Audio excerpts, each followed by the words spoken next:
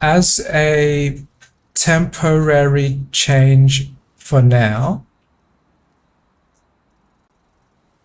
I want to be silent for roughly 2 or 3 hours from now. Partly because I want to focus and I want to relax some more just for now. So prepare yourselves for silent Trevor.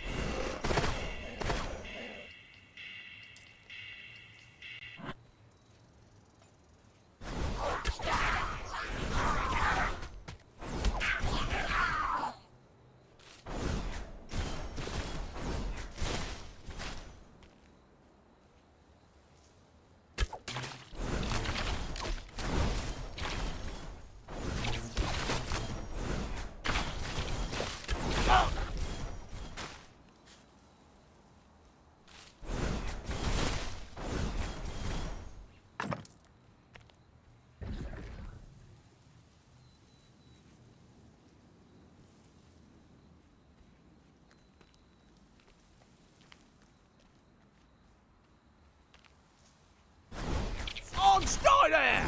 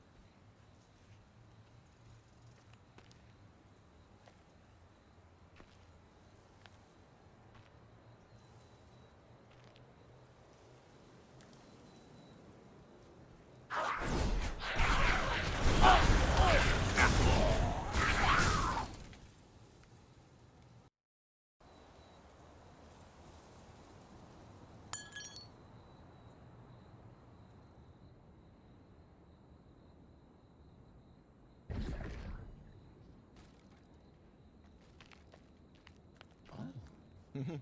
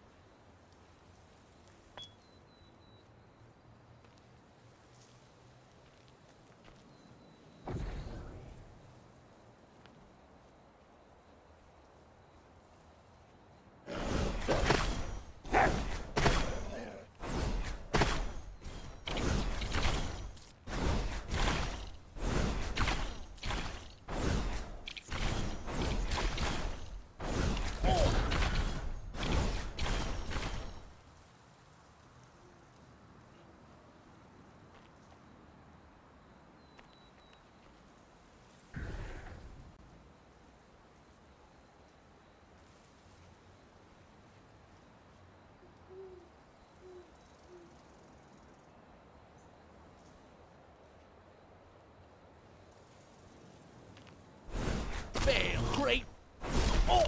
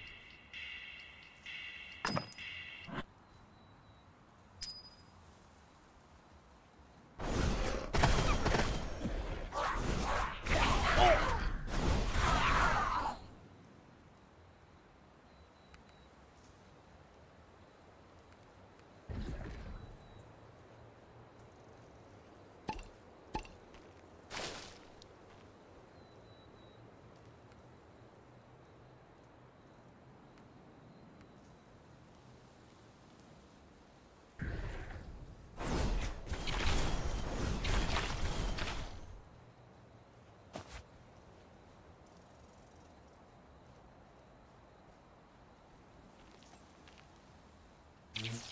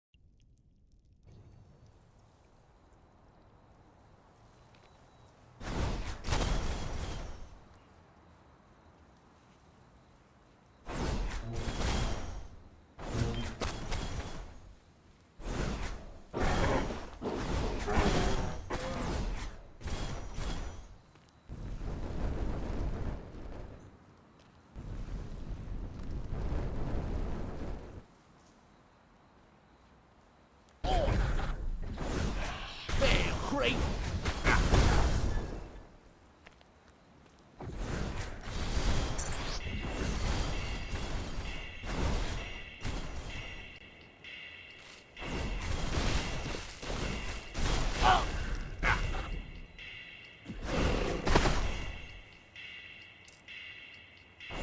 On stay there!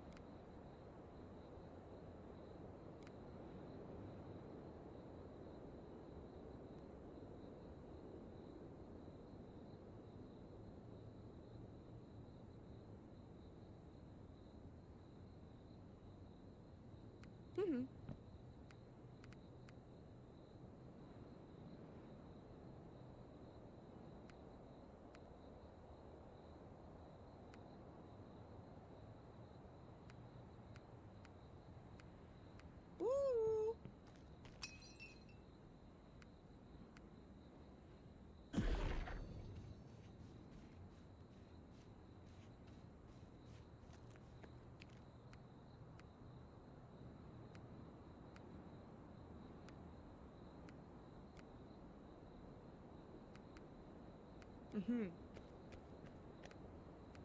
Mm-hmm.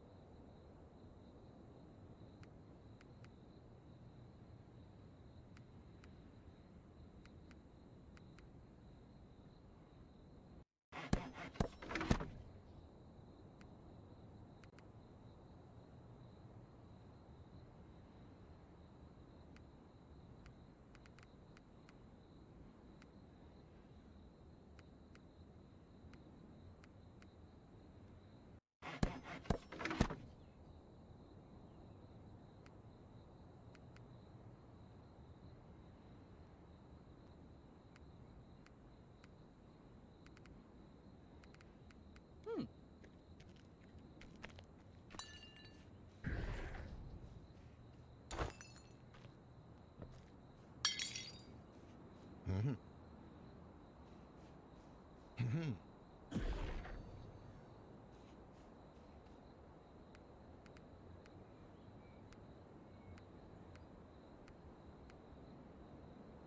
Mm-hmm.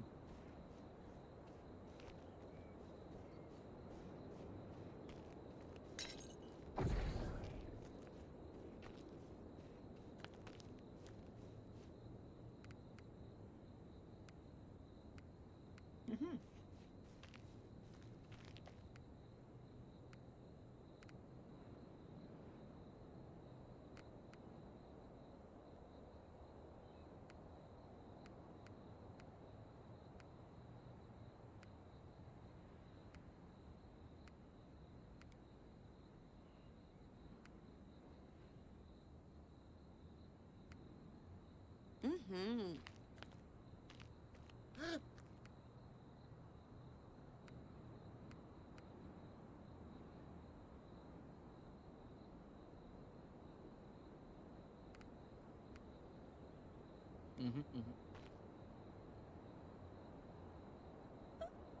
Ah.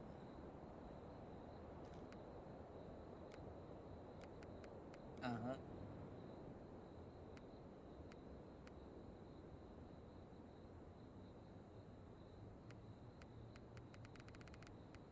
Hmm.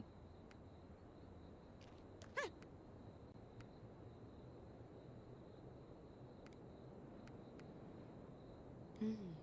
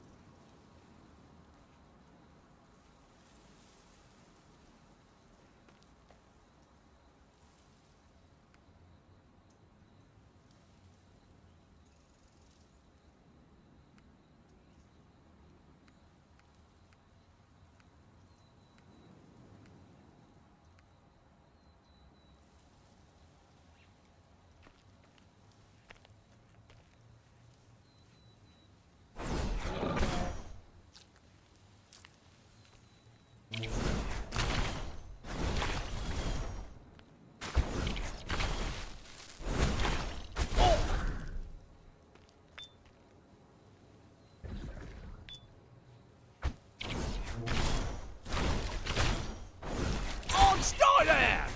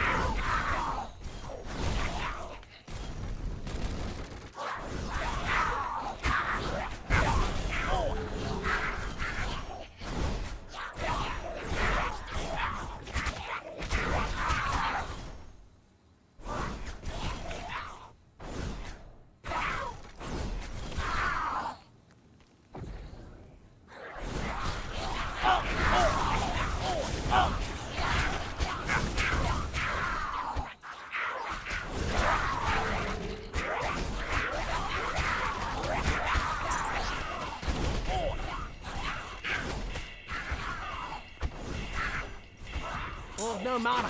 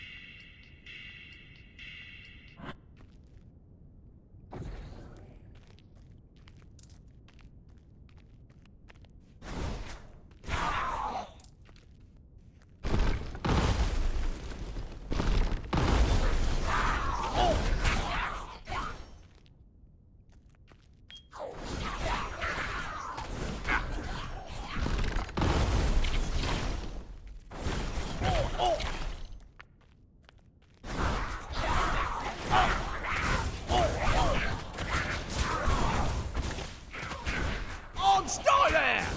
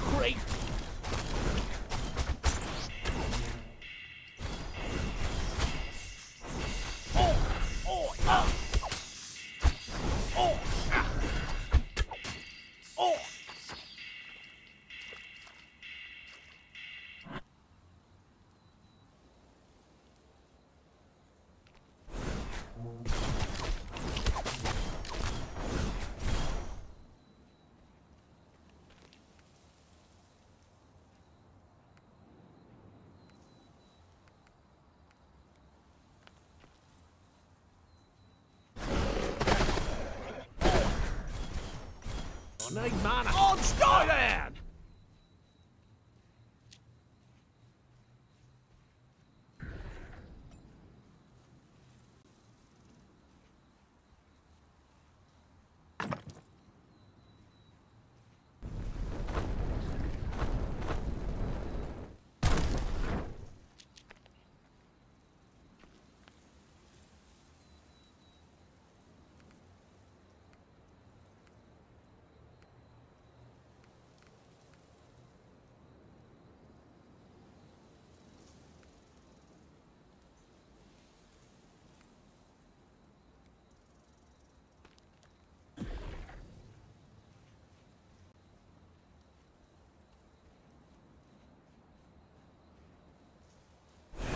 Fail, creep!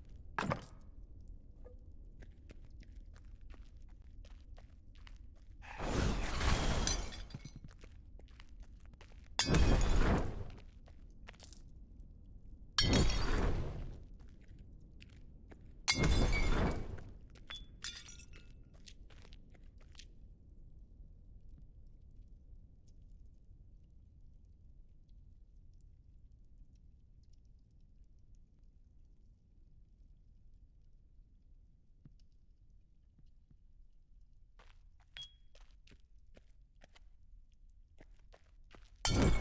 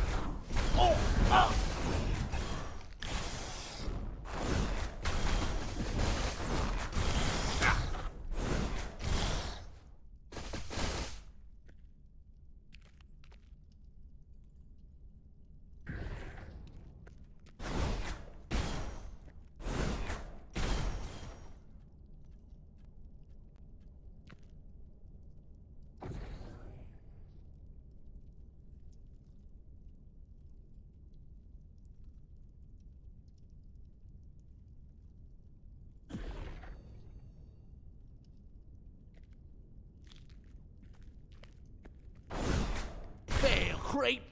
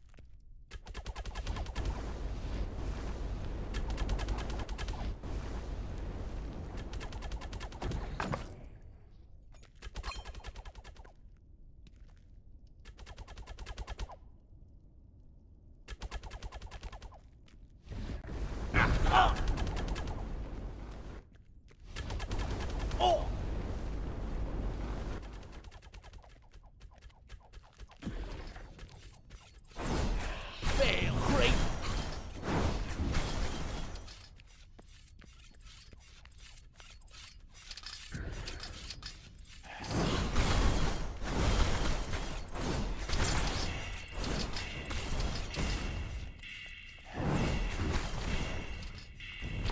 Small ear.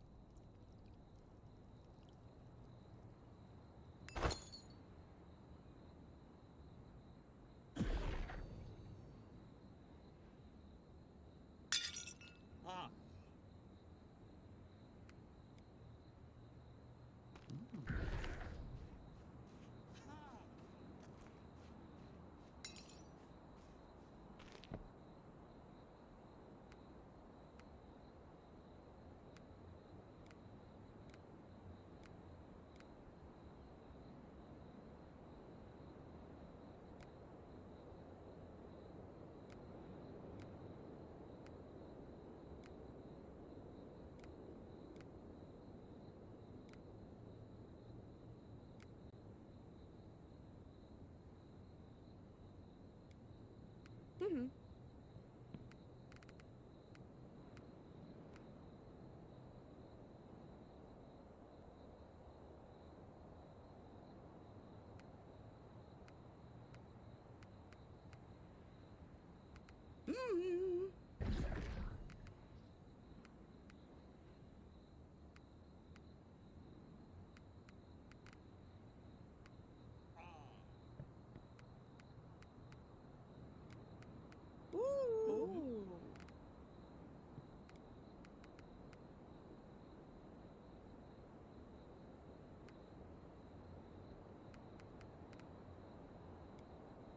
Mhm. Oh. Oh.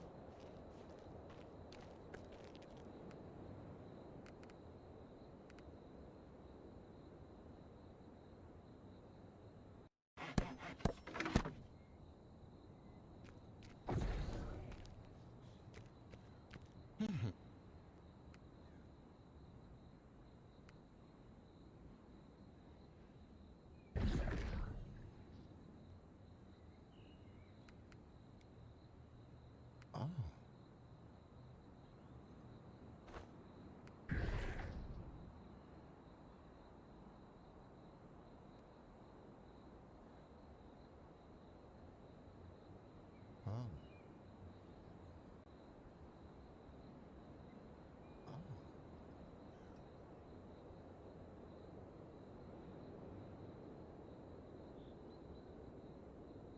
Oh. Oh.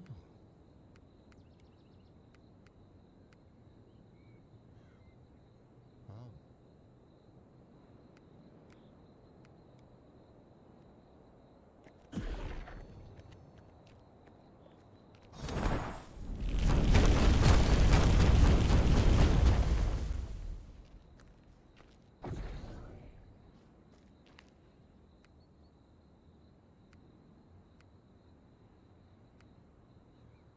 Mhm.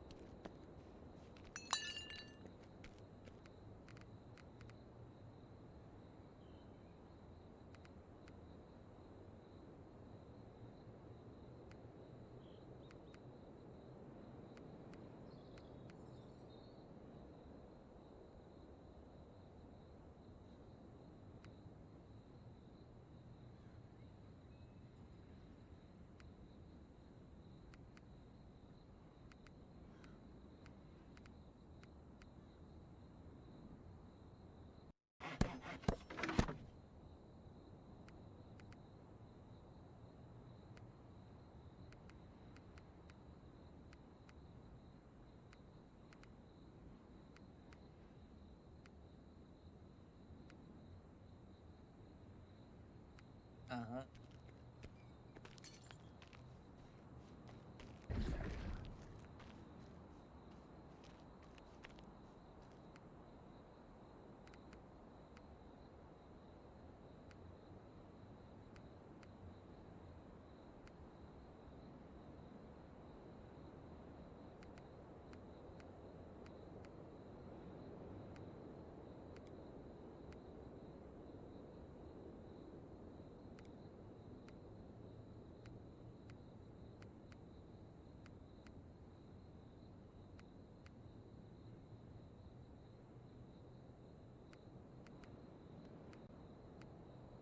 Mm.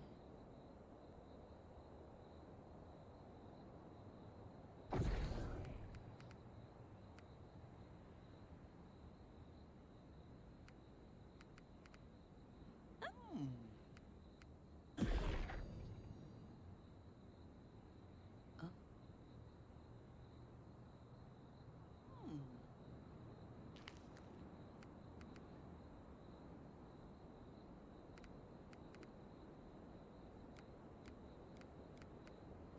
Mhm, mhm.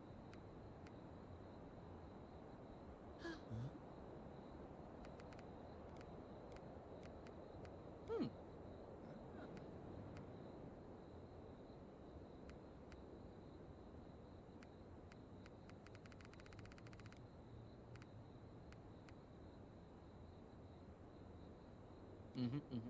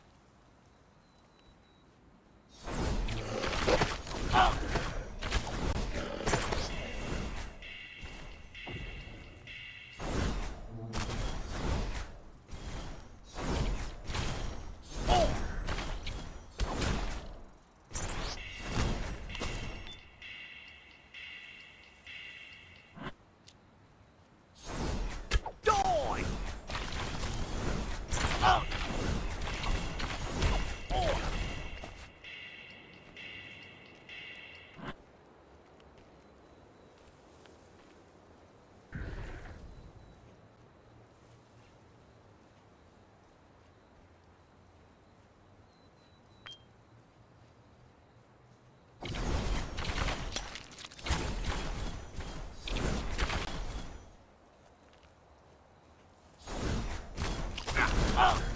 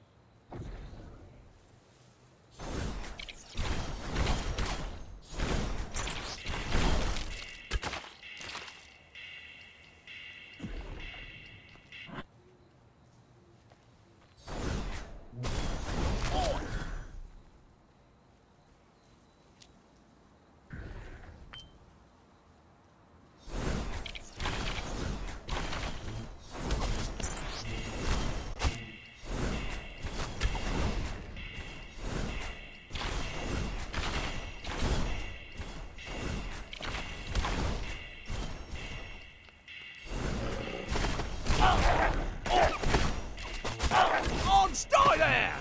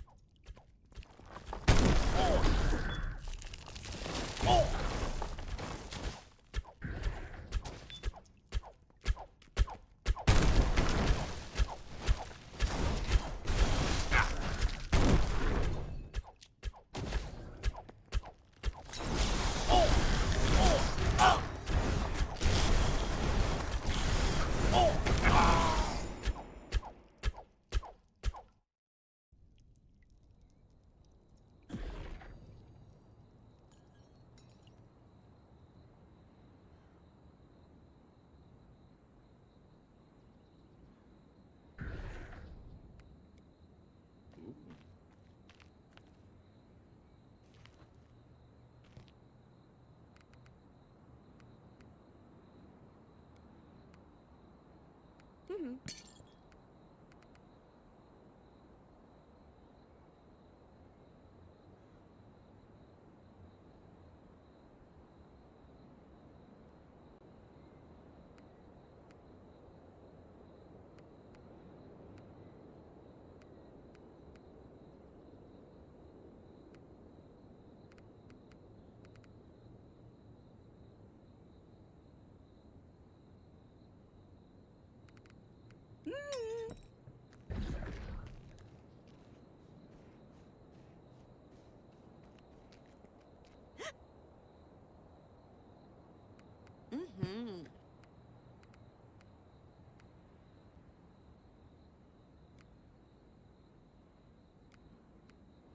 Mm-hmm.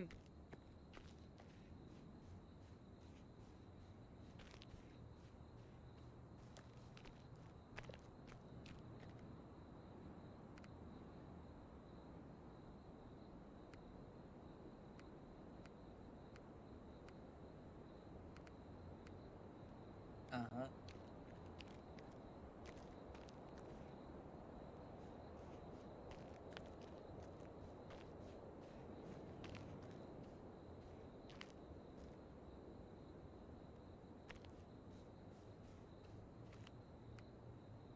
Mhm.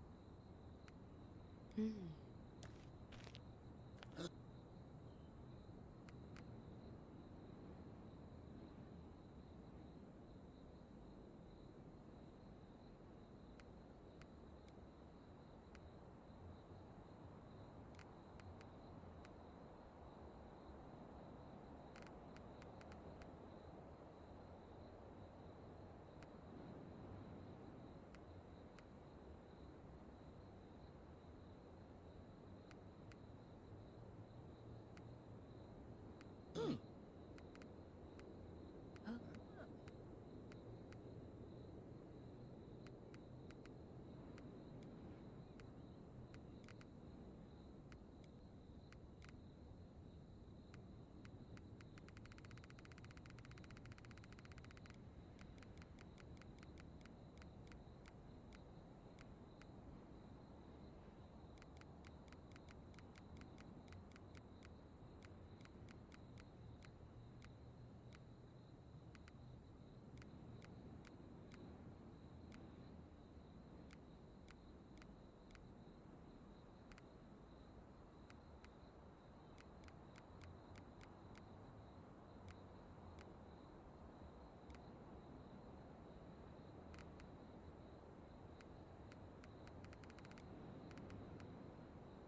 Mhm, mhm.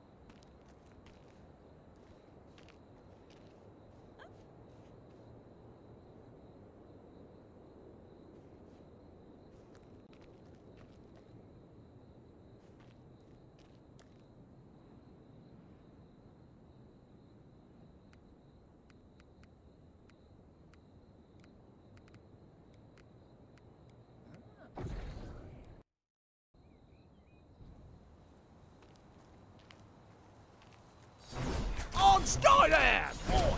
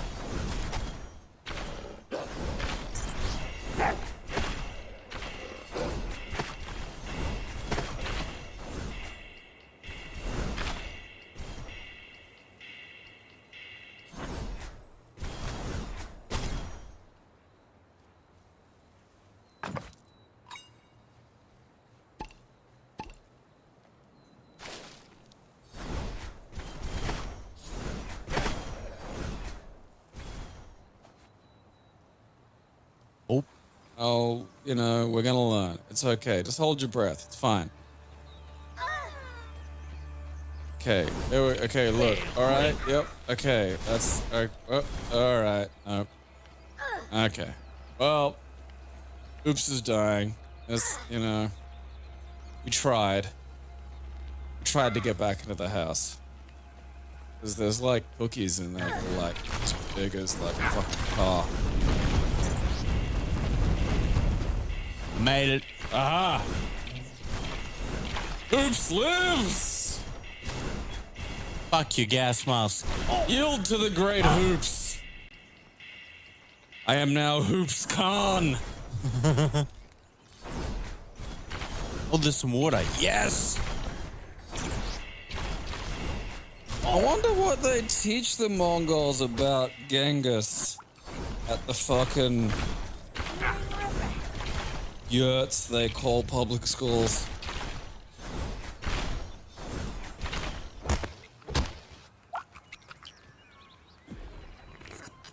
Okay, there's a drain pipe.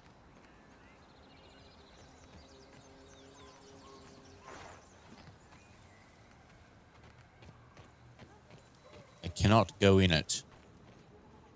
That is definitely under construction. I mean, it'd be filled with itsy bitsy spiders anyway, so you probably don't want to go up there. How else will I get the spider's cheese? Delicious spider cheese. Yeah, have you ever had spider milk? It's vegan, somehow.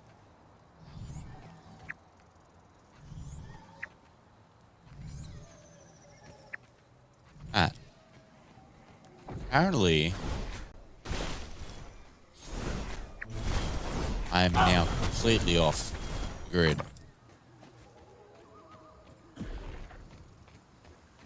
Well, you know, you played fast and loose. Ominous music is happening. It's how Hoops would have wanted it.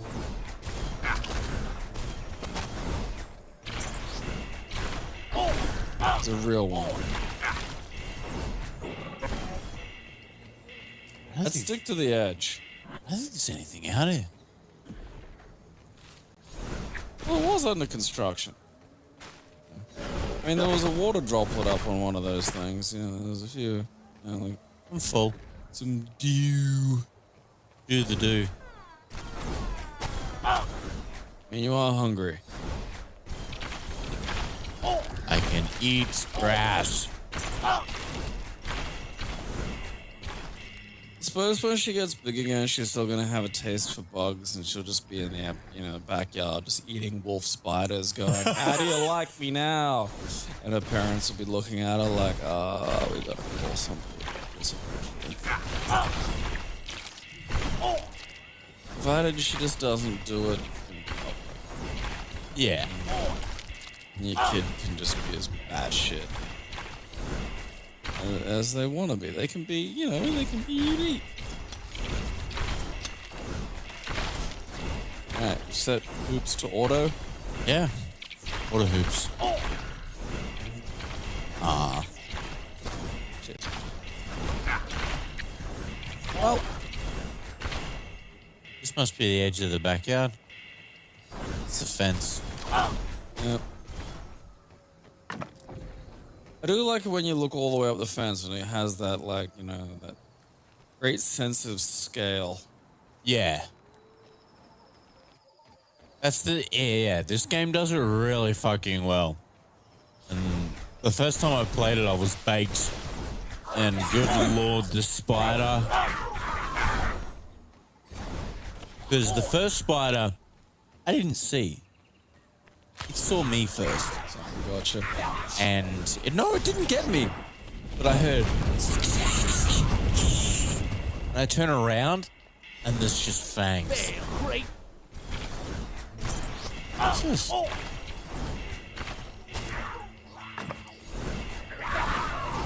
I mean, you probably want to, I mean, they'll probably have centipedes. oh, Yeah. Honestly, like centipedes are probably more fucked. Like if you like, because there are videos. Scorpions. Scorpions don't bother me at all. But like, I've seen a video on the internet of a centipede eating a mouse, and it's just like,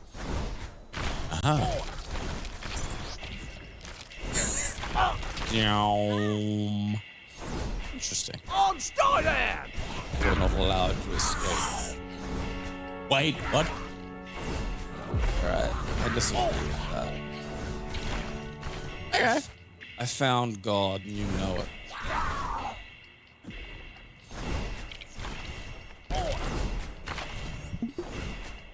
I love that there's quit and super quit. It is nice. Good on them. It's like, oh, it's quit to desktop. That sounds boring. Super quit.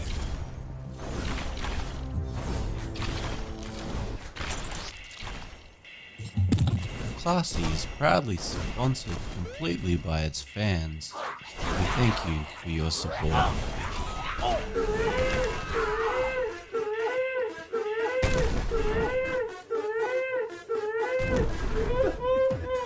It expanded somehow.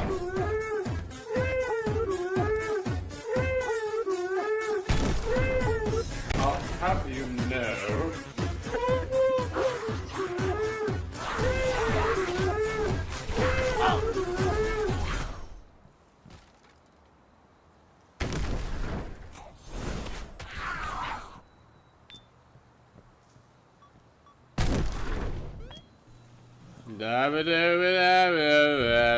Same song. 2.0.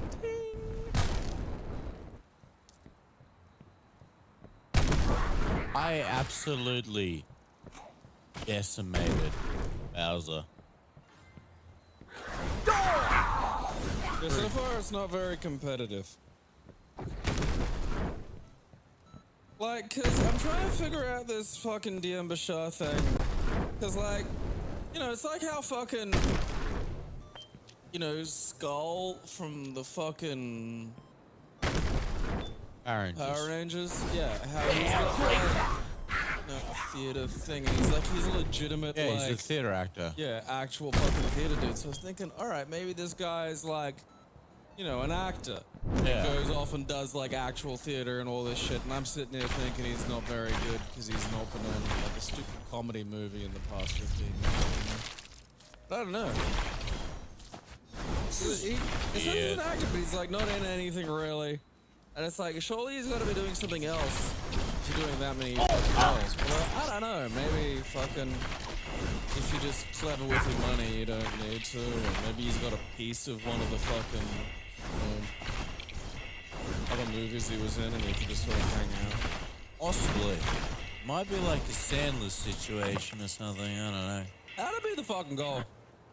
Like, You it see always fun as drives me Sandler. nuts when I see these cunts like, you know, like the people from Friends and shit, where it's like, I understand some of them still acting, but then some of them go like insane. You know, like Chandler. And it's like, you're getting millions of dollars a year. You can't fucking find a hobby. Wait, how did he go insane? Oh, just a lot of drugs mostly. Okay. I mean, like, you know, and I sort of, you know, I get having, you know, friends fucking residual money. And you'd go, you know what? Yeah, I'm gonna have some cocaine. And you'd be like, just a bit though. But the problem is when you're on friends residual money, cocaine is basically free. You know, you don't need to think about that. Yeah. You know, you could buy, you know, your own. You could start your own small coke business. You know? And you gotta watch out for the cocaine. You gotta watch out for that shit. That's So you shit is hold habit for me. R to charge, Okay. and then press A when it says go. Okay. Do I let go of R when I start pressing A? I assume so. Okay. Say repeatedly to run. Ask to press the button, fast run. Press Alright. R to use your super dash. Use it too late, you might crash into the next runner. Okay. Press Y as the yellow overlaps the dark. What's in relay? Info. God Damn sexual tyrannosaurus. Oh, we can be on a team. Do you want to be on a team or versus each other? Might as well be on a team. Oh shit. Well, fuck you then. Alright, no, let's verse each other now, like... I'll do team. Alright. Alright. What the fuck even is that? He was from Sonic 06. I'm gonna go Wario. Yoshi needs to be tested, you know. Maybe not performance enhancing drugs, but drugs. Oh, then you pick a second run. Falling in my skin. Press the rock button. I've been playing other video games. They switched the buttons on you just to confuse you. Alright, so what do I do now? Hey, I don't like the look of silver. Fuck it. Oh yeah, I'll be punching knuckles. cunts in. Oh, you're not allowed to Really? punch people in a race? That's fucking stupid. They should add punching to most Olympic events, really. Because it's the only way anyone's gonna beat Usain Bolt. Like, the problem is he's a mutant. I don't know. Yeah. Which, I don't think you need to worry about that. I mean, I made it at some point. Did you pick Wario? Yeah. Bruh, I'm coming.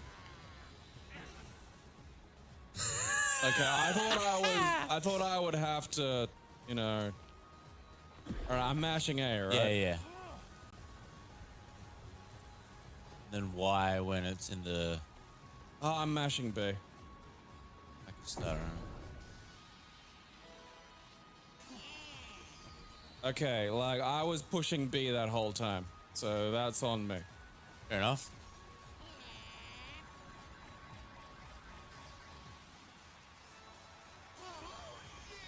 Still won. Did we? Yeah. I think. No, Was we I came at bottom? fourth. Came fourth. Aw.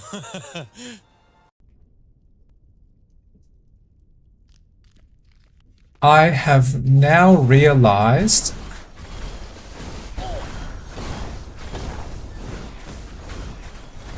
I somehow accidentally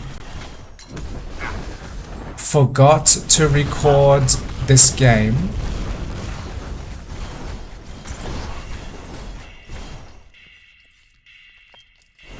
Or my buttons to trigger record.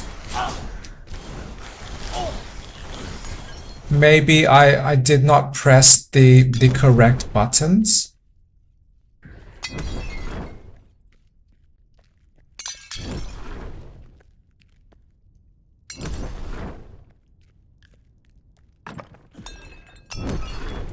So my mistake.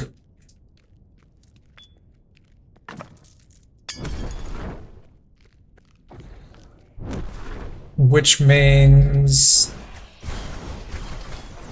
roughly 2 hours of me playing was not recorded.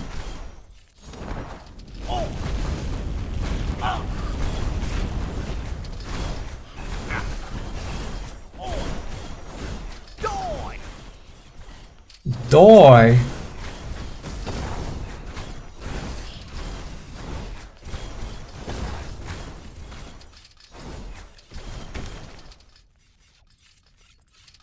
So if I recall correctly,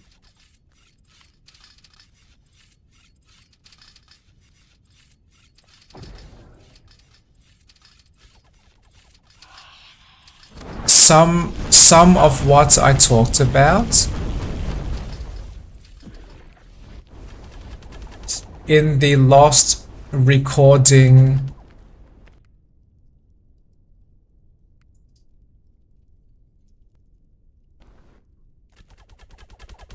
was I would really liking my wizard class.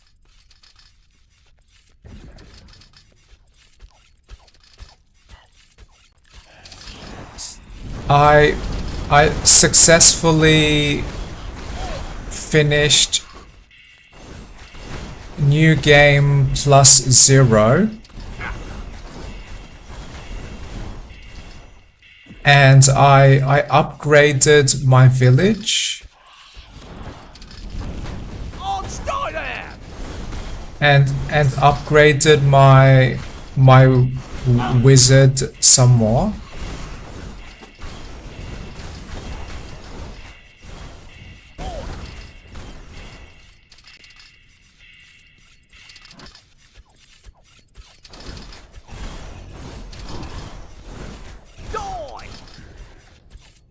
Die!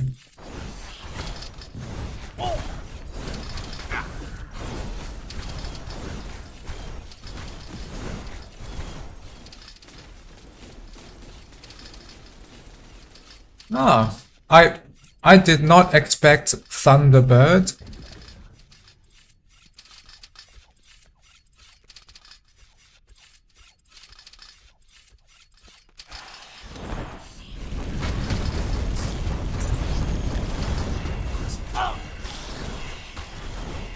So the dungeon I am playing now, this is one of the mapped dungeons.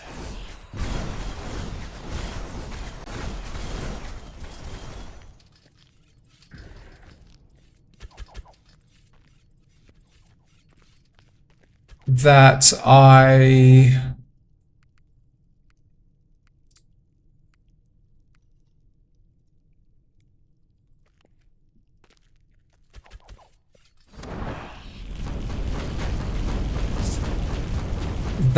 I received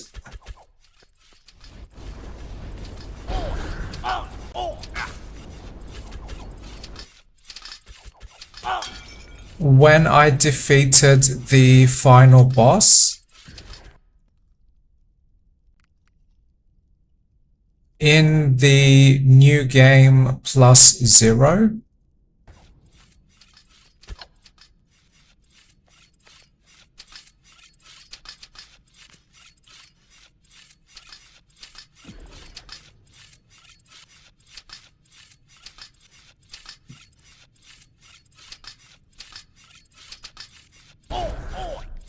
And that same New Game +0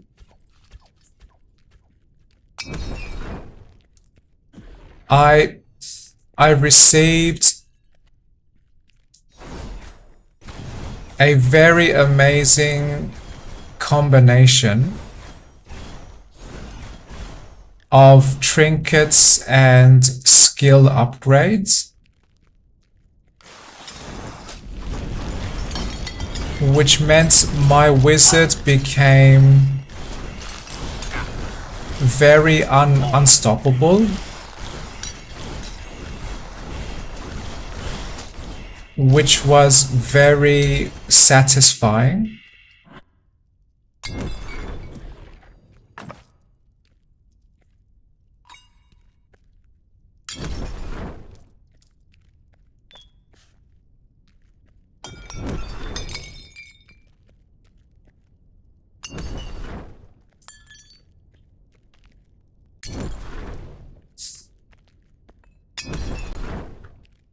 And I discovered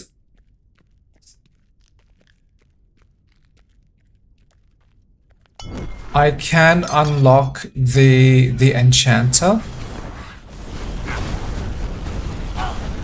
in New Game +0.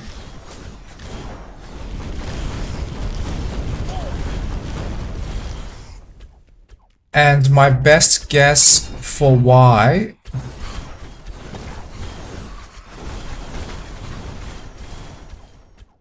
is because I bought the Magic Shop level 2.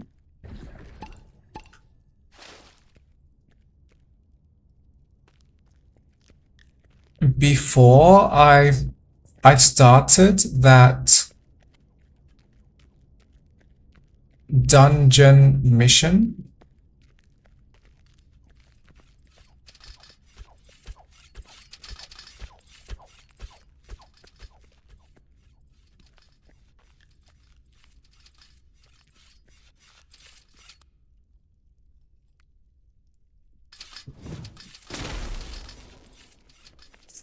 Thundering Relief.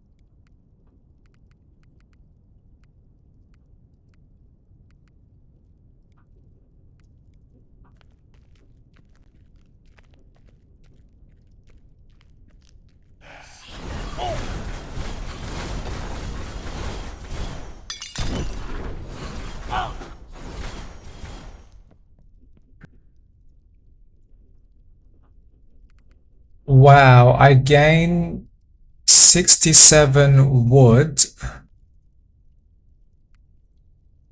Yes, yes, please.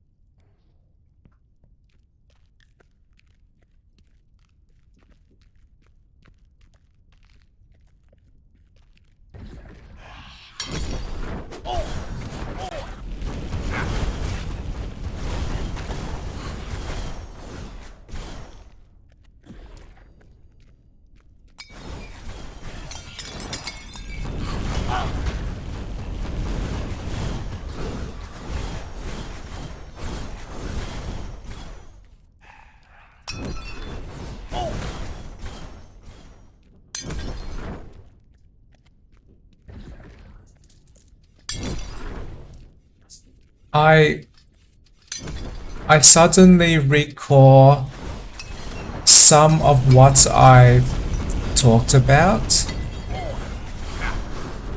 in the lost recording piece.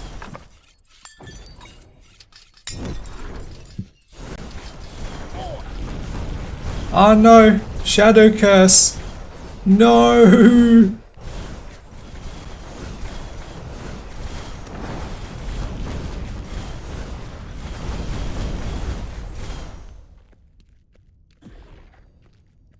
So that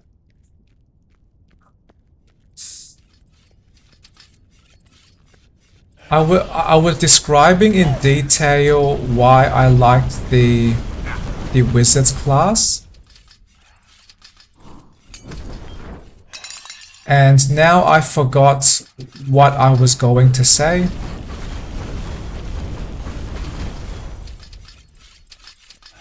No dramas.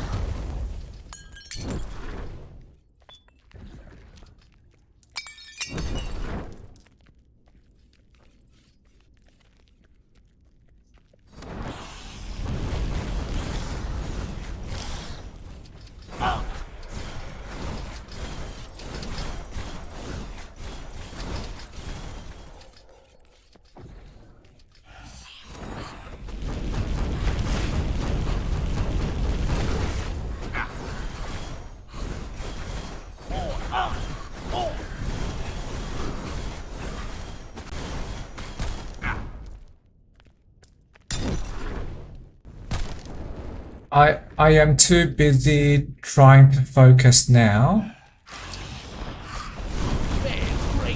And I expect to be swarmed by ghosts again.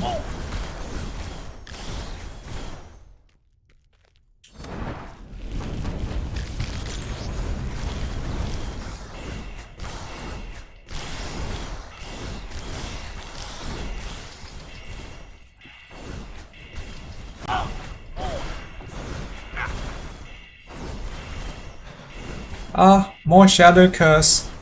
No more Shadow Curse, please.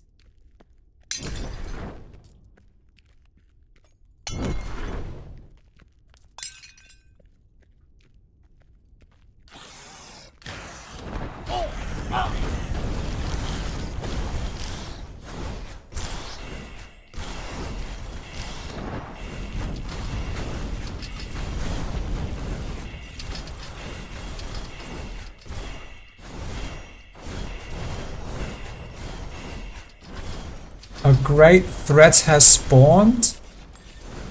A great threat has already spawned.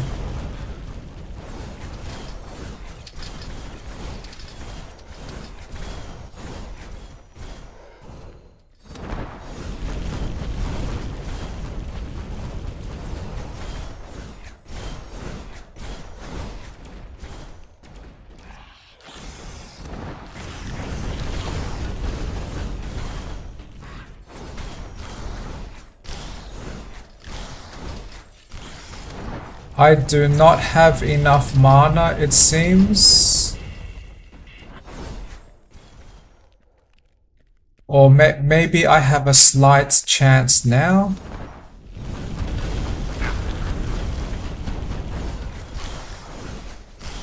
I can't do that yet. I can't do that yet. I cannot.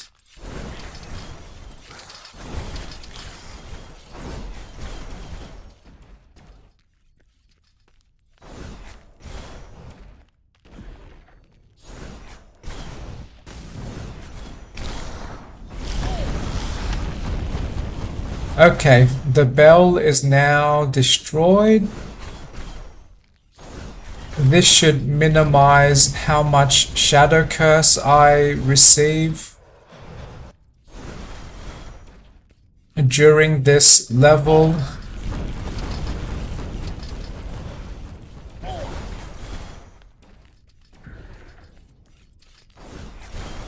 These ghosts fly very fast. But were they always this fast? Okay, now to run circles again. Oh, stop there!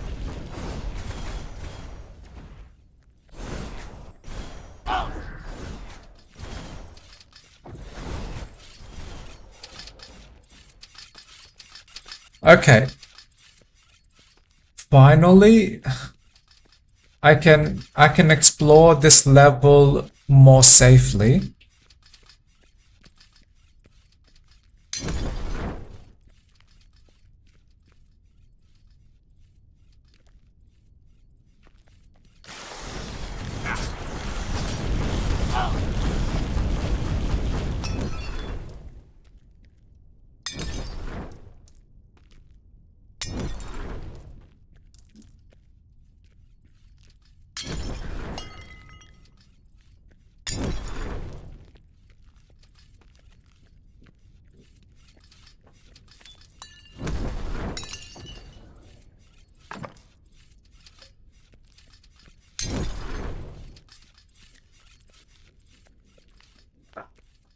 If I recall correctly,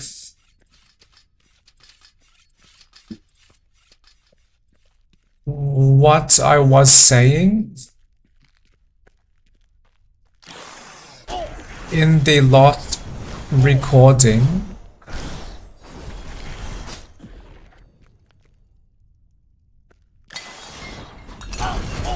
was I talked about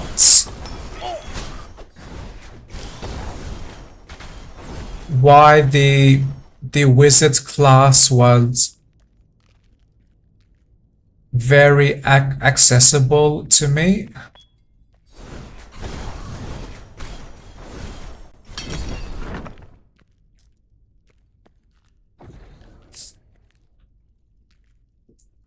Because of this magic missile's ability.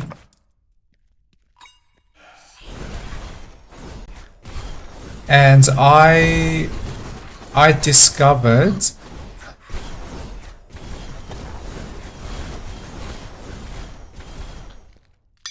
how to play the wizard in a very satisfying way.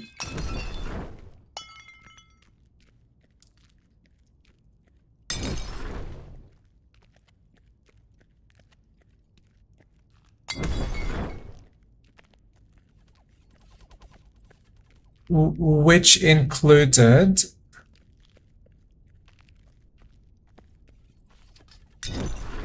choosing and gathering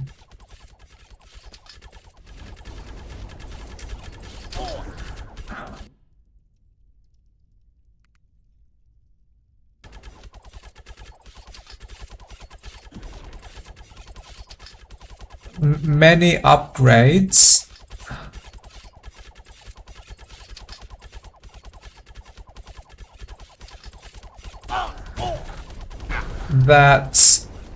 that increase my cast speed and reduce my spell cooldown.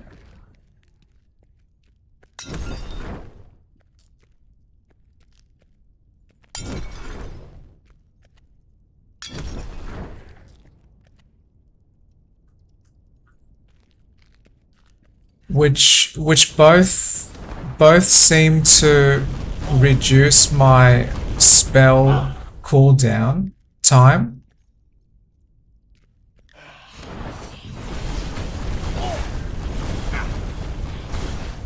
And that enabled me to trigger magic missiles very fast.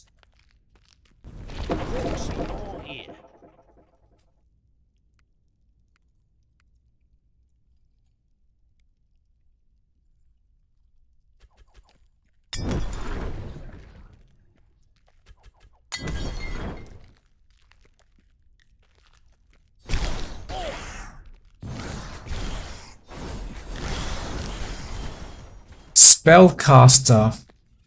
Yes, that is very accurate. I do cast many spells with my wizard class.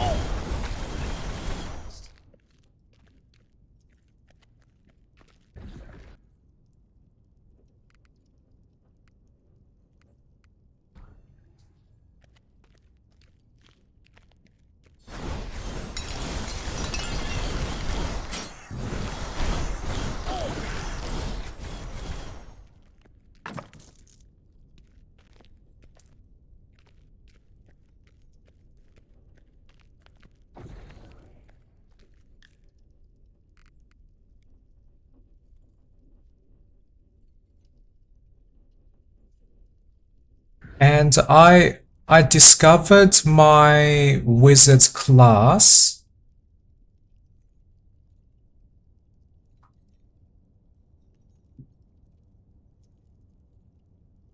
is is able to optimize the magic missiles.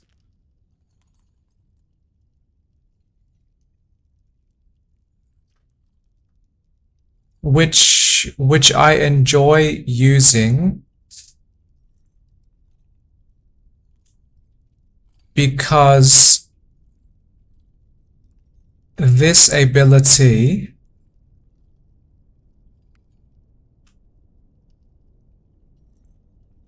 is very accessible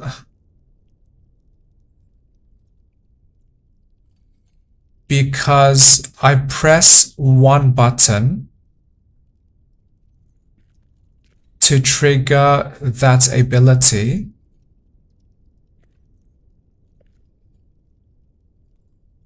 And mostly not much more aiming required.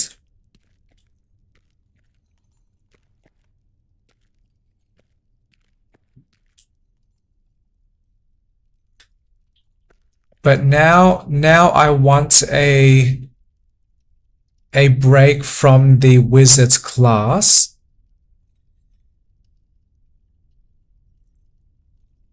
So I can later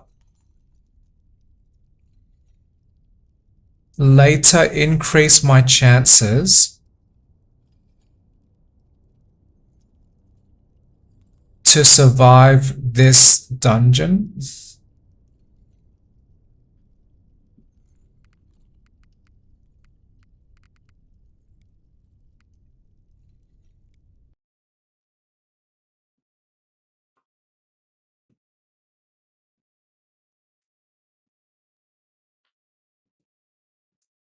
So while I am waiting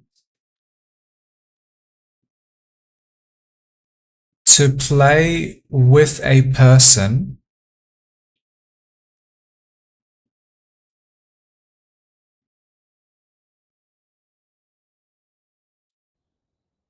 I will start to level up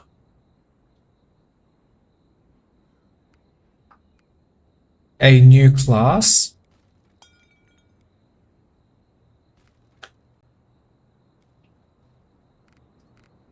Greetings. Hello. Greetings. Hello there. Greetings. Greetings. Hello. Greetings. Hello there. Hello there. How you doing? I am considering the warlock class.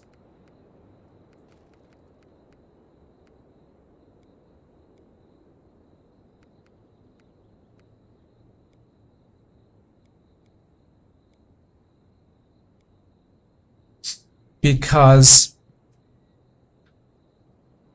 this might give me valued resistances.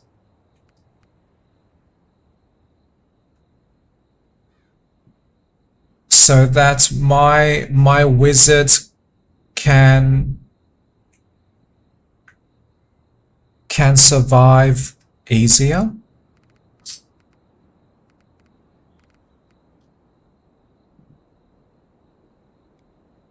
Okay.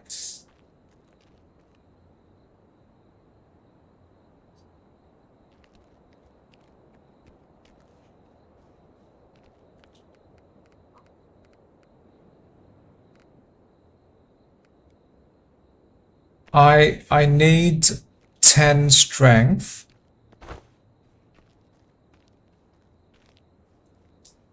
to carry the hammer.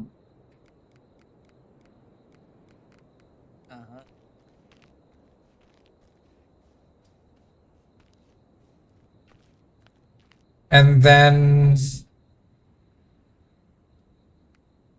I will increase vitality attributes.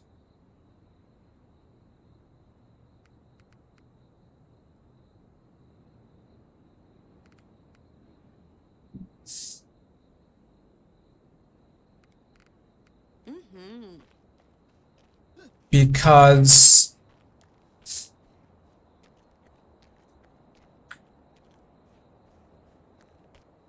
biting with the hammer at the beginning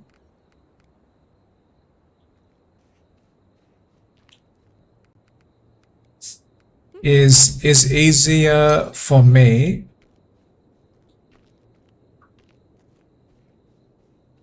to try growing my warlock. Oh, no potion charges.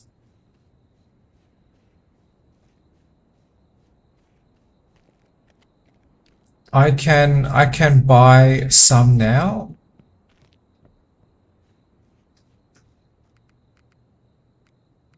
One, two, three.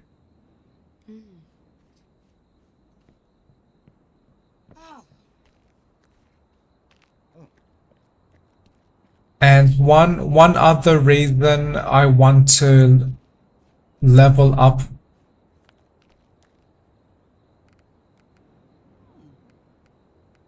my warlock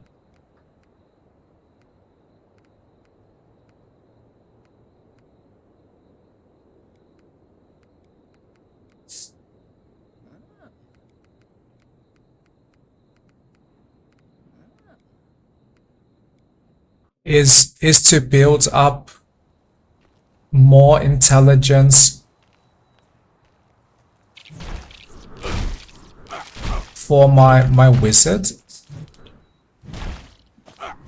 Oh, this is so much easier.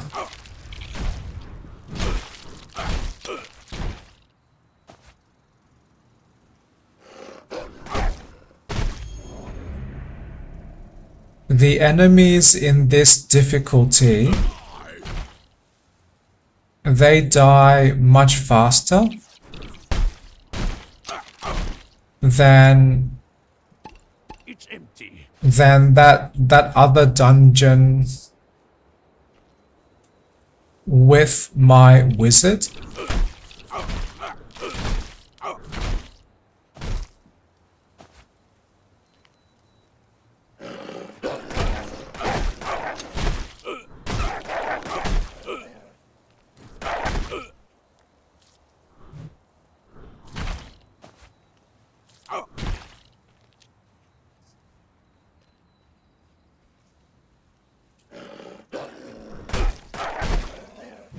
One part of me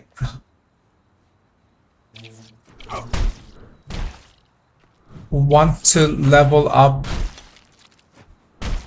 a sorcerer class 2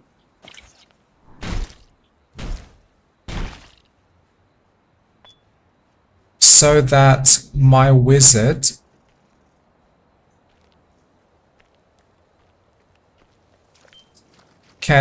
can receive more mana regeneration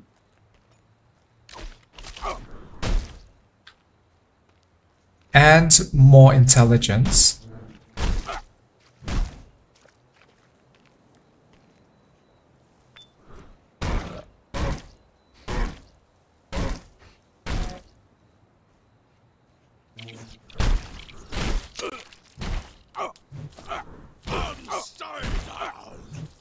And stay down.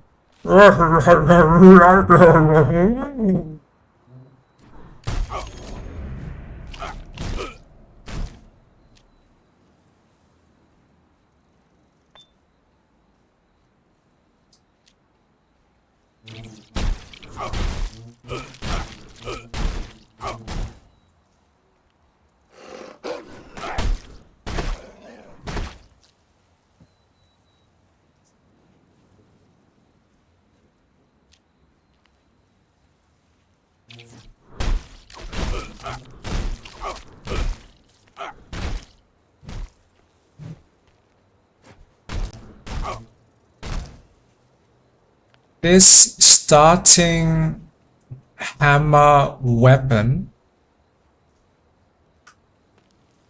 seems very amazing for a level 1 character.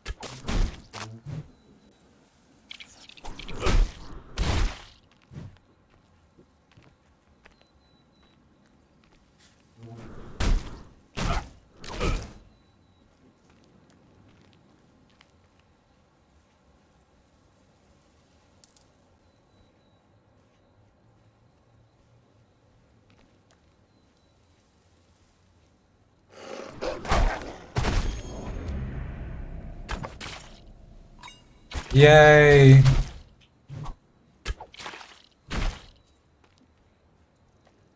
I can level up fairly quickly from level 1 Vile creep. with my mod.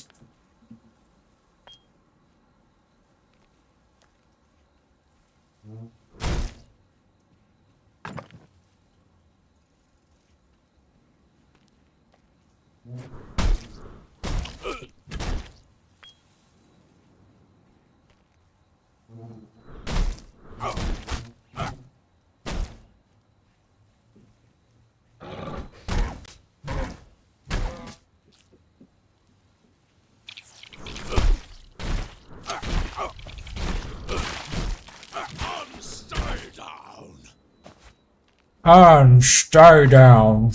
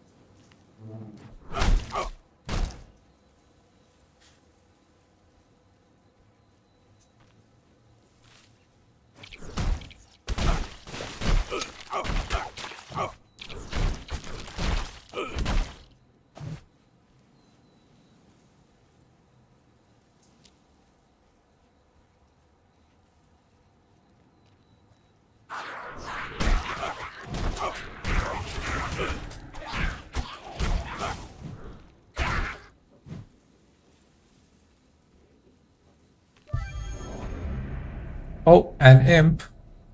And yay, I might have level 5 warlock now.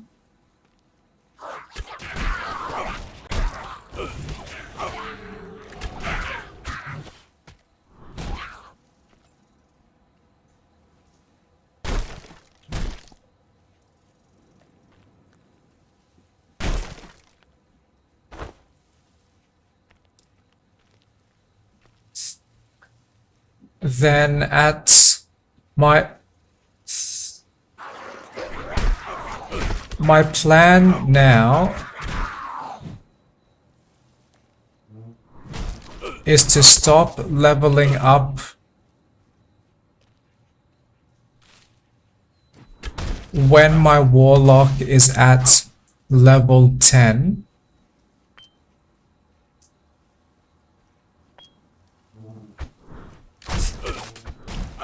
Because I want to return to the village to access new warlock skills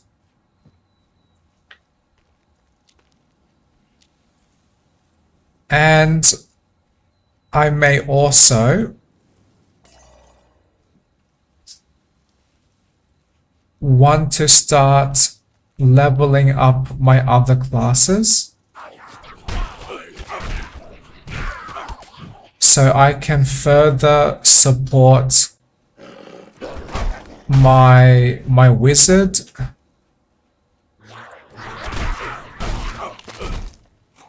with all of those extra level up bonuses.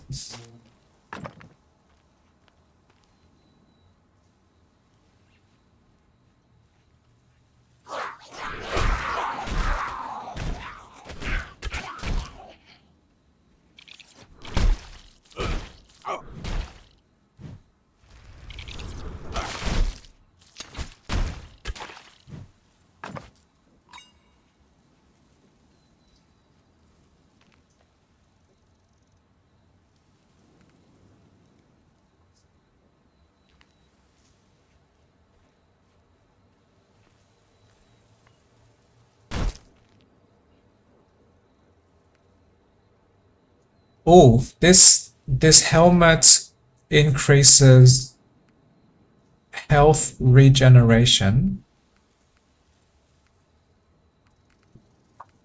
Ah, this feat or these shoes increase that regeneration more. So yes, I choose that equipment because I want to survive.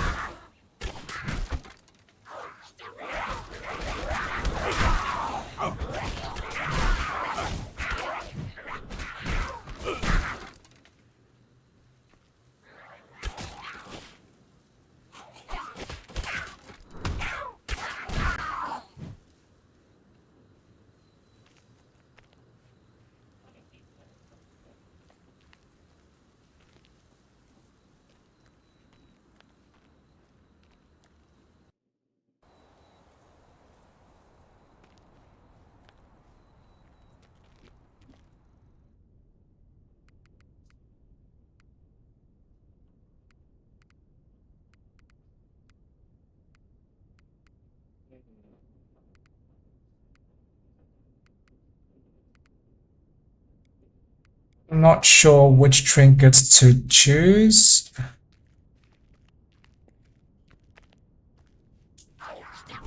So I chose some that gave me more resources.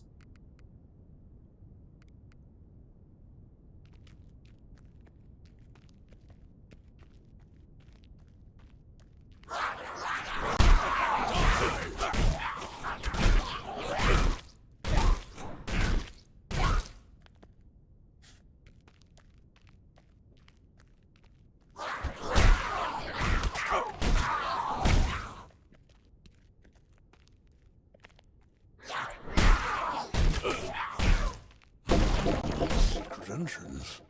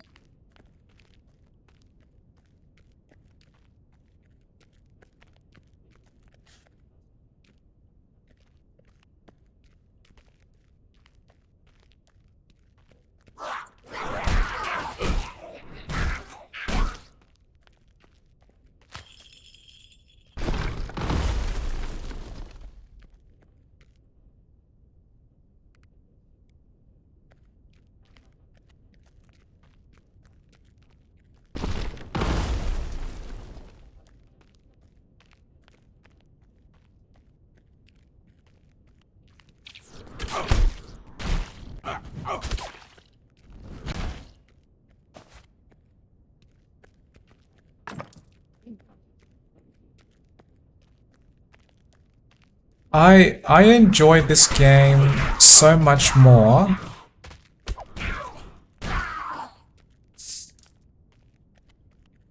when I experience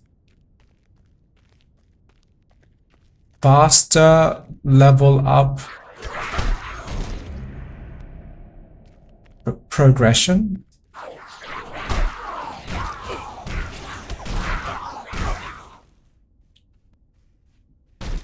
What's behind here?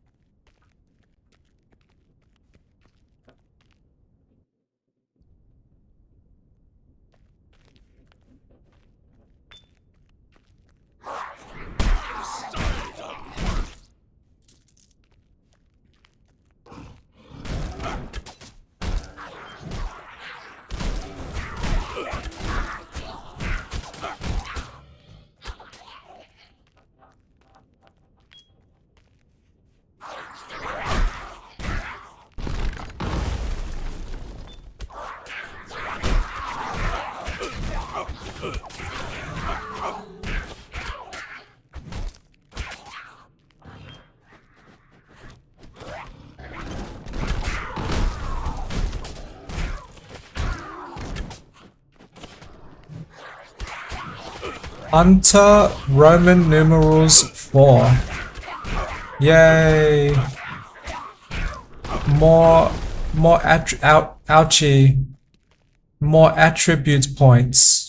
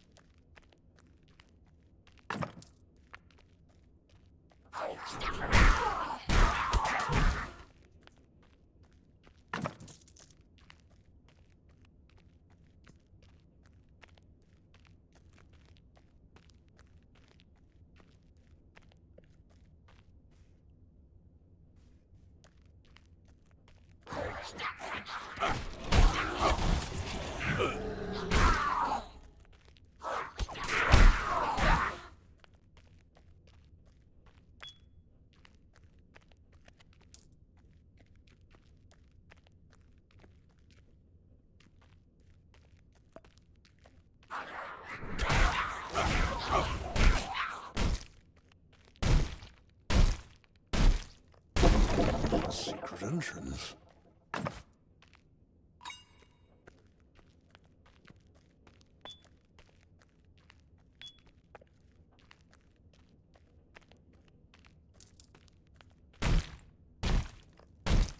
What's behind here?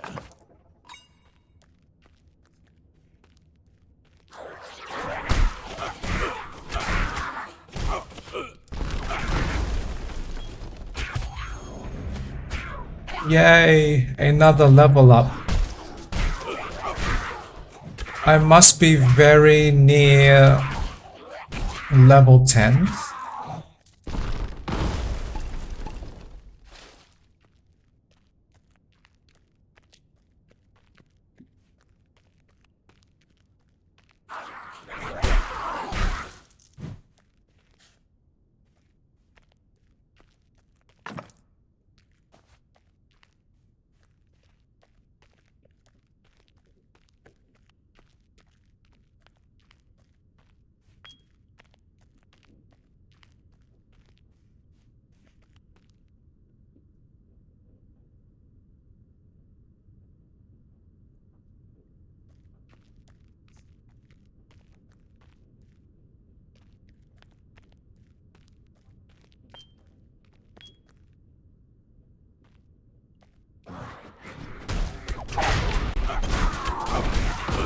Oh, too much damage. Too much.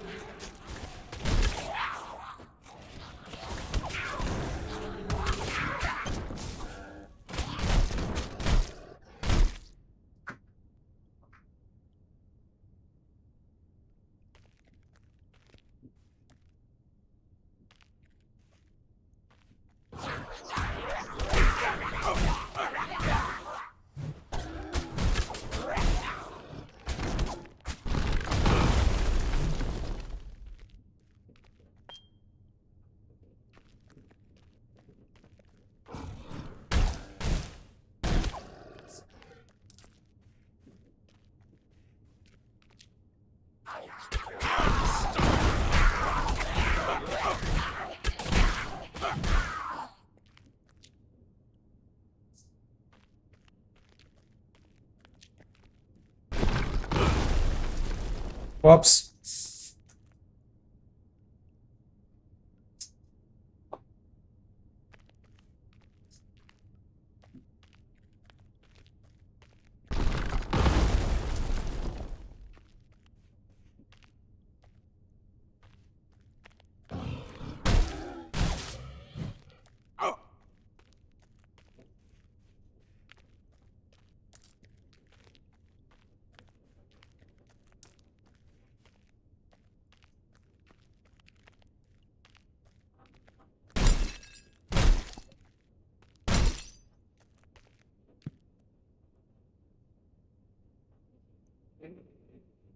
When did 6 more woods, please?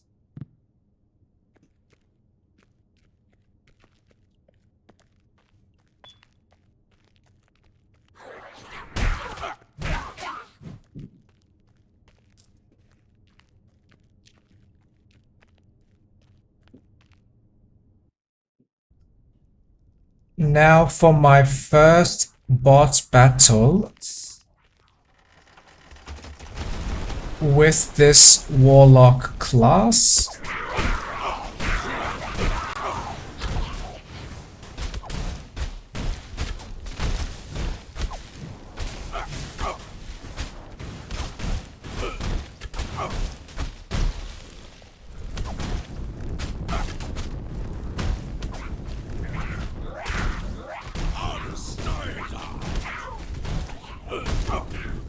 And stay down. So attacking this boss triggers my healing ability as well, which is great. Many enemies.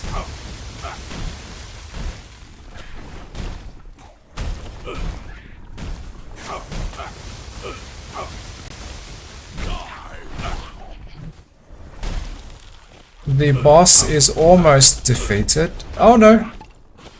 Using my potions.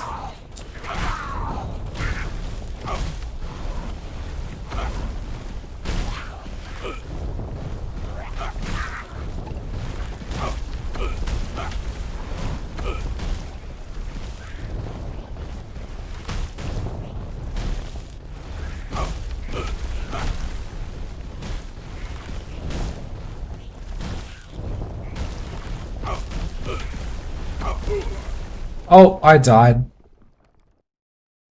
Well, I tried.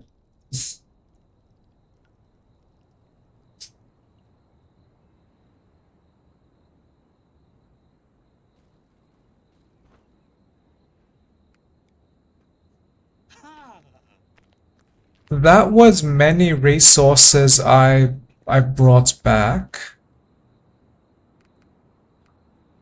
Can I upgrade something?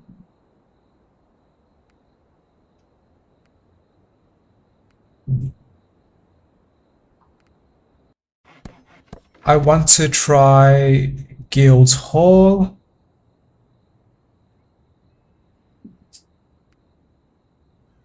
So now I unlocked more chapel and more magic shop.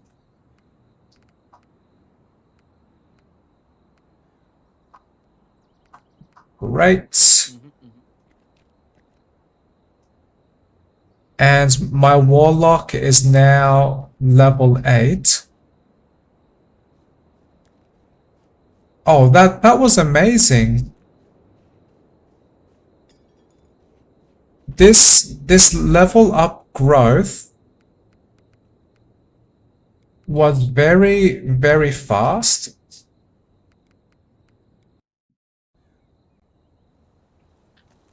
Maybe I can achieve level 10 very soon.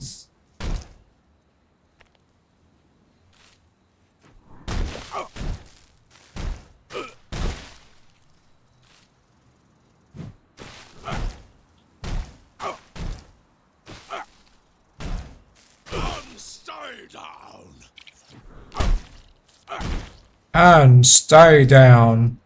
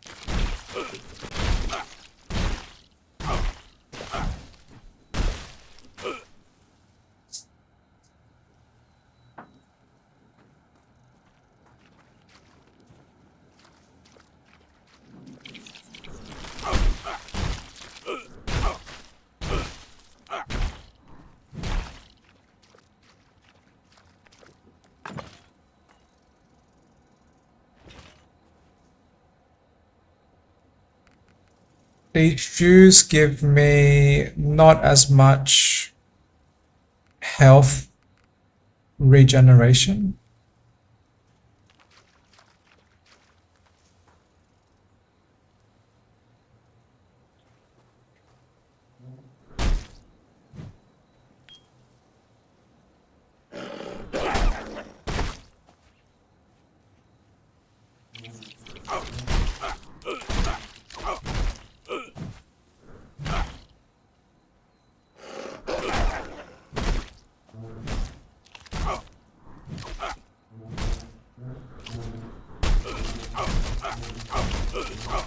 Oh no, I'm surrounded. I only have 2 maximum health.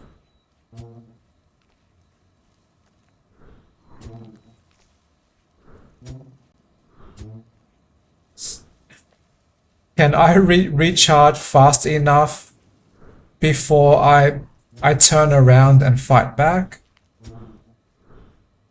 Oh, I can run around some more.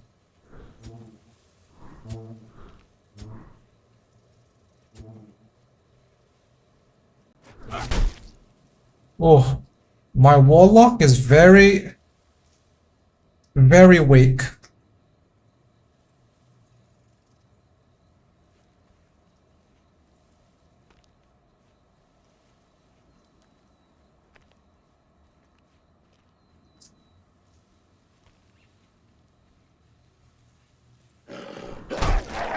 Vile creep.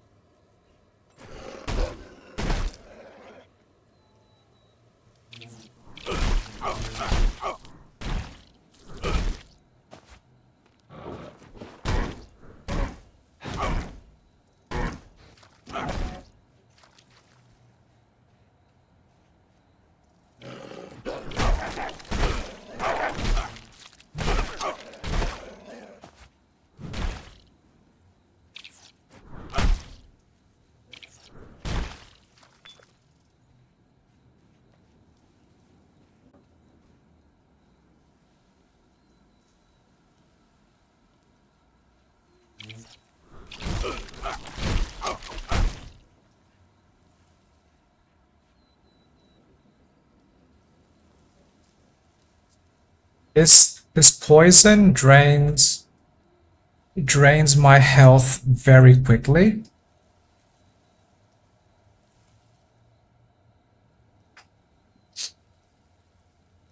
Which is one reason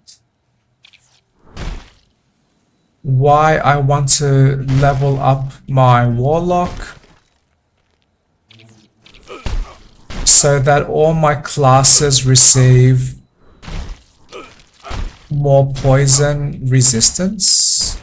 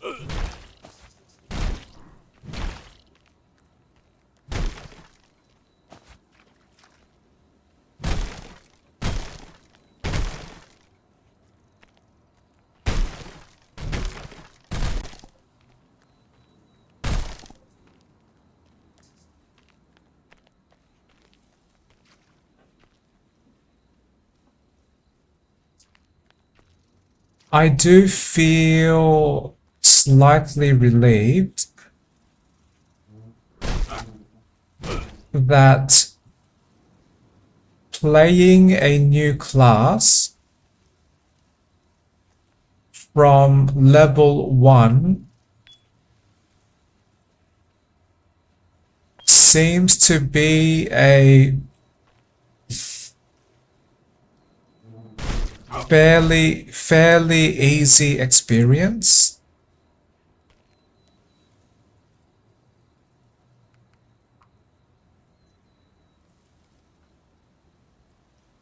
partly because my wizard playthrough helped to build up more attributes points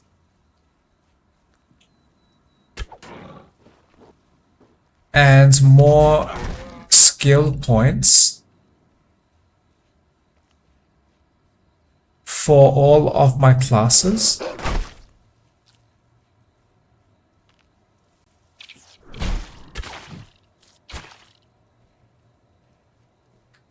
I see that blueprint.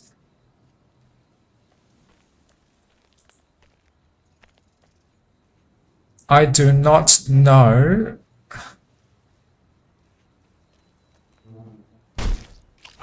what that blueprint is for. Hail.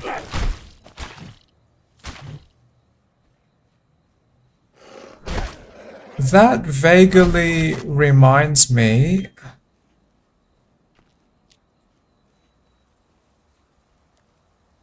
Hail might be an enchantment that gives my equipment more vitality.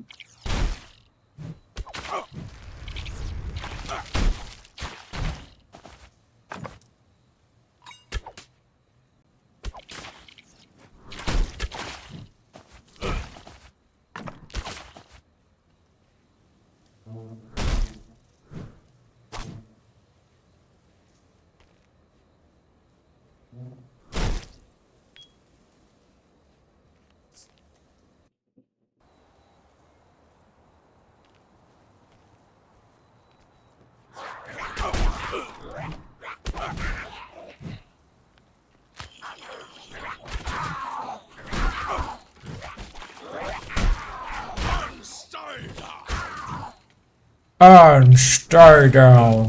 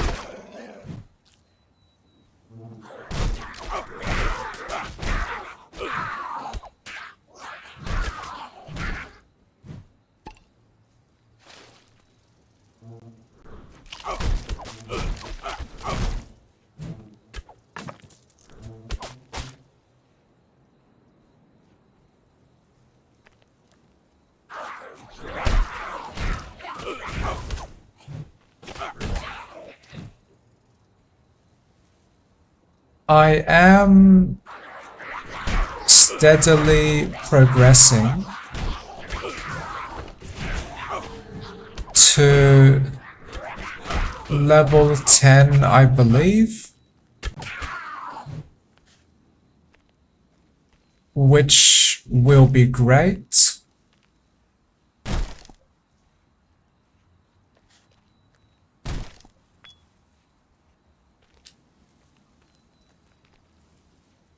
Because I can access level 10 abilities sooner.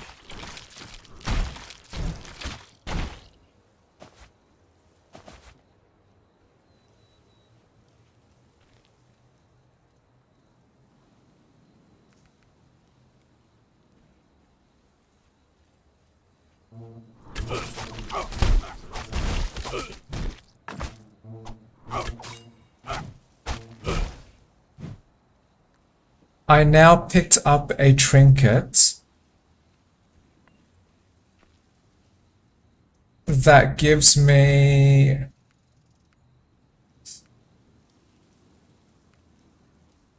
more mana regeneration.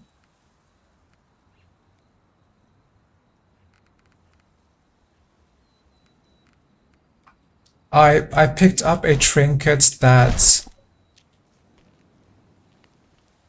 gives me more poison resistance.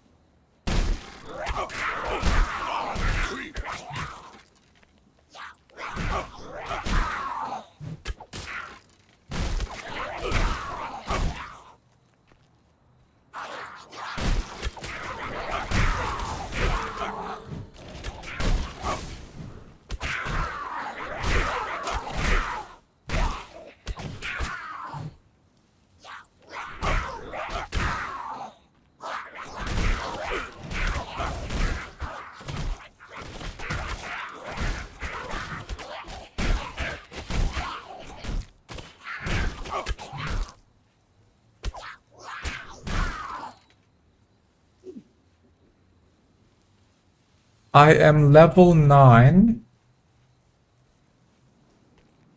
and 98% progressed to level 10.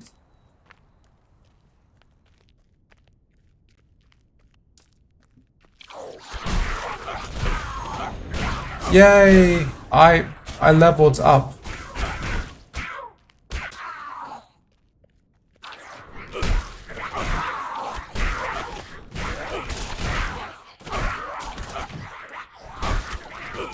One part of me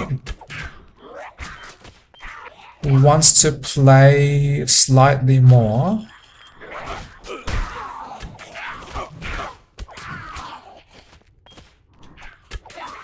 But I do want to pick up all these free resources.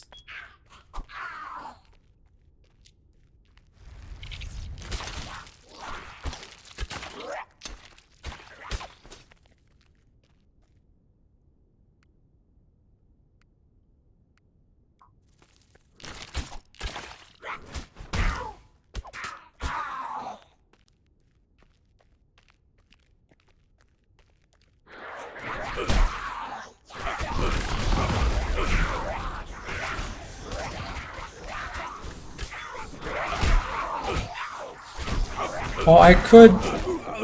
Okay, well I am now dead, which is okay.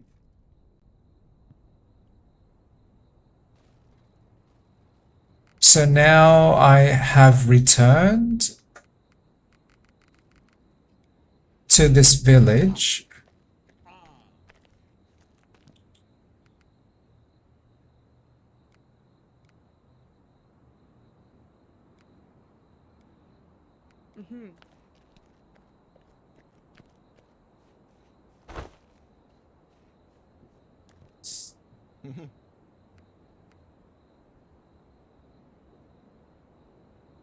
This was the ability I considered using. Oh. This magic sword. Oh.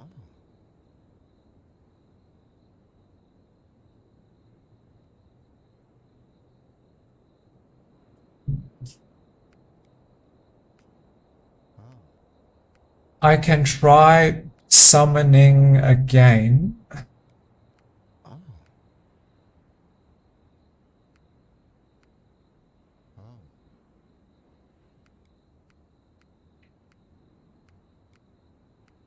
But I want to try this magic sword again. So this is the range of my hammer attack. Wow, okay. The range of this magic sword is much larger.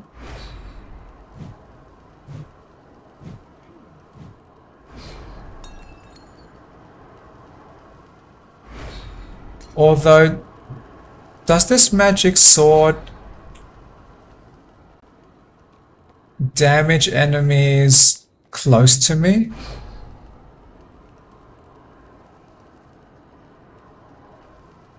The animation of that sword, that magic sword, seems to show very empty space near me.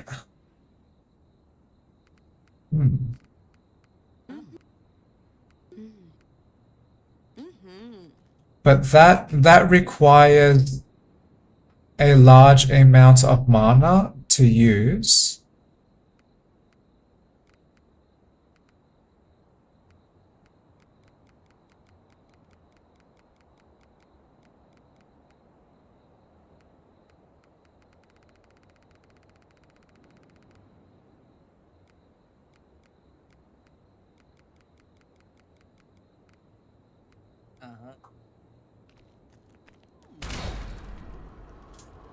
Oh, I can test with the training dummies. So if I face the dummy and trigger my magic sword. Oh, yes. So that entire area in front of me. Wow, that is a very large area of damage.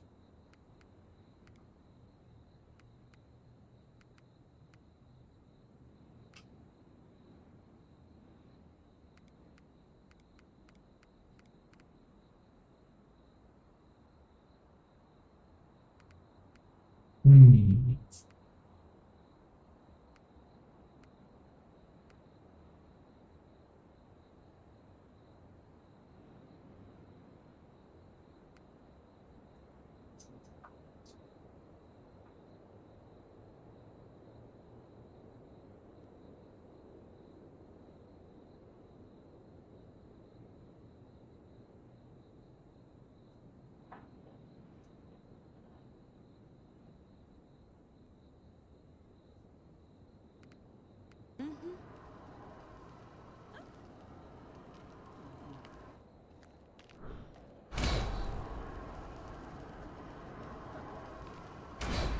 That is very strong.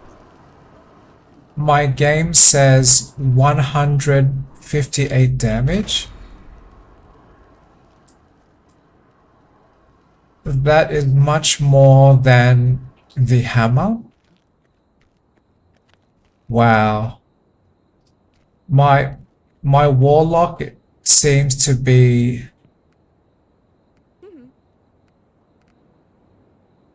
much more upgraded now.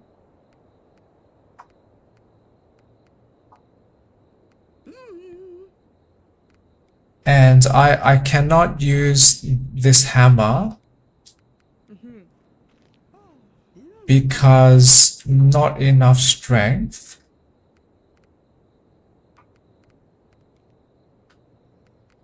So I would choose fire staff.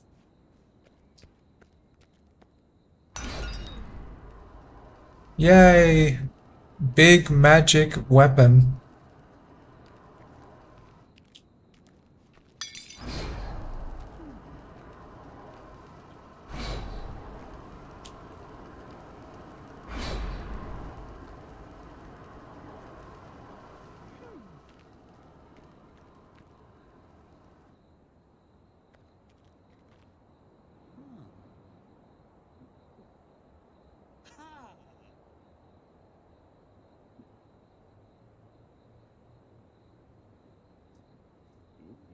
So I now feel much happier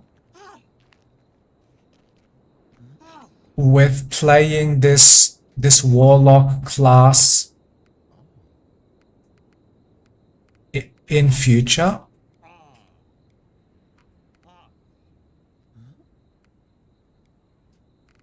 Now I want to create Hello. Hello.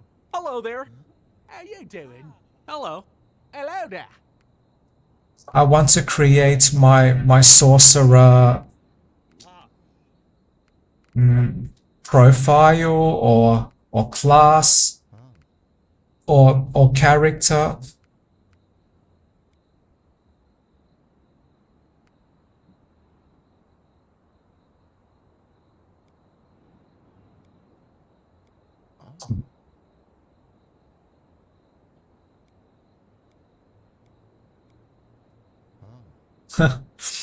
I like that winking eyes. That looks slightly funny.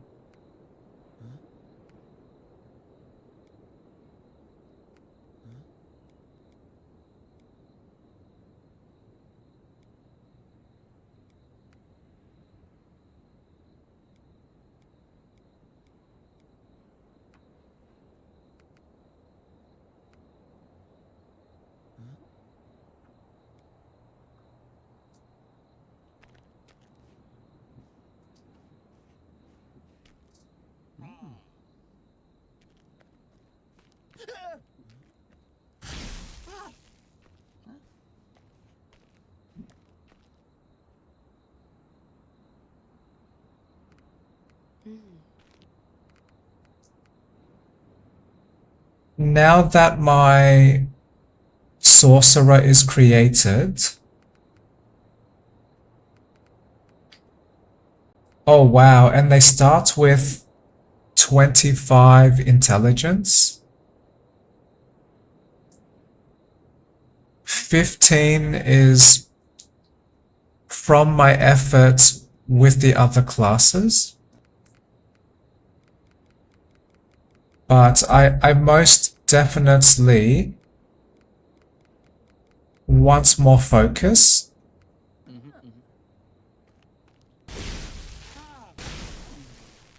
Similar to my wizard build.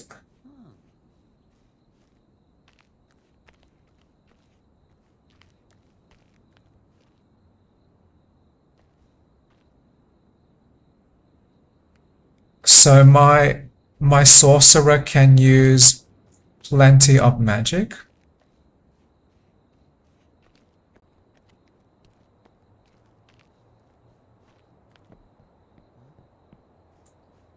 But yay! Level 10 warlock.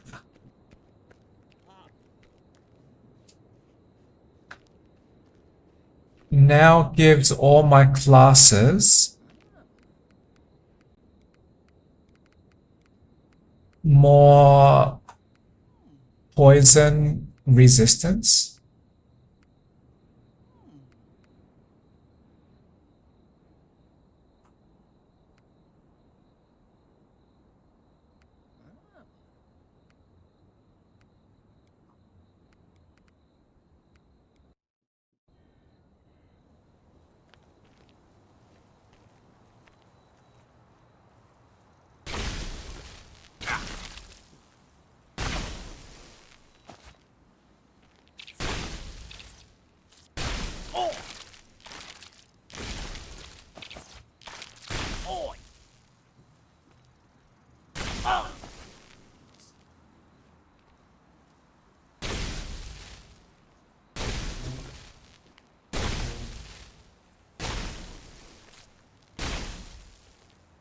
This is slightly more struggle.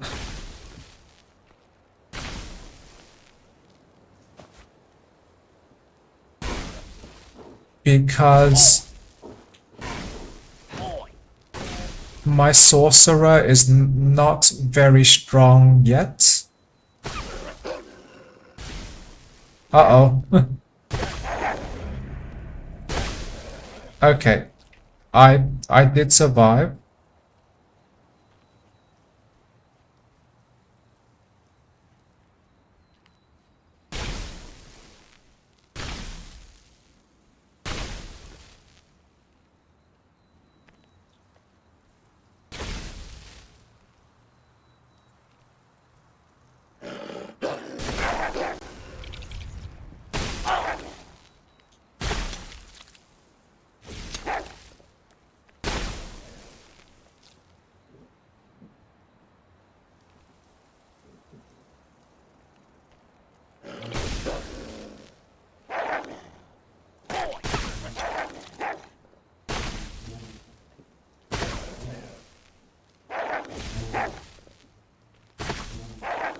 The enemies, these enemies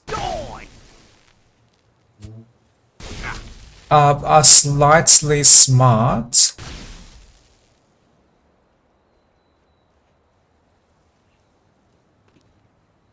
Because when they were chasing me,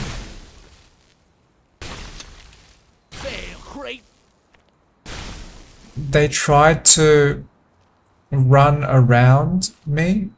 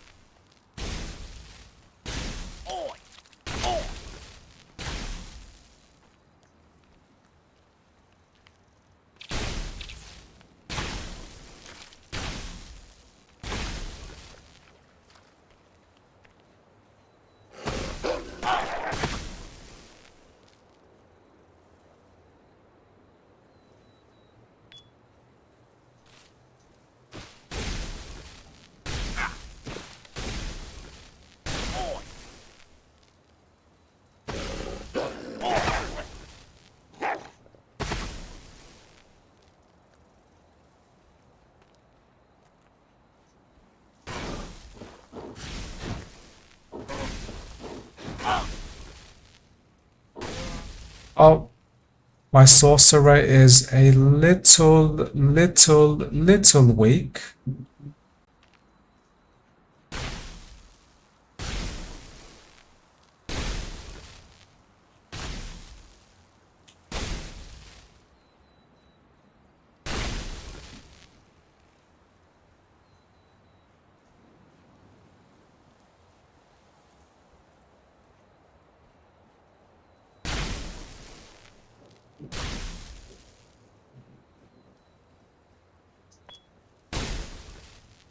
Maybe I should play as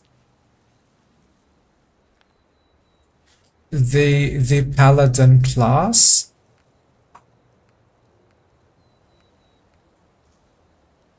So I can build up some more armor.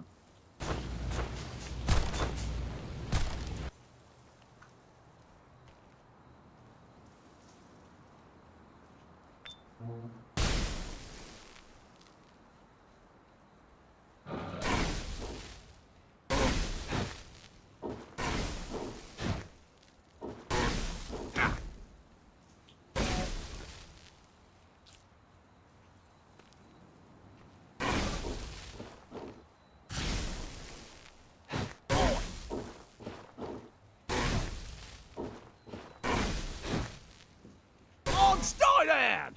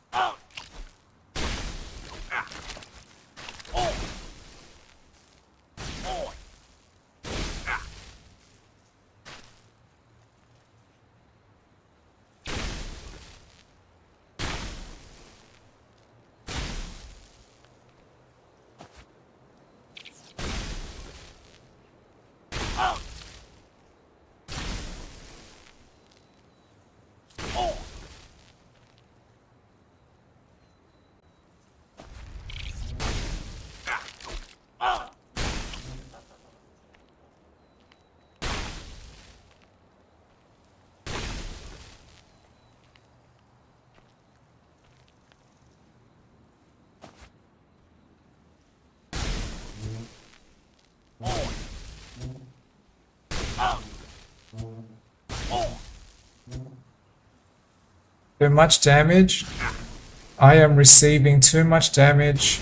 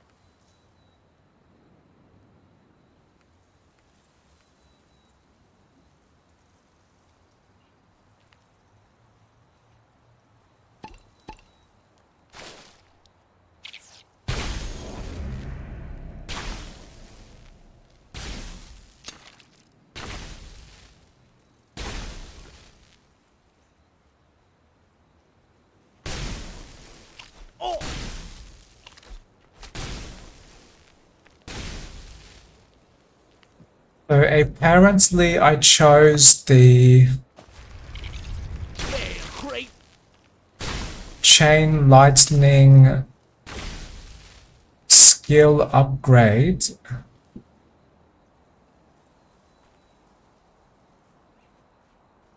And that seems to spread this discharge magic damage better.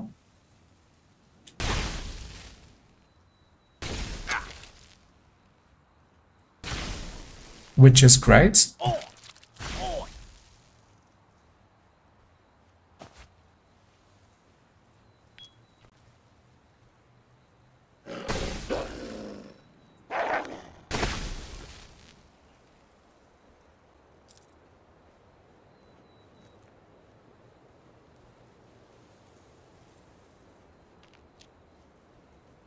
Die!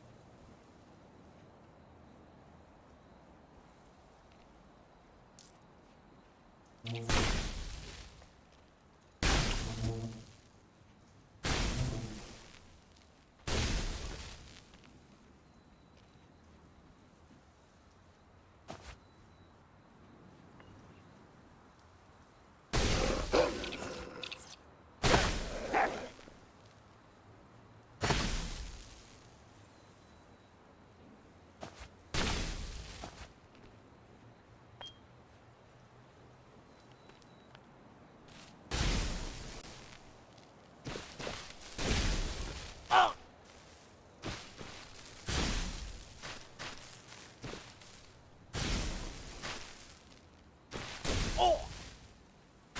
Hey, great!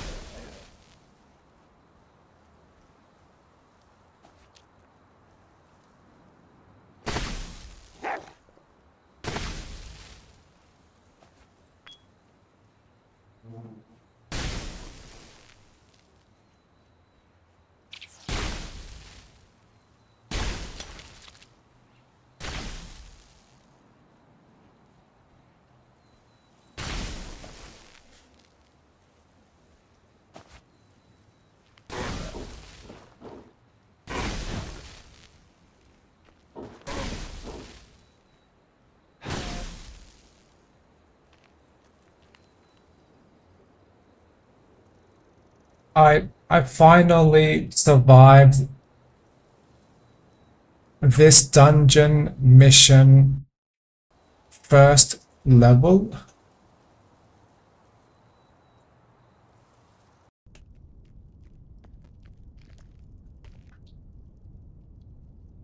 Okay. That has now started.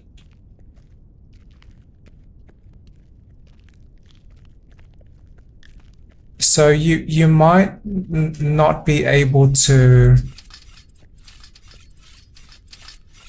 see any merchant options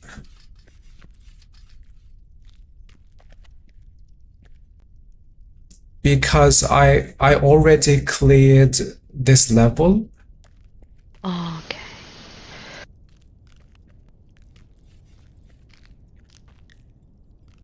But I was hoping this level would have saved some things for you.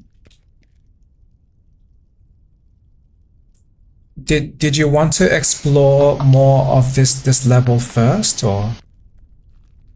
Well, it looks like the level is completely clear. I can't see anything left on the map. Yep. So I'm happy to move forward to the next level. Okay.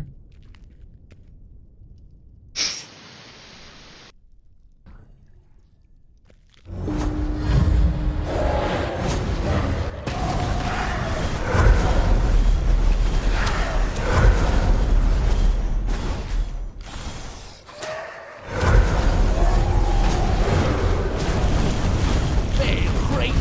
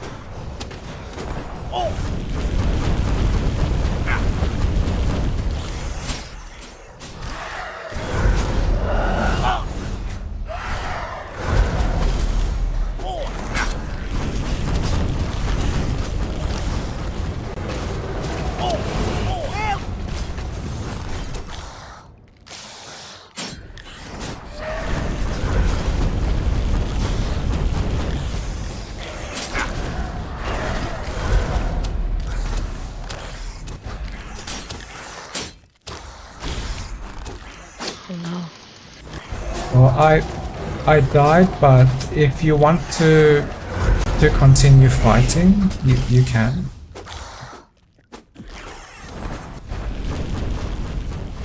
But thank you.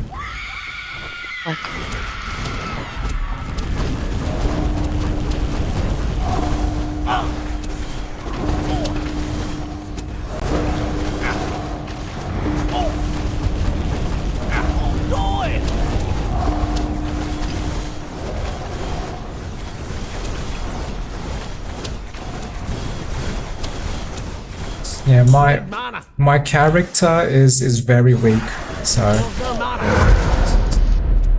I might die again, like now. Okay. Did you choose a different class again? Yes and no. I started a new save profile. Oops. And the way that I built my wizard's class, I put all of my attribute points into like focus and magic, but not enough toughness.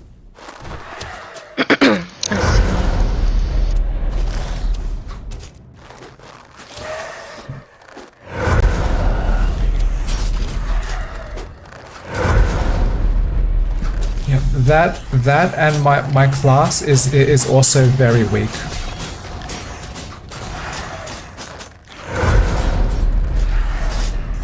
I'm kind of stuck right now. I can't move. Not quite sure what's happening. Oh, I'm in that chat. Okay. Oh, somehow. You must like chatting with me. Yeah.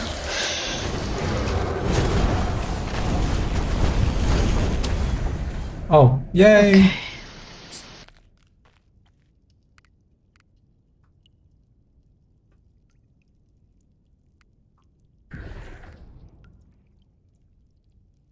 Okay. I found one helmet I really like. Yeah, which one is it? It seems to be something that gives immunity to silence. Yeah. And I intend to use a lot of magic. Mm.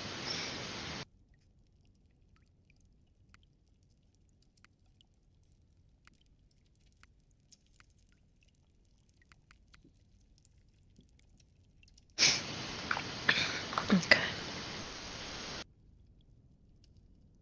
Yep. One moment. Okay. Ready to return? Okay. Yes. Great.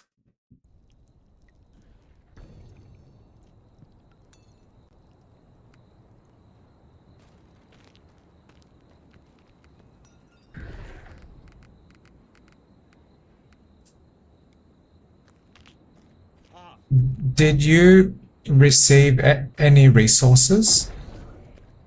No, nothing. Okay.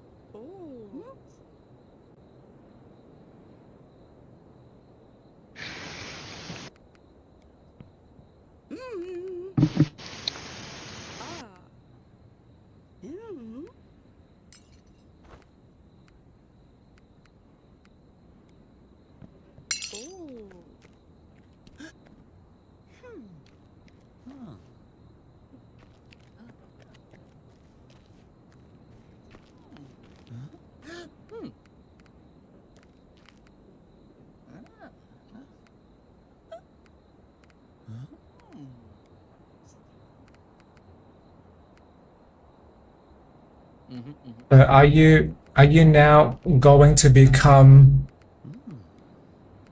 super overpowered super soldier? I think so. I just maxed all my skills. Awesome.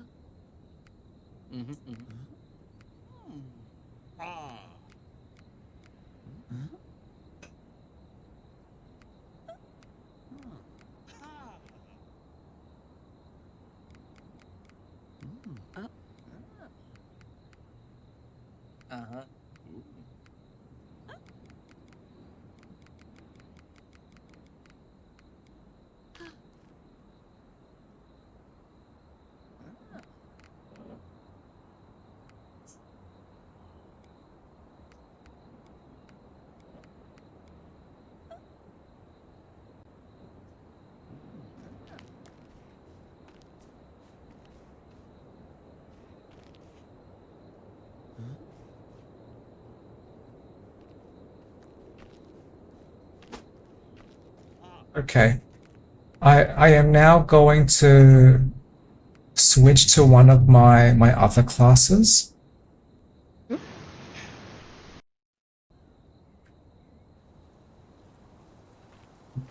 Oh, this takes you here immediately. Okay. What did you still want to finish anything at the village? No, I was ready. So if you're ready to go, then we could continue. Yes, I am ready. Which items would you like to pick up? The blue items, please. Okay.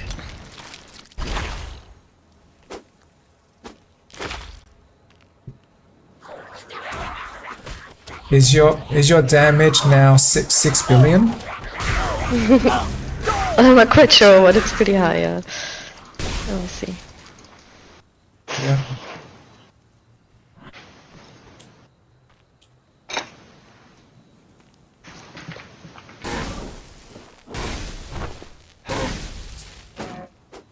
So my other class is going to be much weaker than the previous class that I had.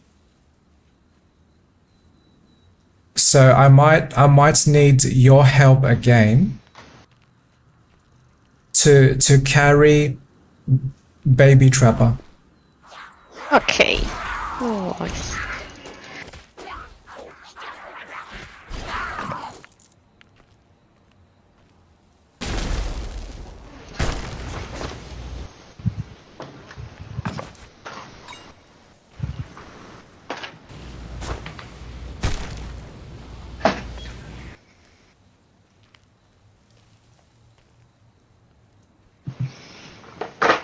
Oops.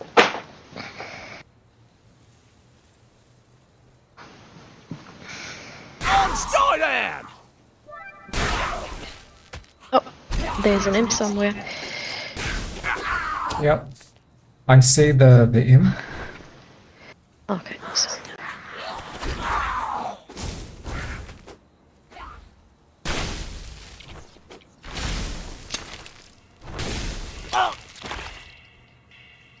Thank you.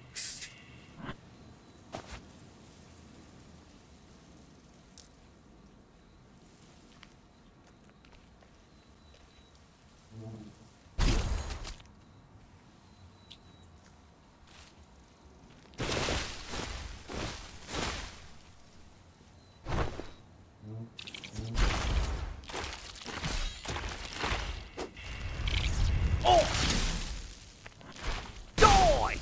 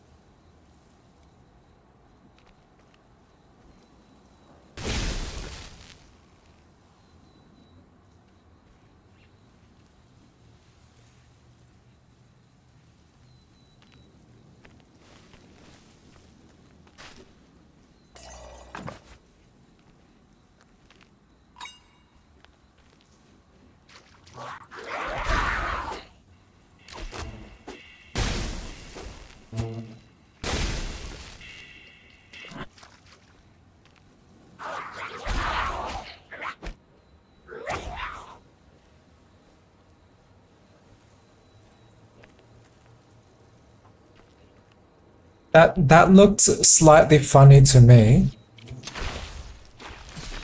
because it seems like we tripped over the same rocks to get to that building. Yeah. Potion is empty.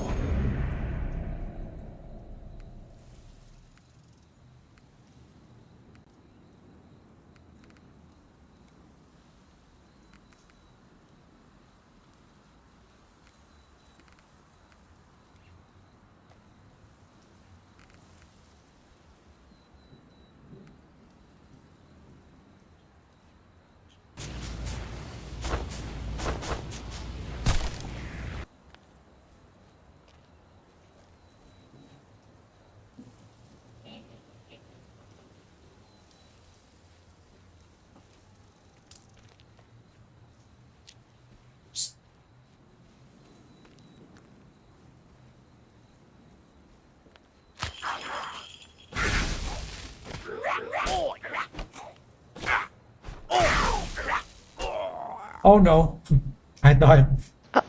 Oh no, I'll come and get you. Yes, my character must have COVID.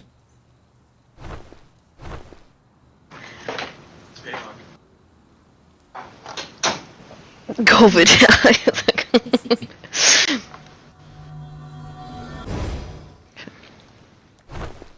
Yeah, thank you. Welcome. I did not intend to reduce your maximum health from 10 billion down to not 9 billion.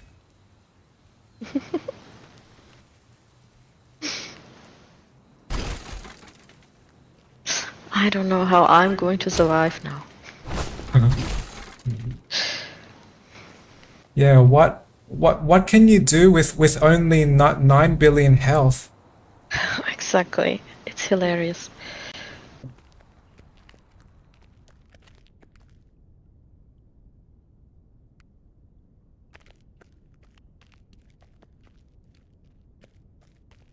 Can I have that apple if you need it? Okay, thank you. Yeah, I think probably you can pick up all the items that you find. Are you sure? Yeah. Okay, well, thank you very much then. Welcome.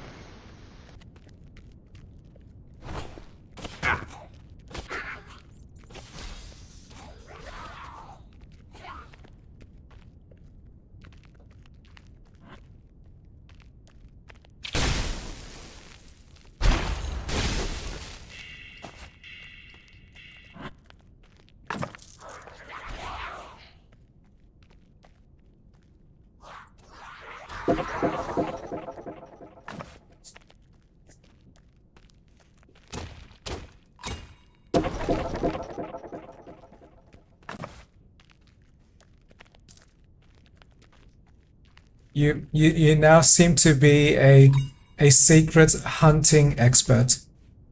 Yeah. Well, it's easy to spot. Like the mods still seem to work. Yeah. Great.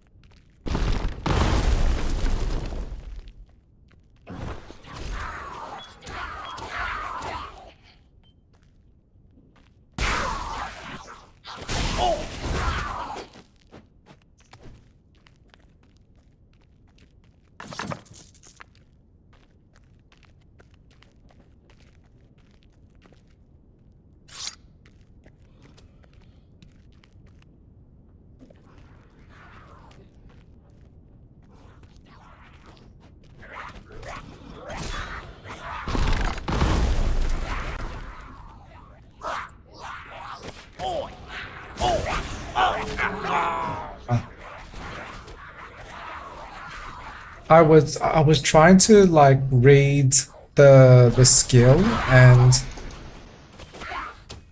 some enemy was chasing me, and I was not fast enough.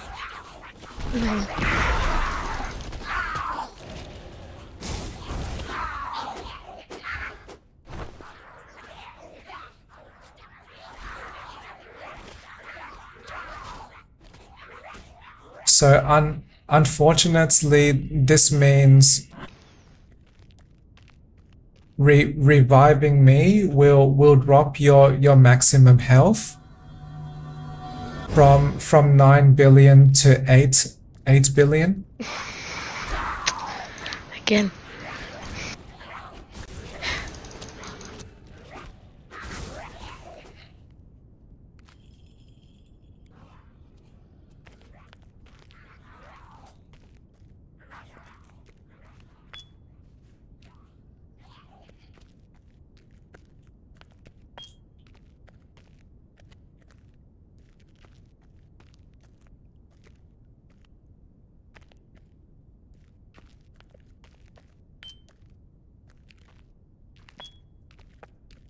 This is actually a very relaxing experience for me, because I imagine you are this big muscular person just running around destroying all of the dangers. And then oops, and then baby me is just walking around and picking up some apples.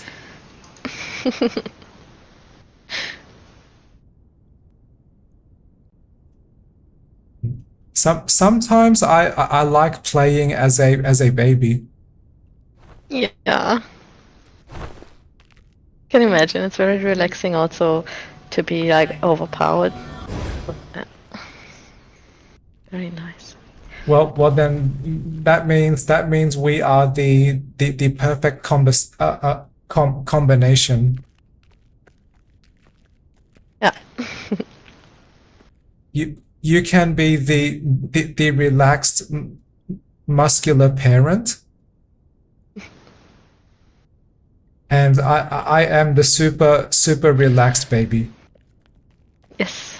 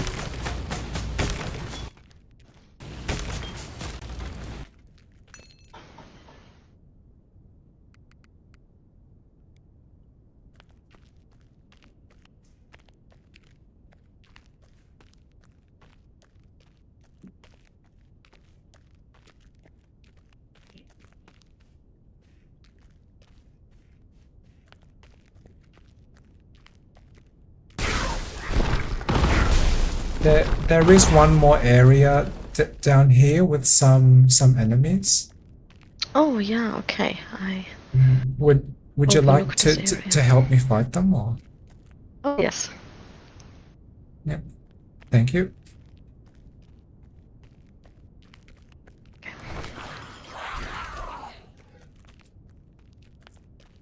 Yeah. Thank you very much, my awesome parent.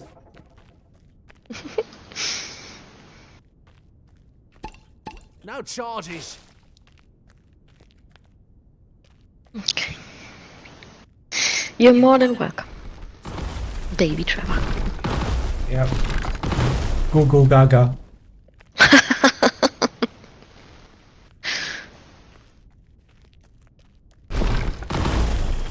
Yeah, I should be finished with this level. I just need to talk to the Thunderbird. Okay.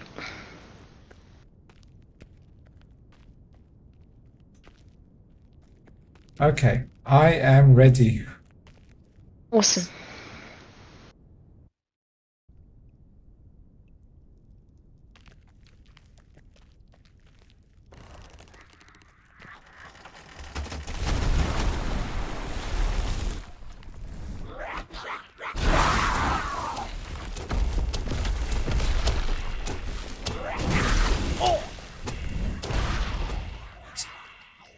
Wow, awesome.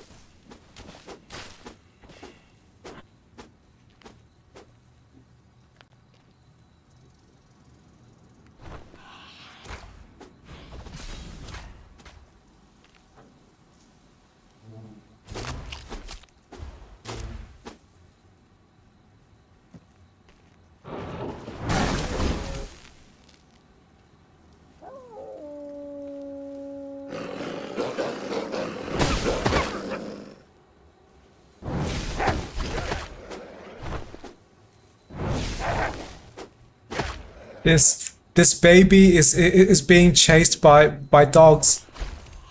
By big bad wolves. Can't let this happen. Yep.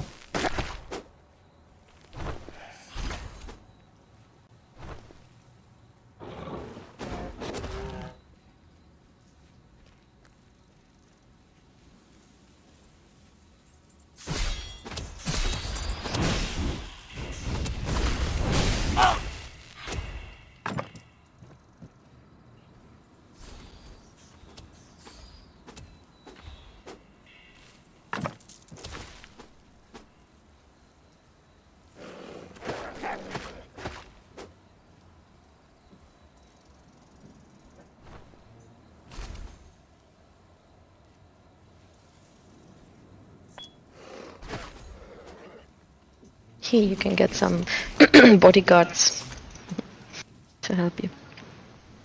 Yep. Sounds great.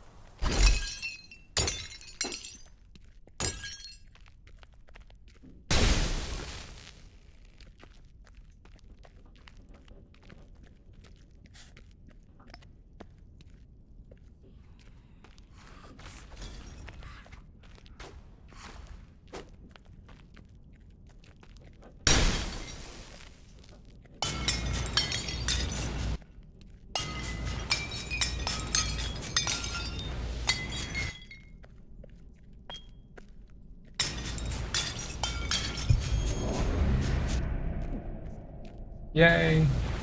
I I am now level 10. Awesome.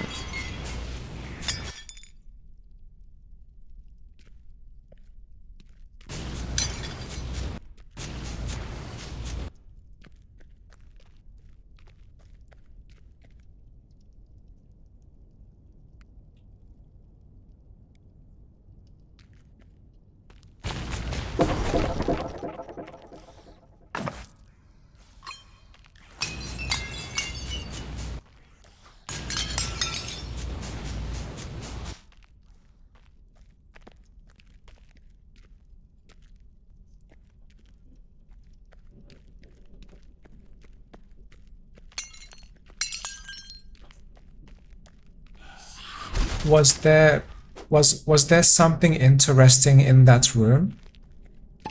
It's empty. In which, where just have been? The big room at the center of the map? Oh, I just triggered the like the trap. You know, when you try to exit the room, a lot of enemies come out that you Yeah. have to fight before you can walk further. Yep. Yeah, I think that was it.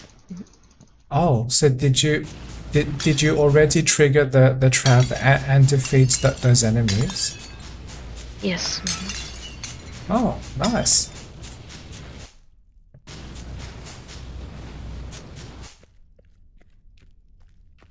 Thank you very much, Daddy. You're welcome, my child.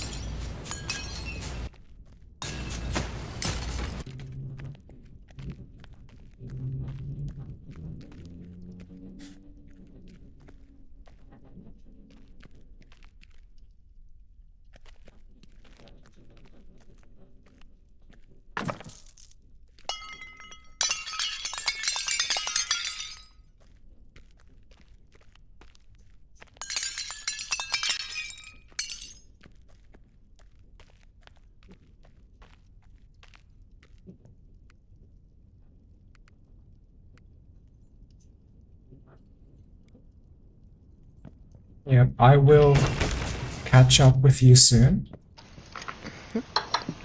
I'll go take your time. Yep, thank you.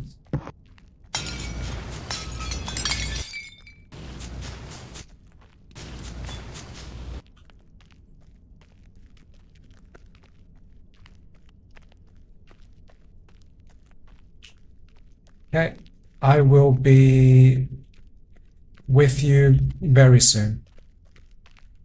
Awesome.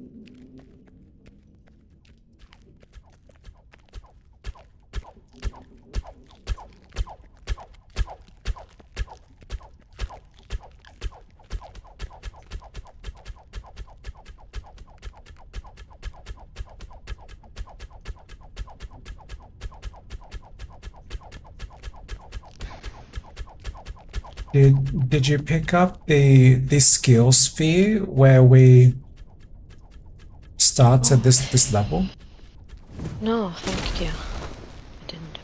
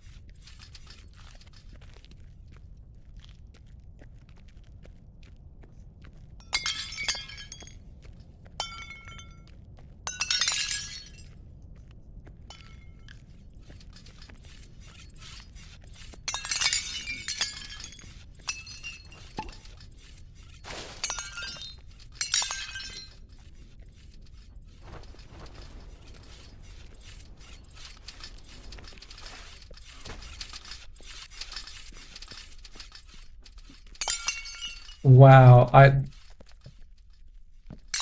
might have noticed your weapon damage was 4,200. Oh my god. That Is must have that been critical damage, I think. did you say that that was critical damage? Probably. Let me just see. Yeah, it's more like 2000, 1000. So it must have been, the 4000 must have been double. Yep. That is still really amazing. Yeah, very helpful. Yep. Most of these enemies must be dying in like one hit. Yeah.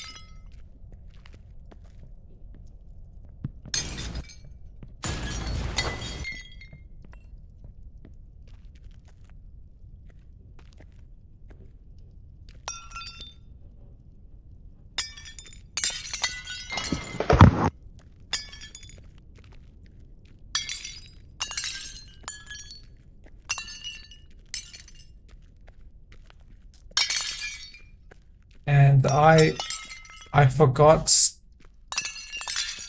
to mention earlier,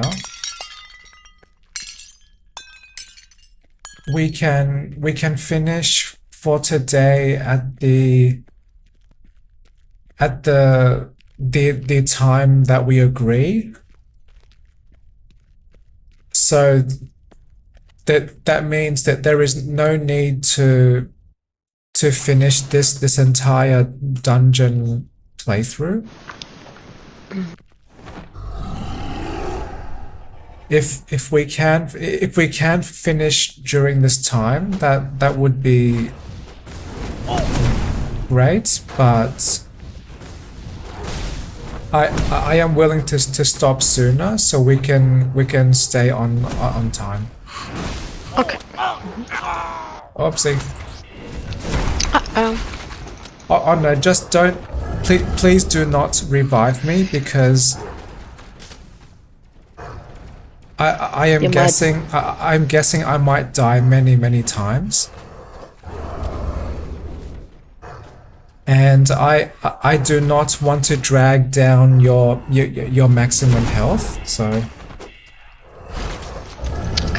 so yes, just please continue fighting, and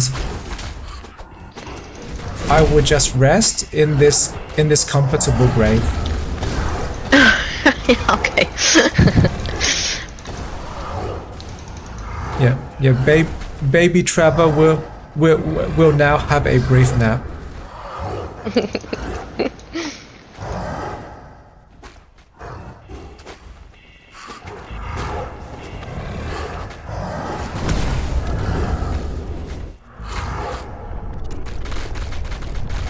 Yay!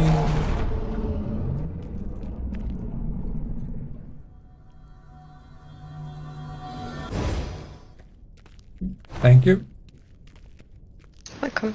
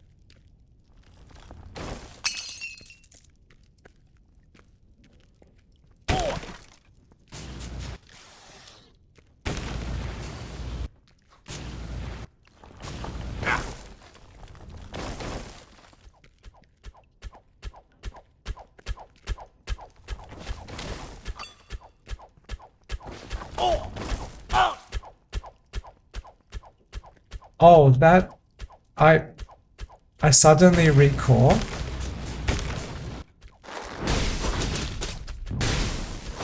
Sometime at the end of this month, there will be a new update to this game, Oh, I'm dying! which includes pets and a new class. Oh, amazing.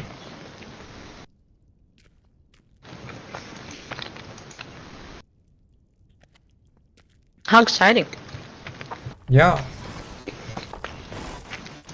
And apparently we might receive some more equipment options.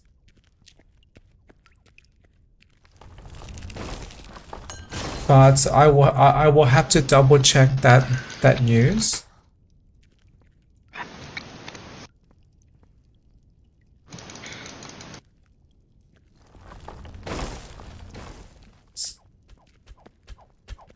So what I mean is,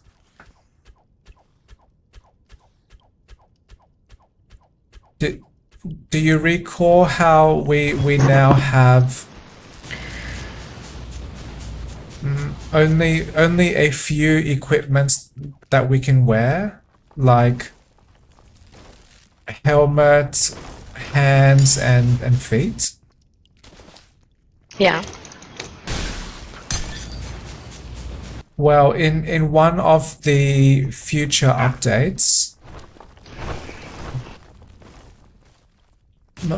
might not be for end of this month, but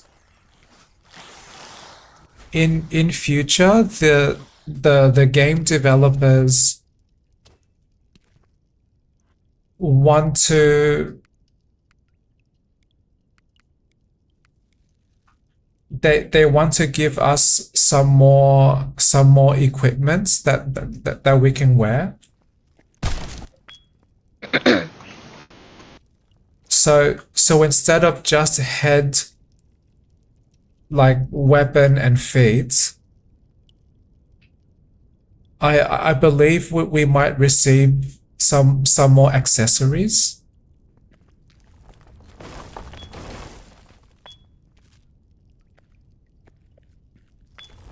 Oh, try! Oh.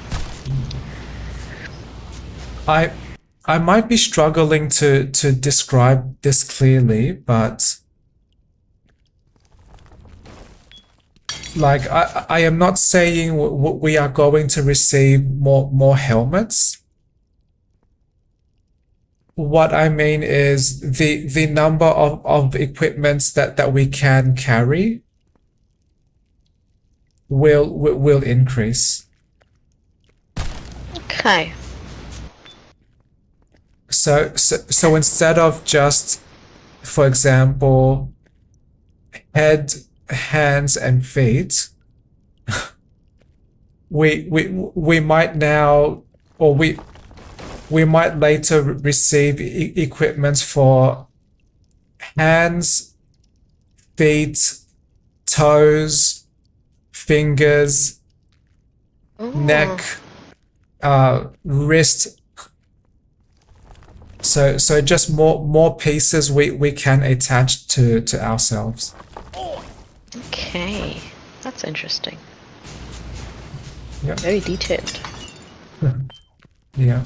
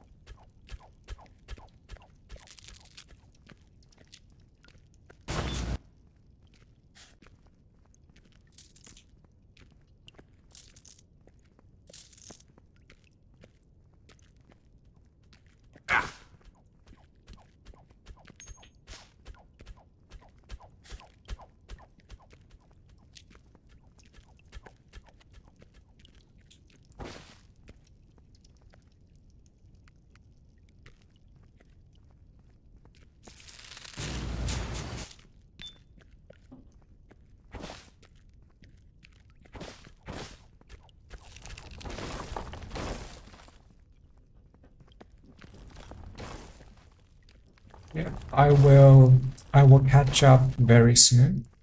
Yep, take your time, all good. Yep, thank you.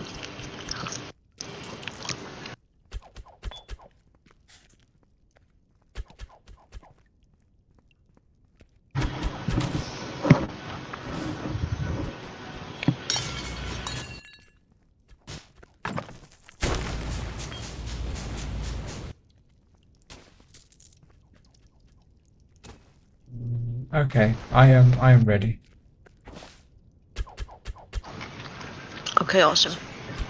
Let's go. Yep.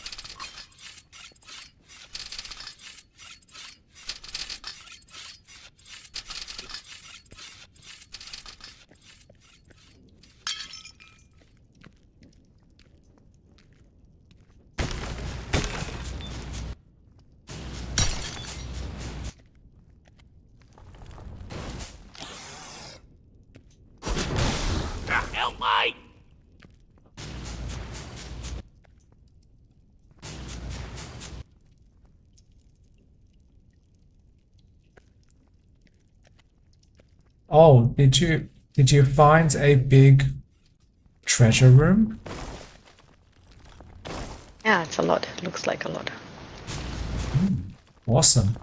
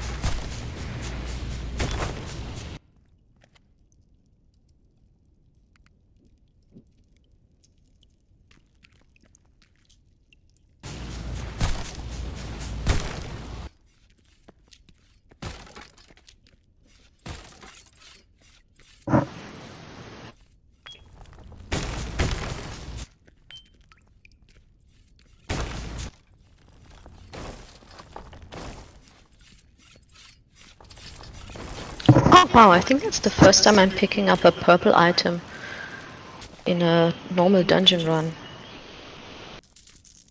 Oh no, now it's suddenly just blue. It was purple on the map.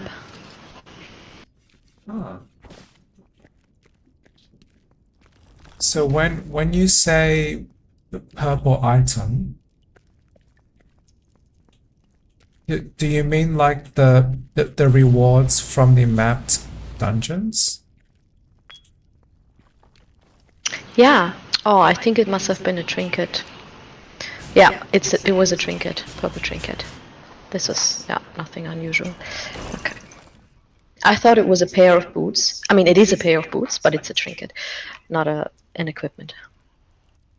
Yep.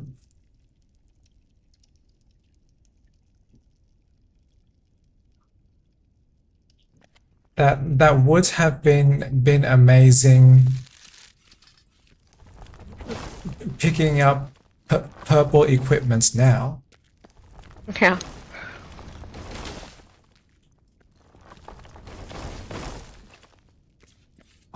I would like to pick up some purple equipment too. Yeah. Let me see, trinkets. Ah, yeah, here we go. Arctic step. That's the icy patches I leave behind on the floor. Yep.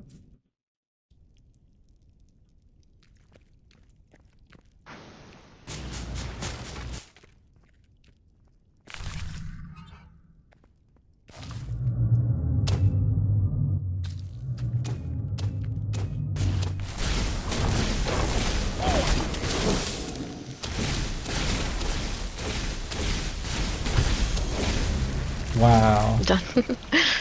Nice. You are so awesome, Daddy. Oh, good kiddo.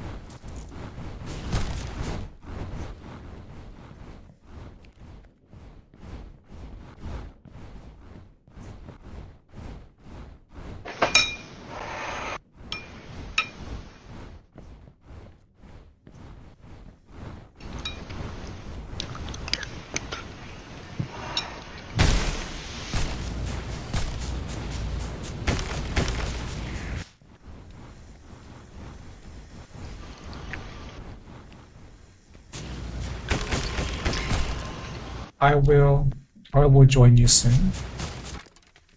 Oh, good. Yep. Oh, I forgot to go to the Thunderbird, so I go there now. Yep.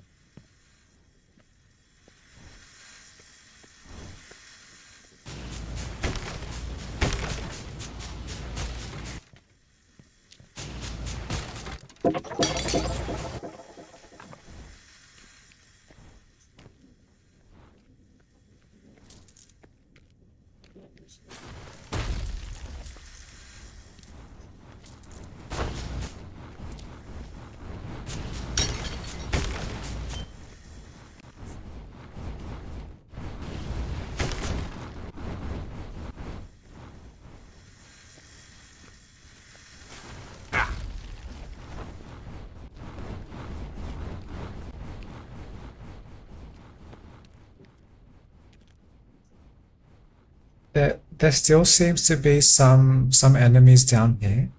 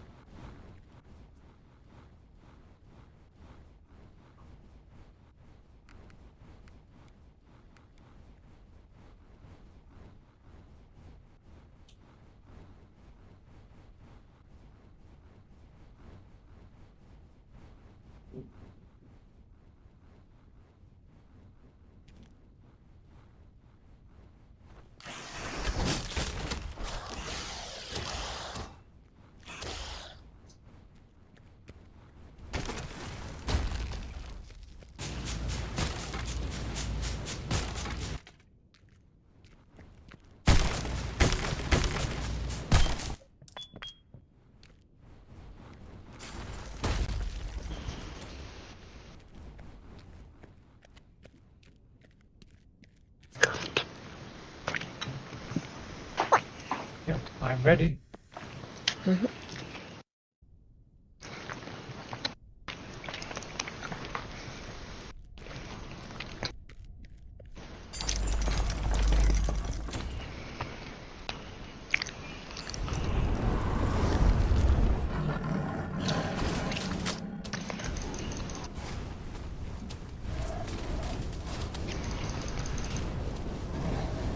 Yeah, I am just not going to fight because they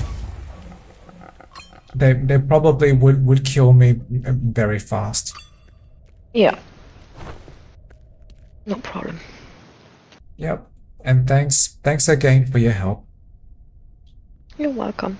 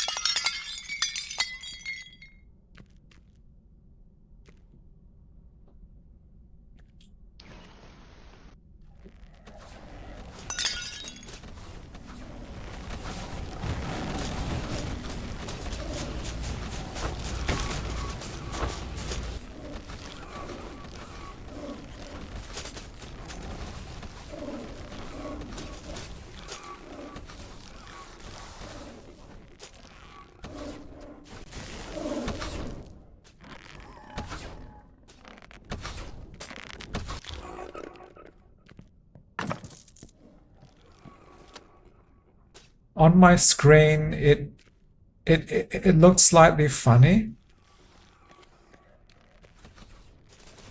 because your ice patches with your boots made it look like you were ice skating.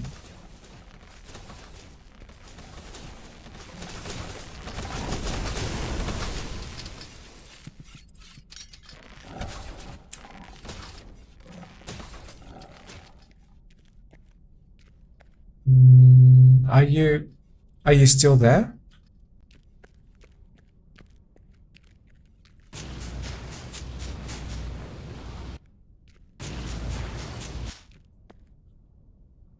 I cannot hear you if you are talking.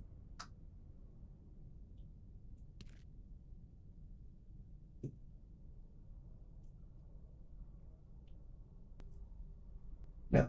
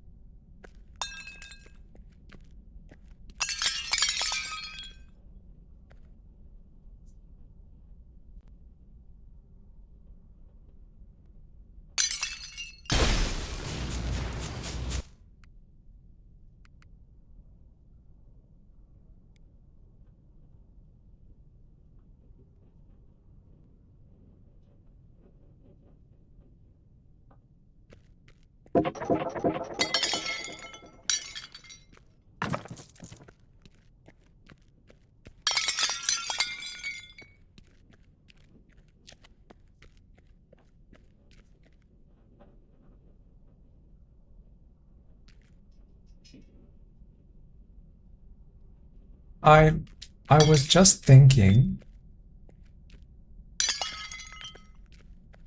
the way we are playing now might be a whoops, very interesting game idea. So what if there was some multiplayer game when people can choose whether to be a parent or a child, and the role of the parent is to run around and fight danger, and and then the role of the child is to be safe, and the child can call the parents for help, and the child can also always see where the parent is as well.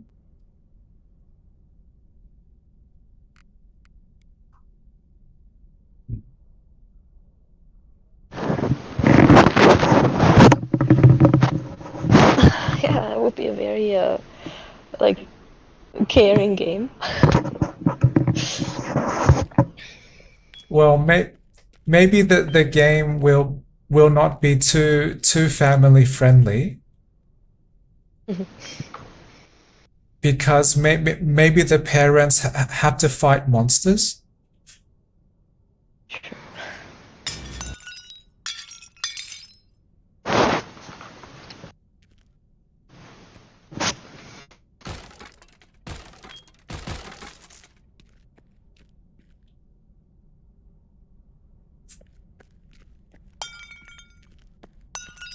But yes, I am deeply enjoying this play now. Great. Yeah, yeah. This is a very different way for me to play this game, because I am baby Trevor and must travel around safely, while I wait for my parents to destroy all danger.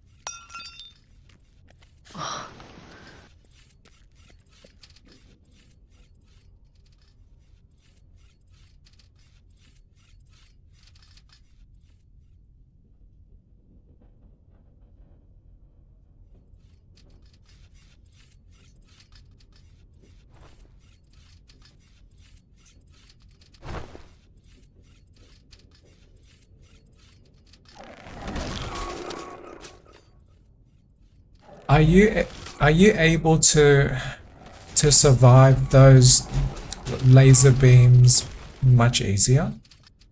No, not too much. They're actually quite dangerous, and I almost died because I didn't take too much precautions, like too much care. Yep. Fortunately, there's no. Then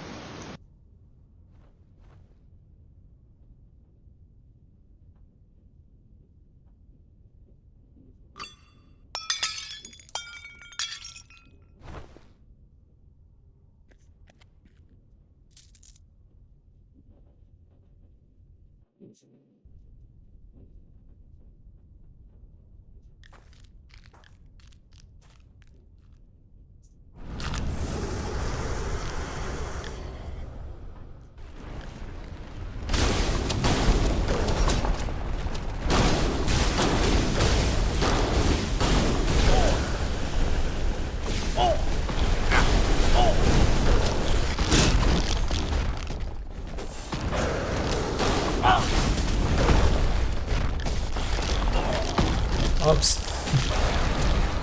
oh, good. What do? Yeah. I was going to say, do not worry about me, but you killed the boss before I could finish my sentence.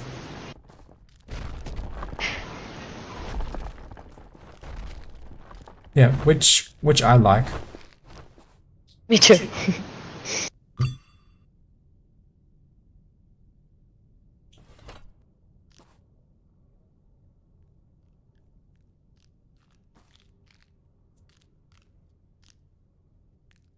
Okay.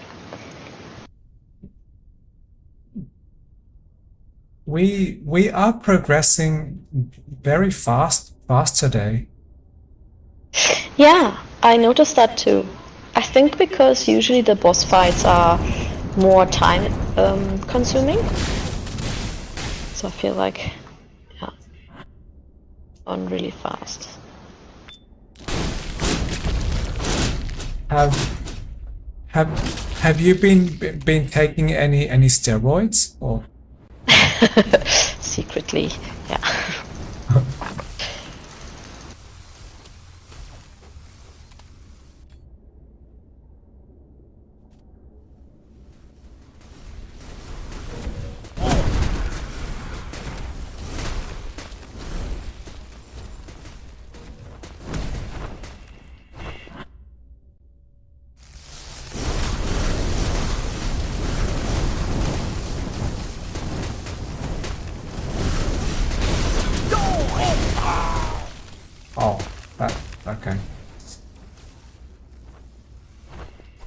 the enemies are much stronger than I expected. So do you know how those little shiny things shoot all of these small bullets at us? Yeah. Just now, I died to maybe one or two of those bullets. Oh no. So I am very super baby. Aw. Try to take care of you.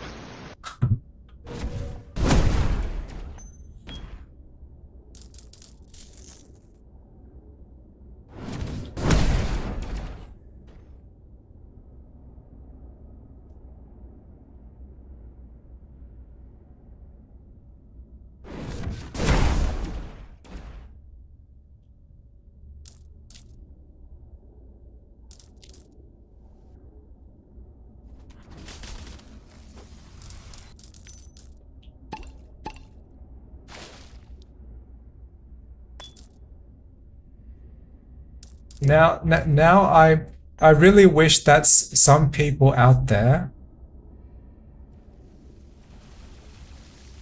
might be trying to create a game named something like Parents and Baby Simulator.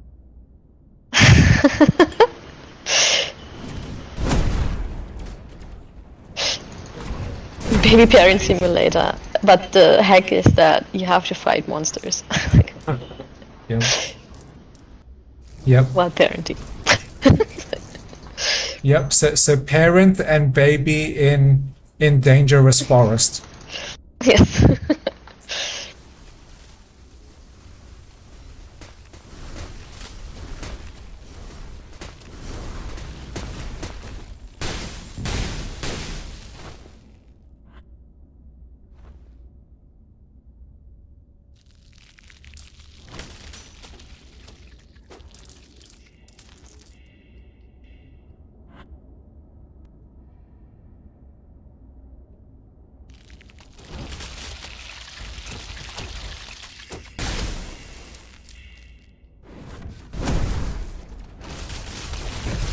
Oh, stay there!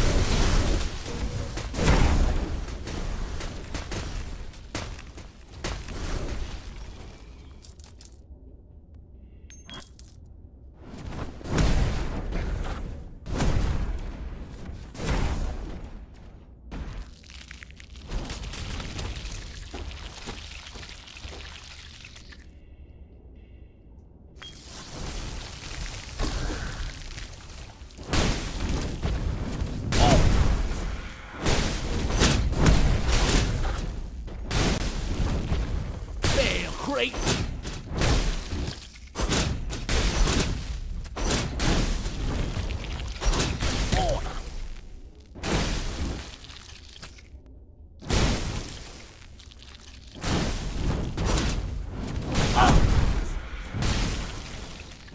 Okay, that was okay. Did you have to fight some monsters? Yes, I was chased by the eyeballs. Yeah. I am safe now, Okay. but this baby was able to fight a little. Hey. I have now grown into fighter baby.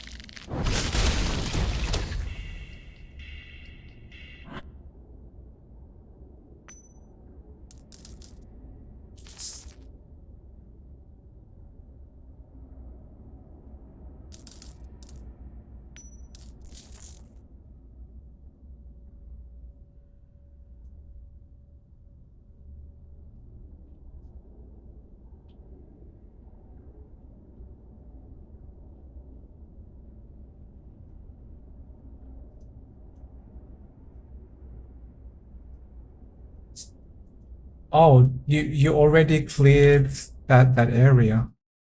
Yeah. Nice. Okay.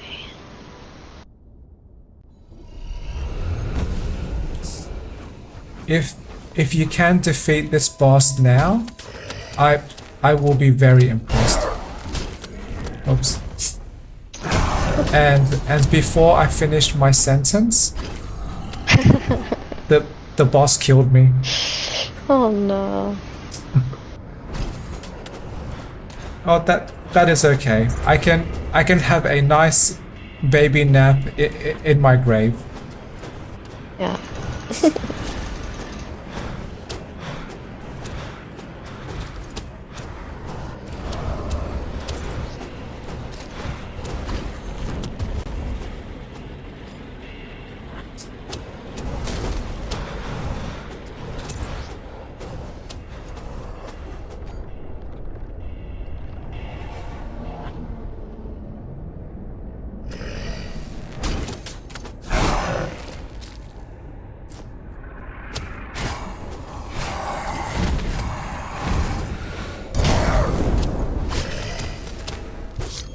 Awesome. Yay! Ooh, I also. Yep.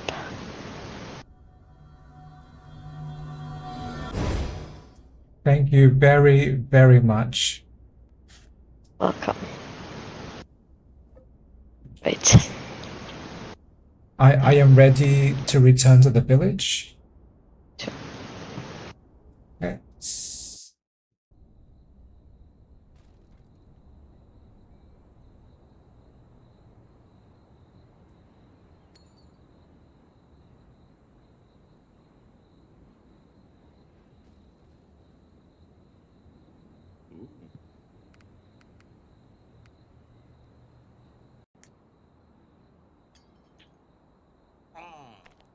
Now this is back to me.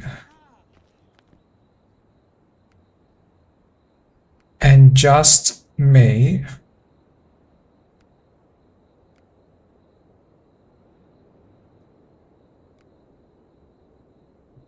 So I want to briefly organize my inventory.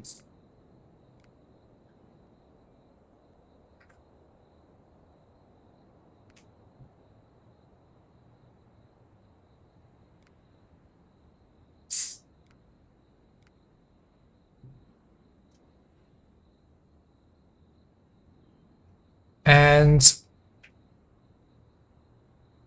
possibly organize a few pieces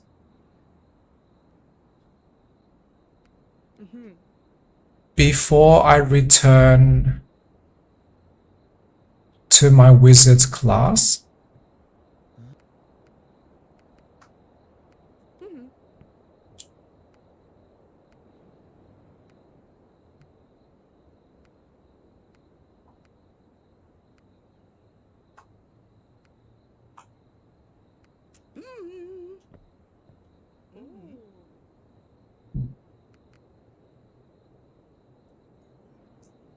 This 1.4 mana regeneration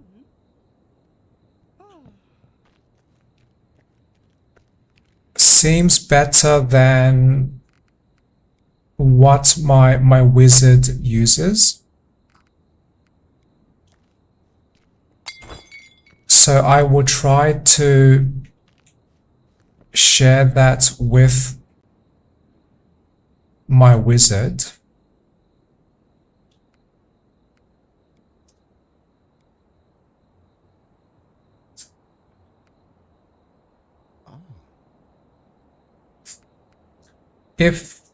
If I must choose a sorcerer specialty,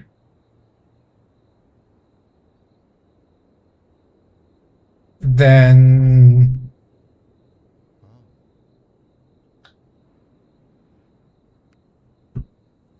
I believe this ice ability is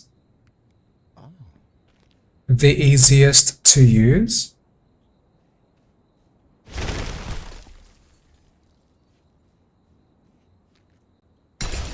But I still like the wizard's magic missiles. 500 wood. Amazing. Because the wizard's magic missiles seem more consistently reliable.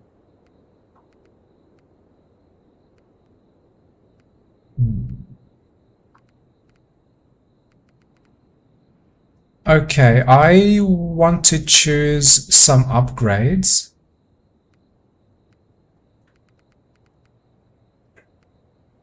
I eventually want maximum chapel.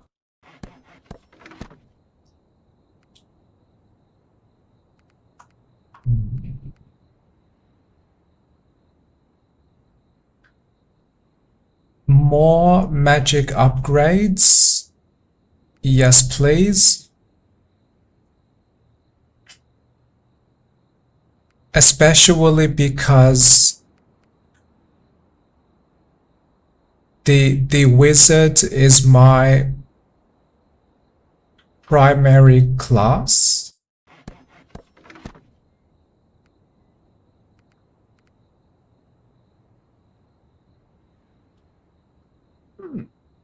And now I just realized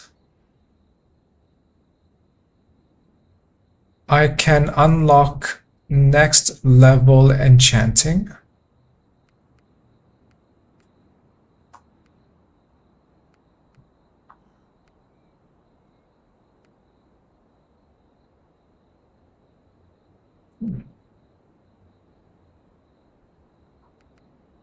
Okay, then I want to unlock that next.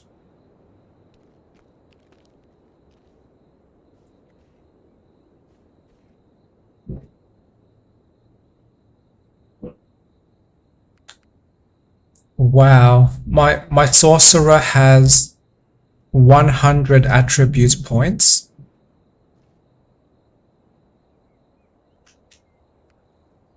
But for now, I want to try wizard again.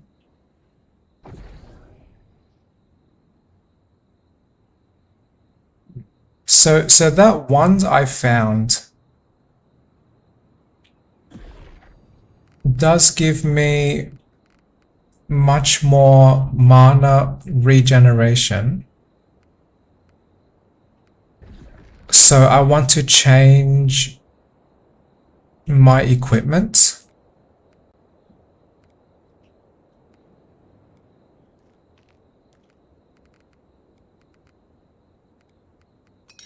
Because I want to prioritize my wizard.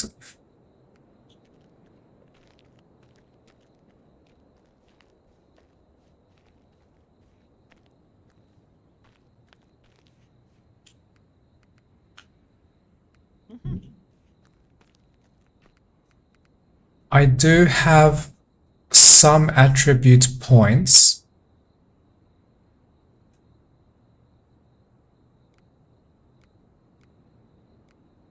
So I will strengthen intelligence.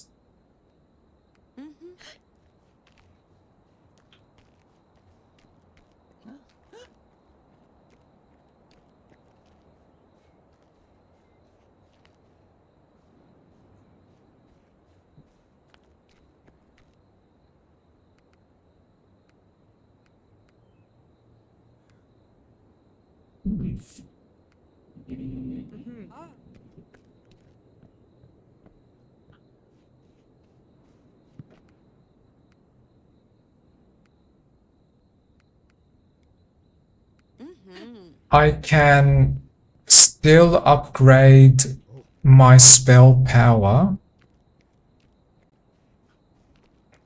which is great.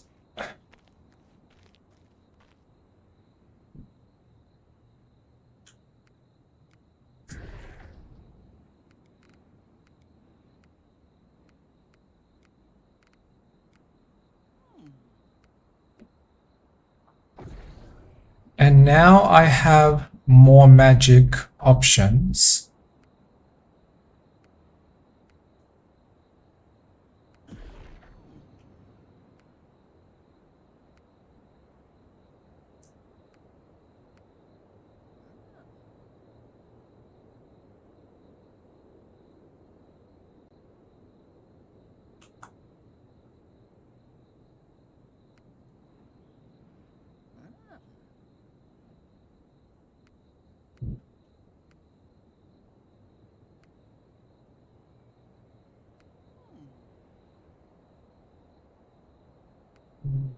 Reduced spell cooldowns.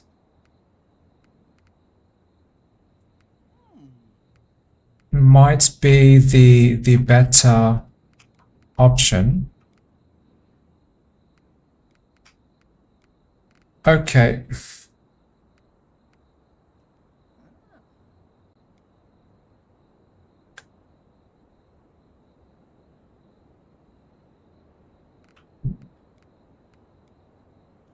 That reminds me, do I have a map? Yes, I do.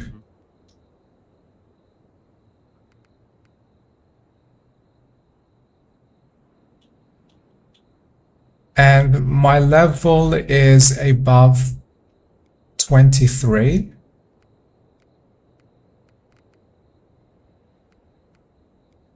So I will try.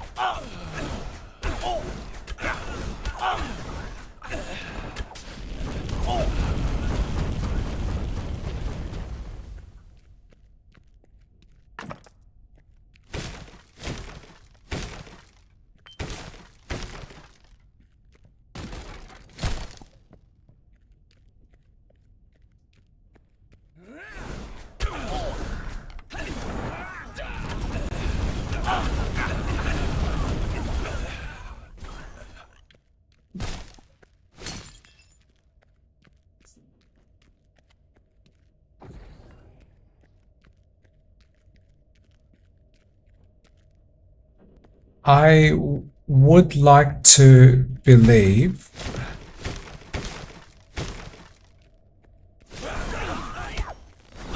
that my wizard with those level up bonuses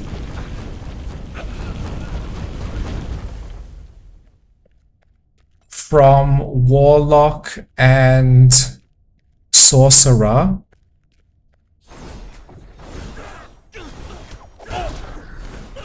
I would like to believe they are a great boost.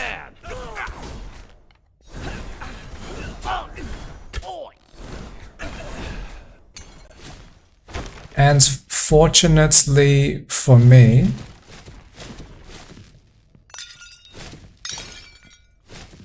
I was able to level up those other classes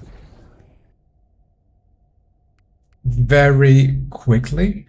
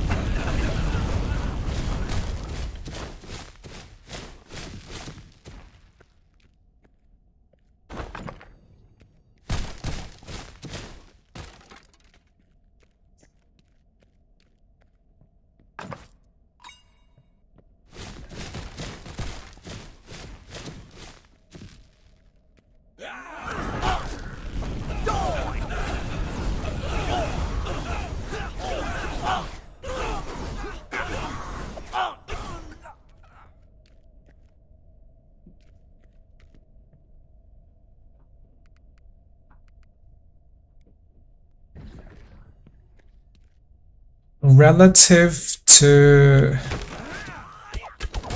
the previous mapped dungeon I tried, my wizard seems to survive easier.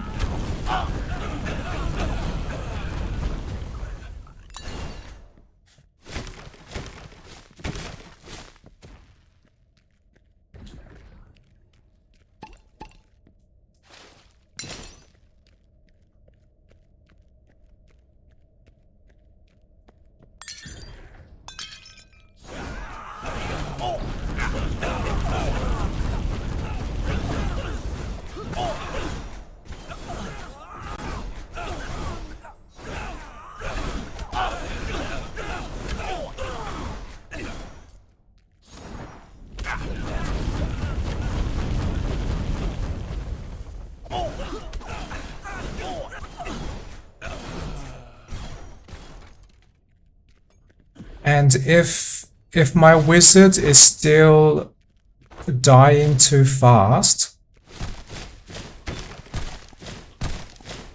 I will consider leveling up my paladin. Oops, wrong button.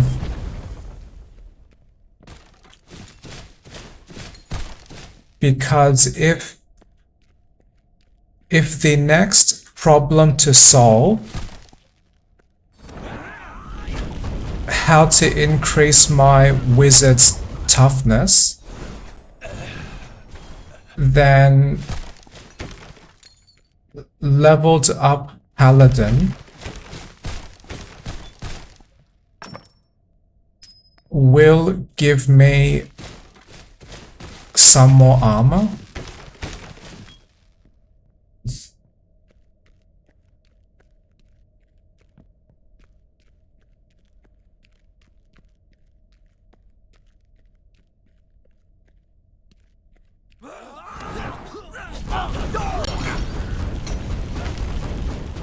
Die.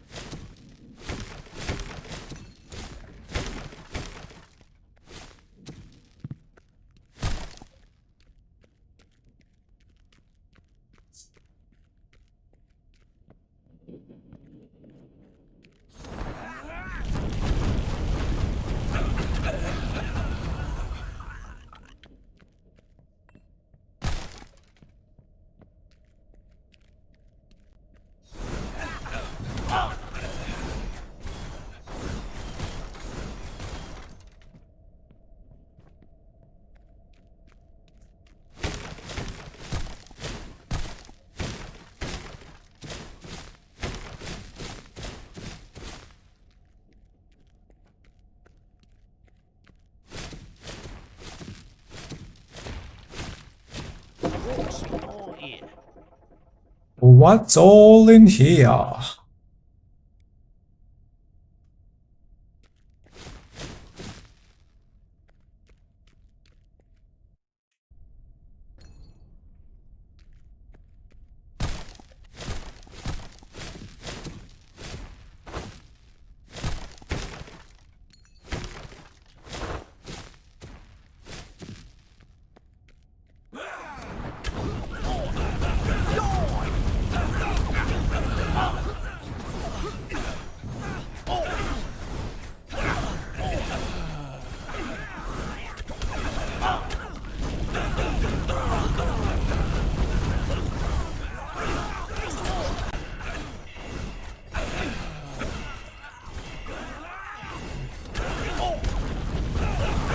My wizard seems fairly tough,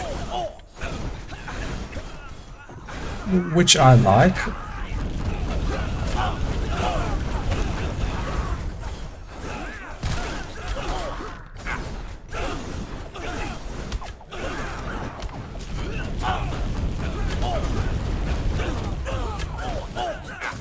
Oh, I'm stuck. My character was suddenly moving very slow.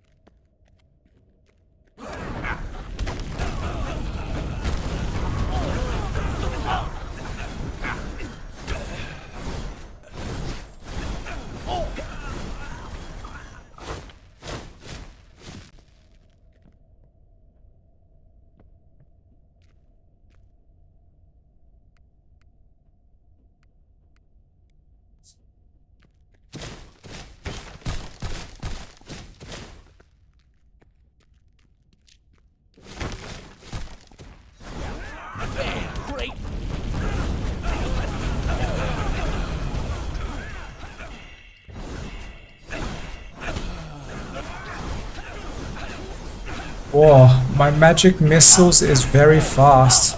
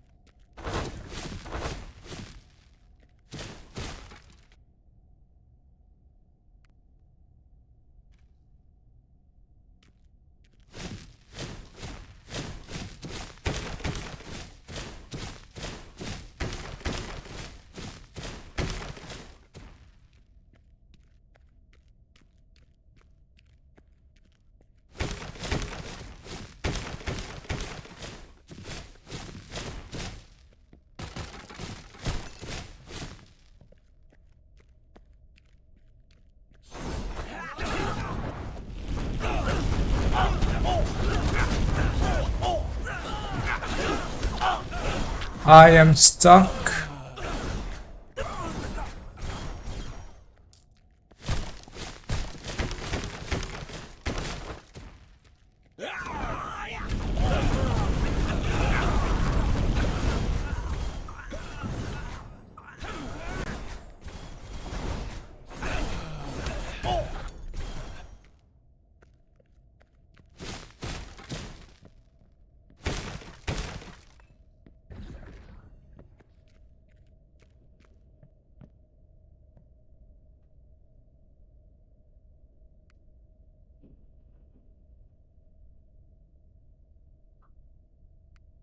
Hmm.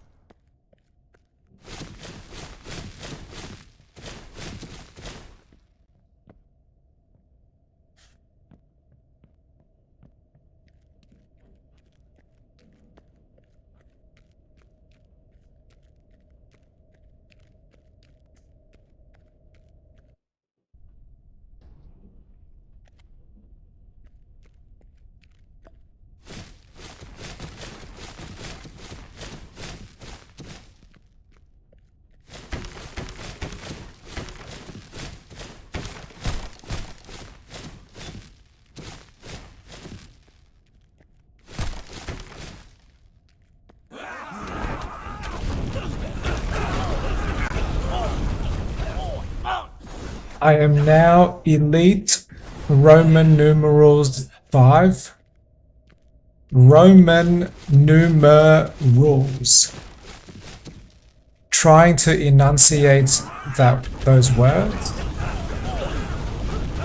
Roman numeral.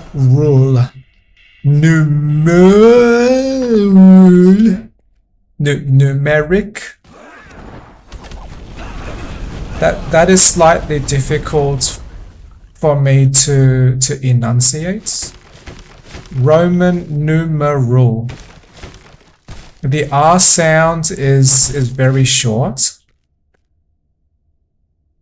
In the word numeral.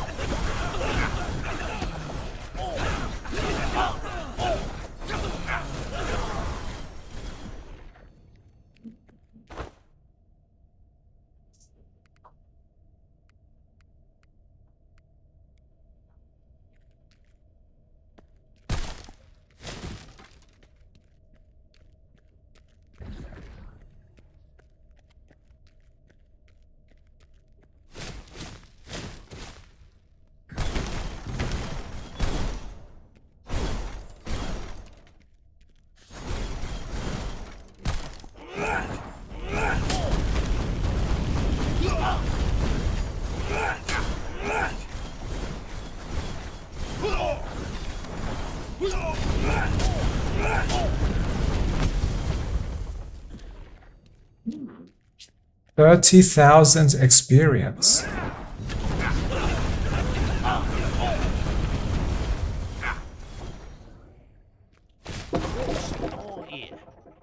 What is all here?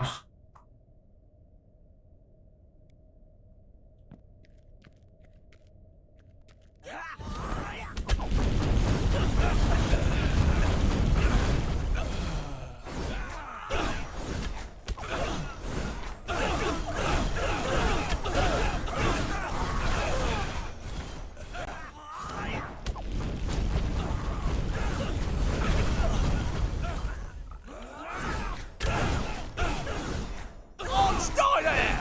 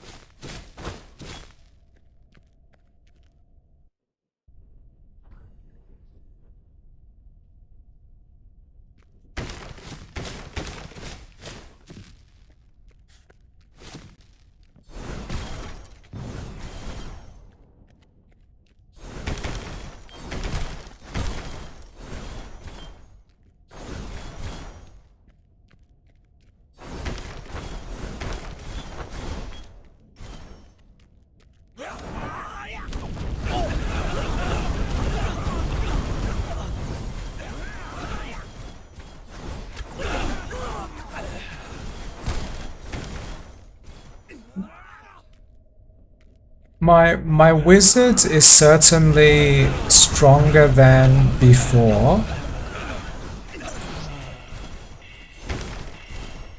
Possibly because all of those intelligence boosts from the other two classes.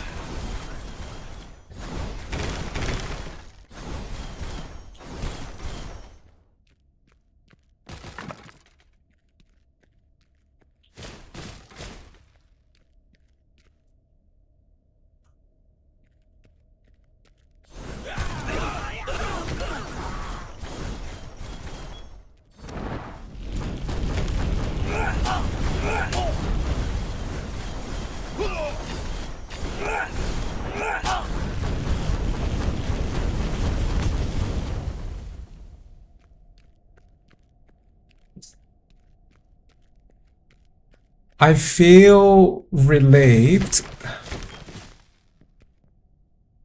These enemies do not seem to damage me too fast.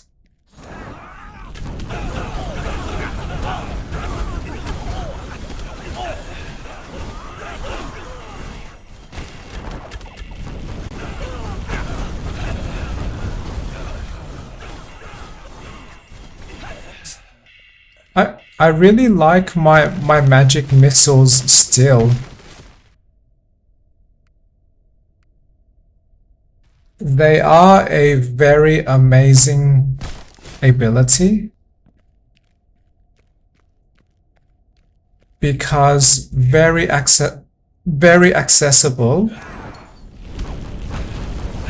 and very high damage when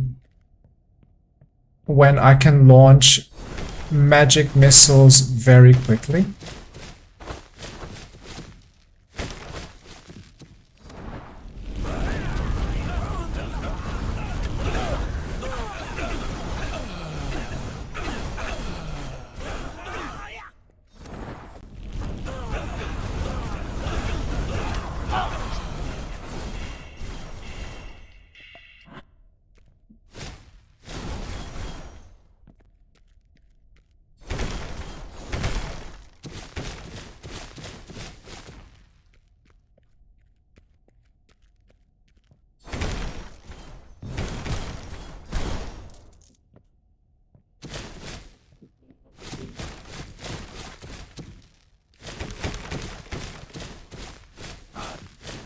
This is slightly difficult to see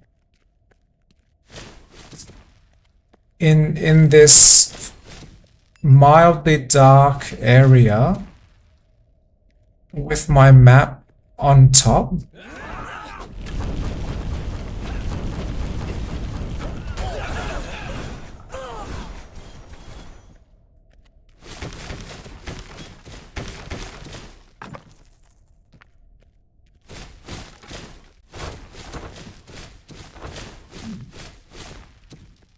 This is a decent amount of resources from this dungeon playthrough, which I like.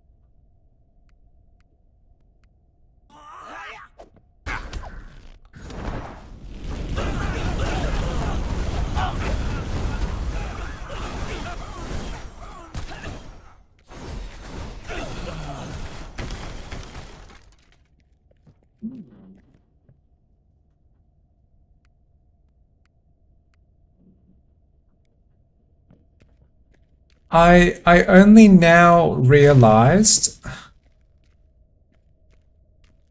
a possible wizard strength.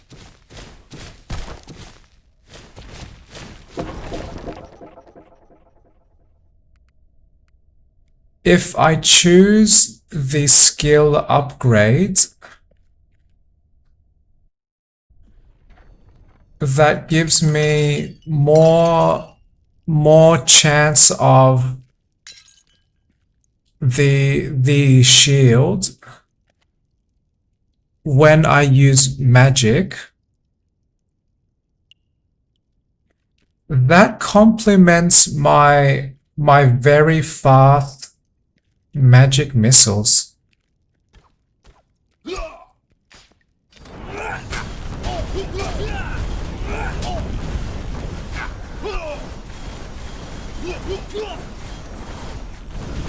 Well, can I survive this boss battle?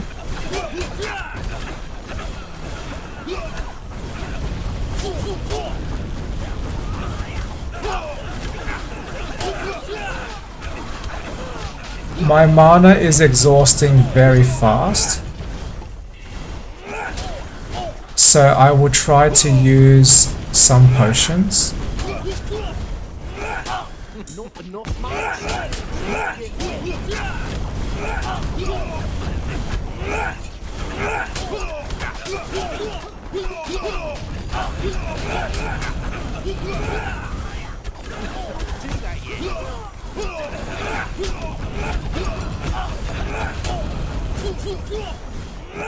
My mana exhausts way too fast,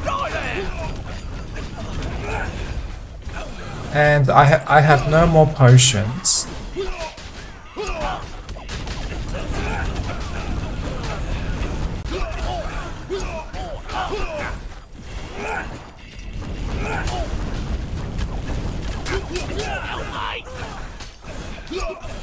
Oh, I am almost dead.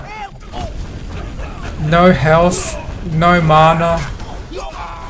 Ah, that was a great try. Okay, my wizard is not tough enough.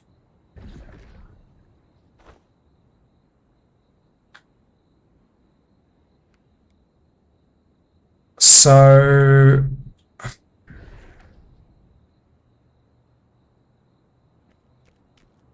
I am now considering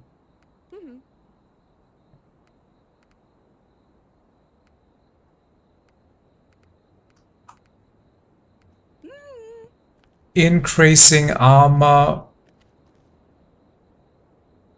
through the paladin level ups.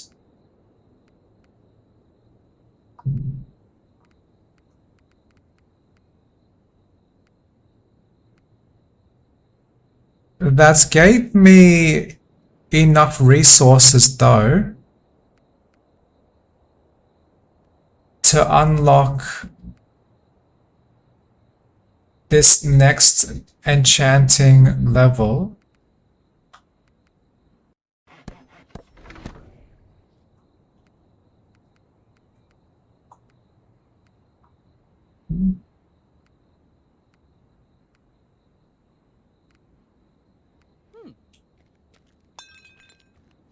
Okay, great.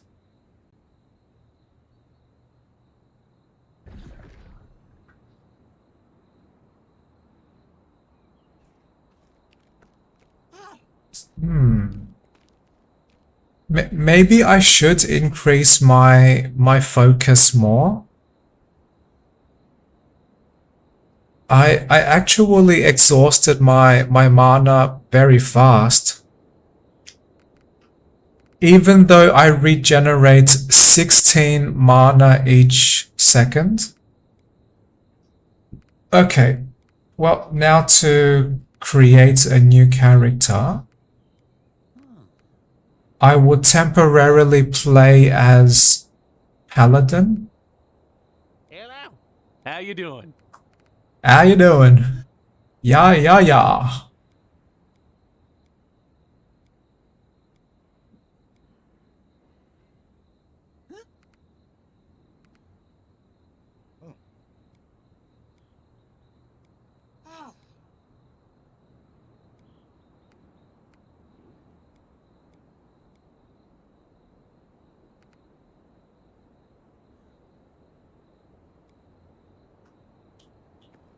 Okay.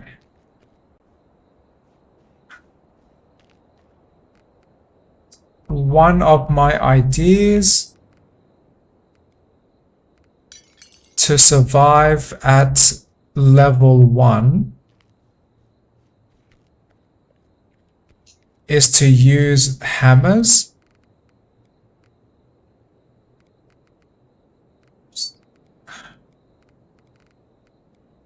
Which is what I will do now.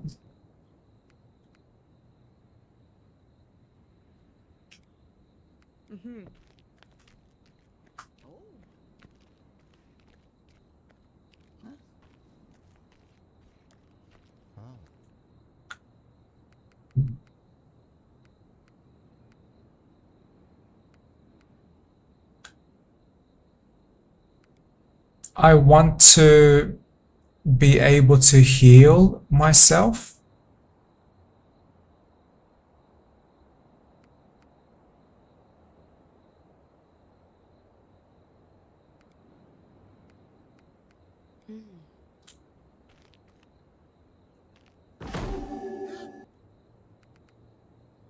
And what will I choose? Some focus so I can maintain the healing, and some vitality so I can survive more damage.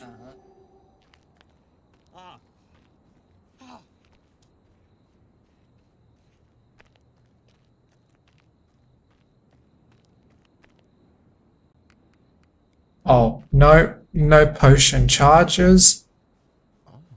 Then I will buy some.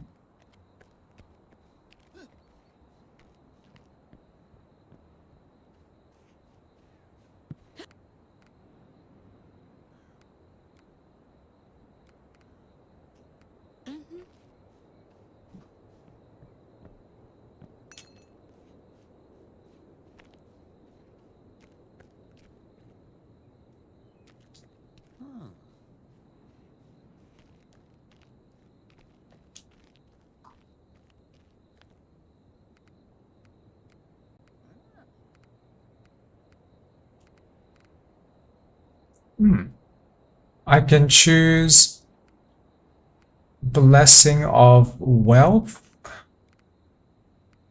Great.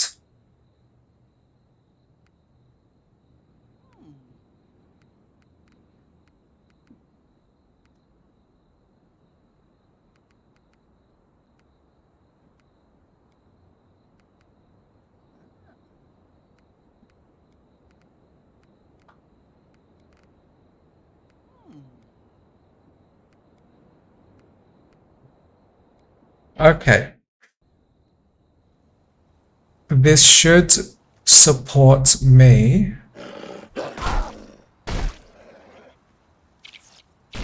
to grow to level 10.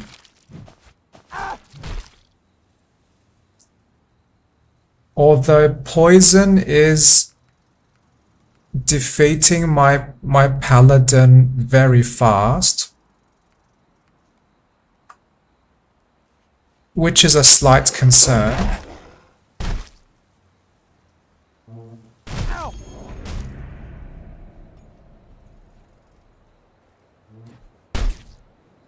Oh, that was satisfying. One hammer slam, and all of those bees die.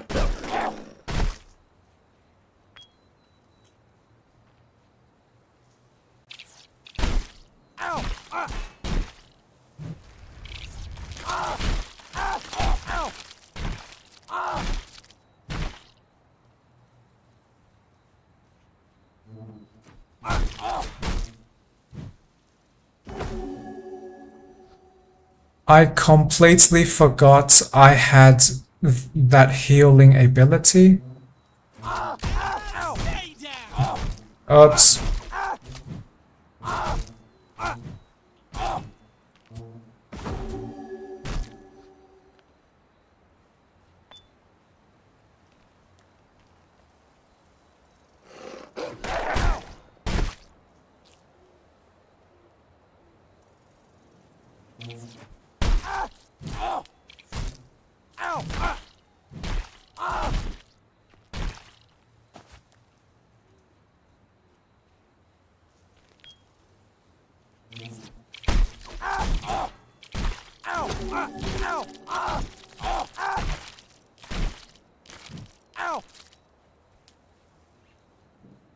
Too much damage.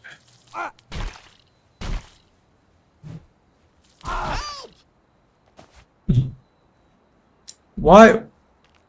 Why was that sound triggered? That sounded like a crying small animal. Yeah. I do not recall hearing that sound.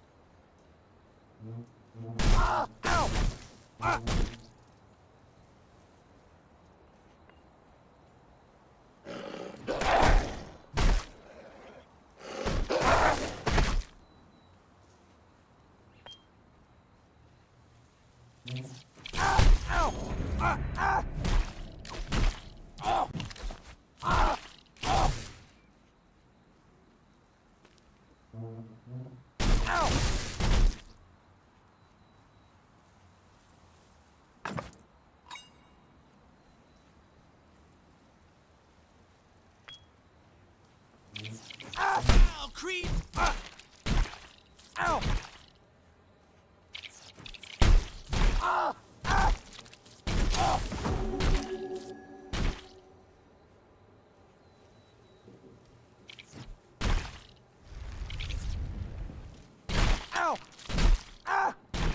Ah!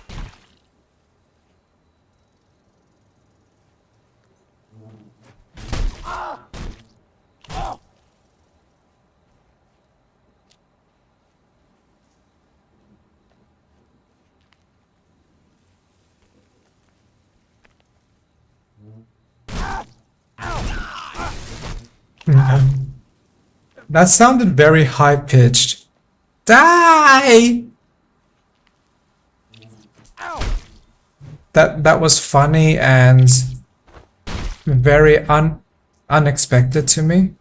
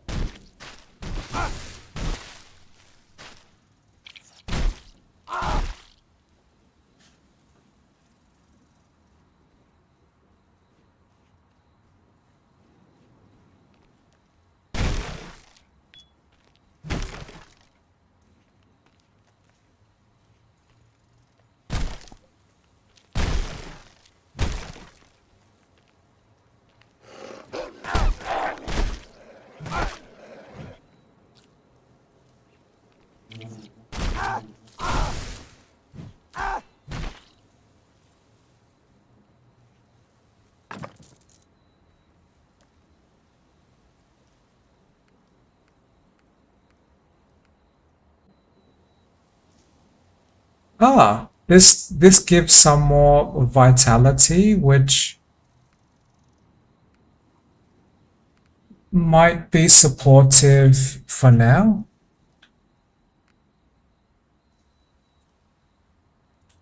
Oops, wrong button. Less armor, but more vitality.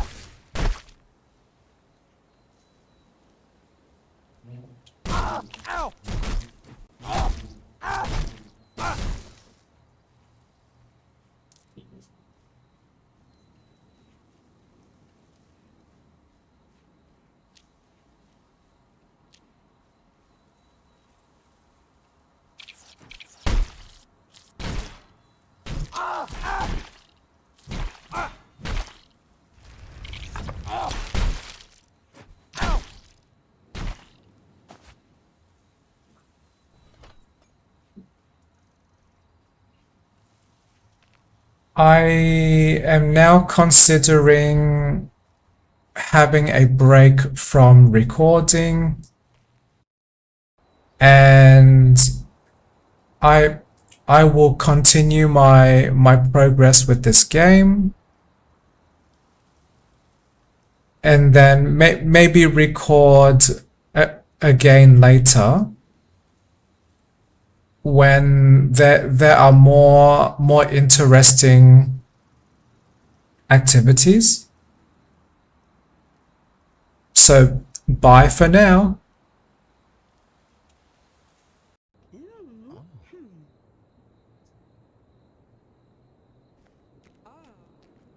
Not much has progressed with my previous recording piece.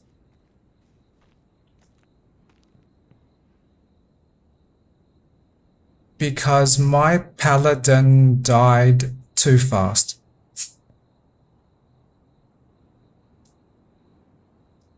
But my mind received one idea.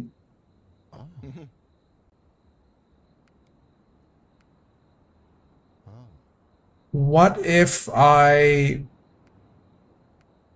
return to using the extremely powerful Hydra magic?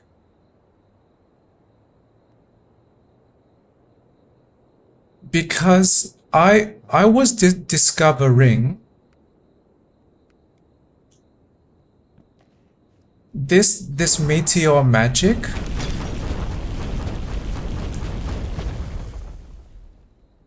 I was depending on that magic too much, because that magic is very strong relative to its mana cost compared to magic missiles. And I discovered my magic missiles drain my mana too fast.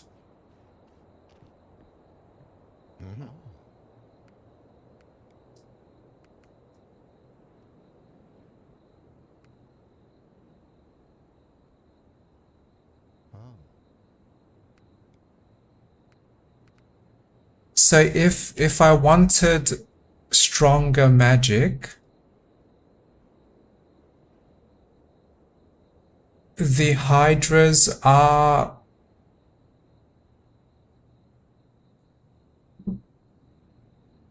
possibly one of the strongest magic I can use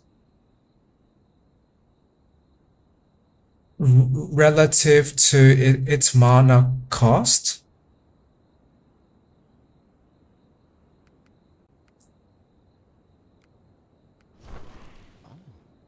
And I did enjoy having these Hydra magic before.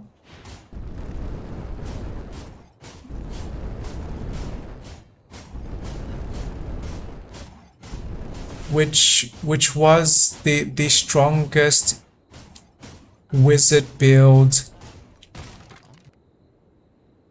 I was able to create.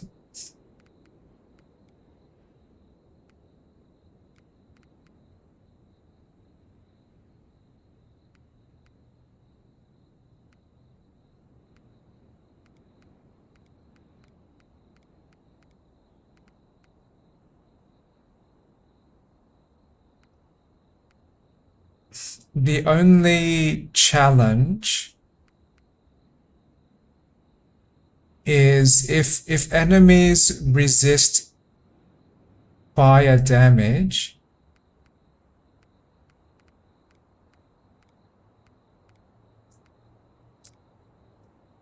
which includes those enemies in the final level, then this magic is almost, or this magic is too slow to damage those enemies.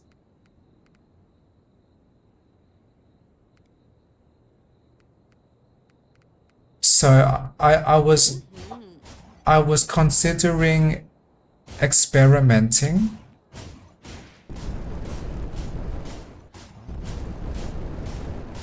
Back to the hydras, but I would change how I build my wizard.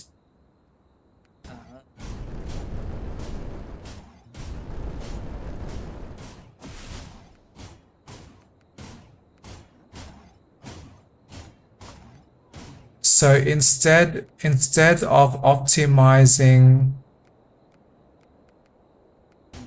the magic missiles,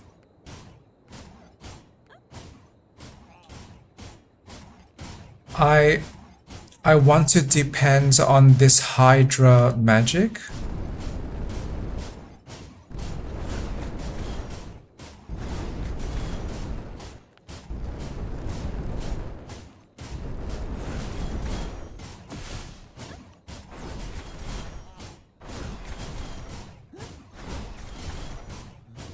But I might still need some magic missiles.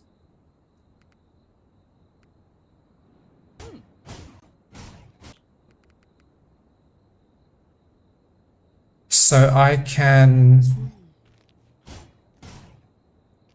fight the enemies that resist the Hydra damage.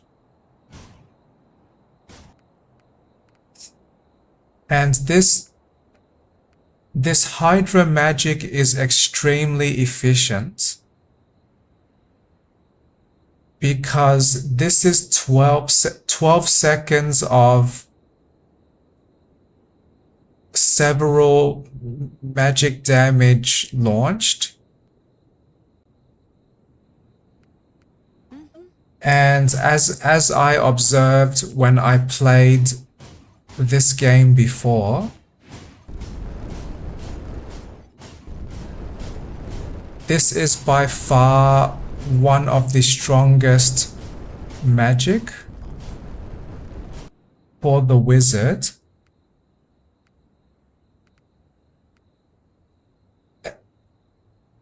especially if I optimize the intelligence attributes.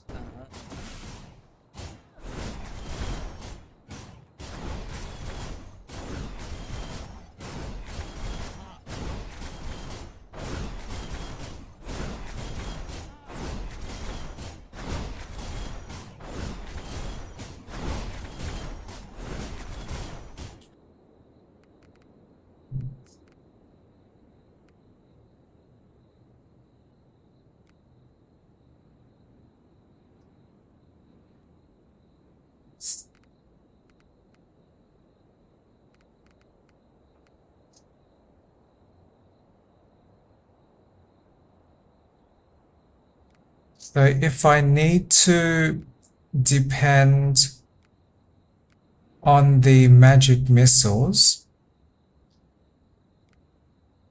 then I will increase my wizard's focus some more.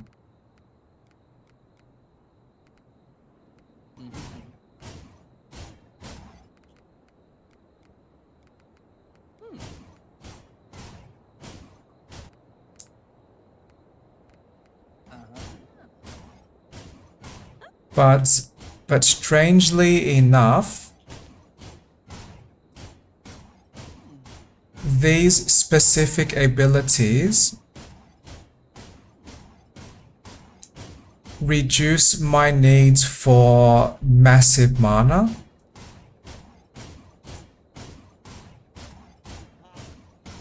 Partly because I have this magic sword, which is amazing and always attacks. So now I have a little vitality, a little focus. I will try a similar wizard build I created before.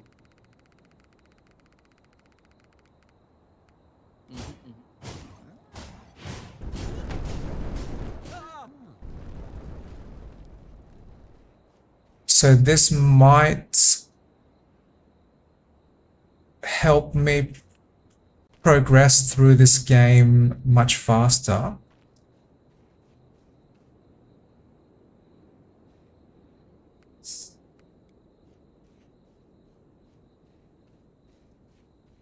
And I am slightly struggling to decide which new game plus difficulty I want to send my wizard next. I want to play new game +1 to test my new magic build and test how much my wizard can survive.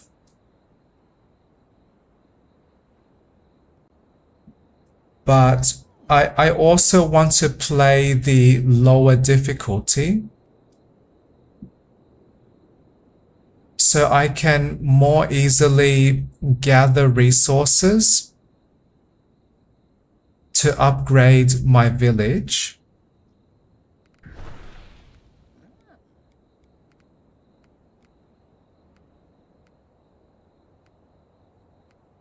But I suddenly recall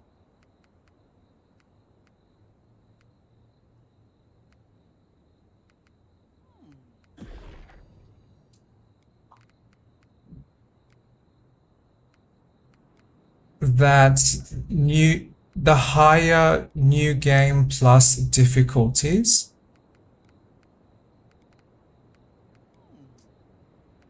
also increase my resource rewards. So now I would choose new game +1. On Steiner! which is the highest difficulty I have access to now for my wizard.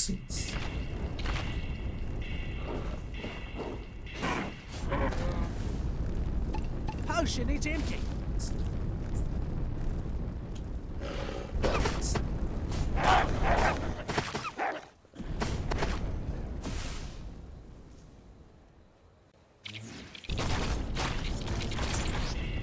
Previously, I failed to level up my paladin more because I wanted to build up those level up bonuses. So my wizard gains more armor and can survive this difficulty level easier.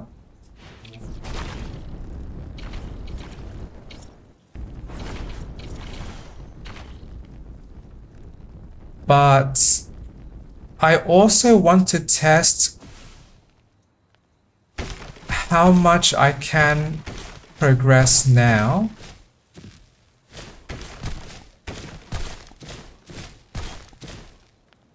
Because of my sudden decision to use the Hydra's magic.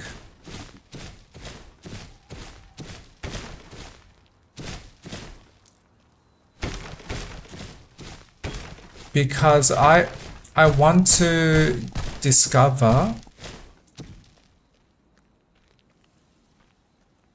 can my wizard now survive all of this new game +1 difficulty?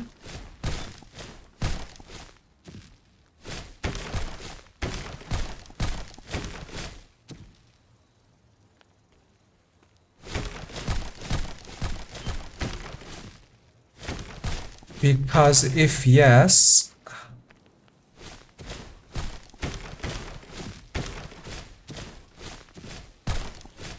I can more quickly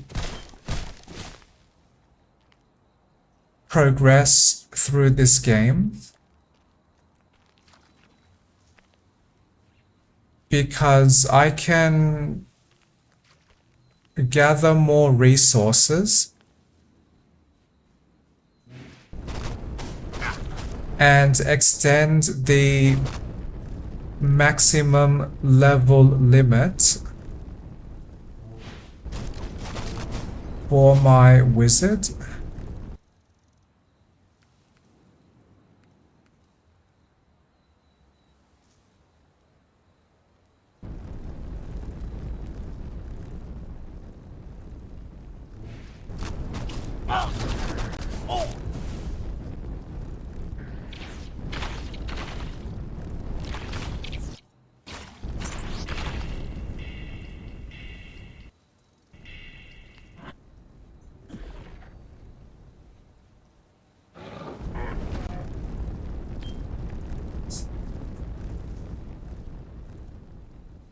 And if this Hydra magic is extremely amazingly strong,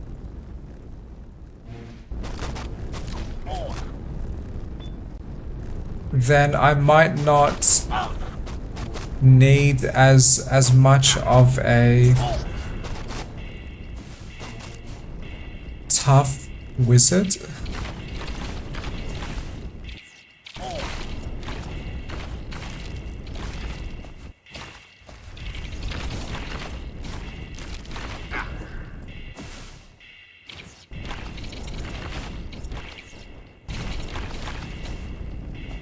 if this Hydra magic can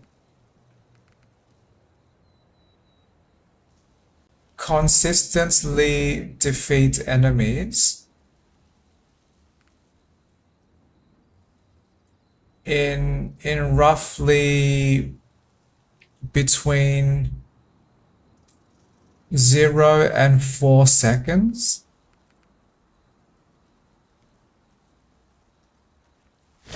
then this Hydra magic is much more useful to me.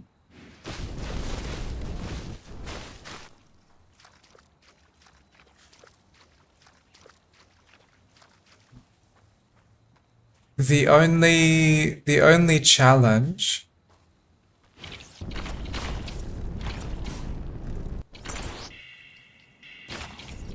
is when I fight enemies with very high fire resistance.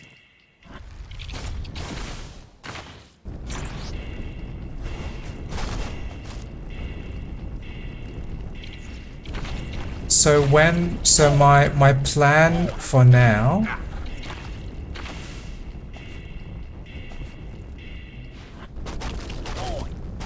is when I choose the skill upgrades,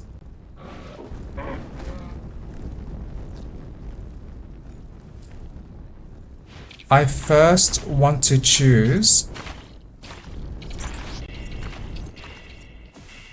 the upgrades for magic missiles.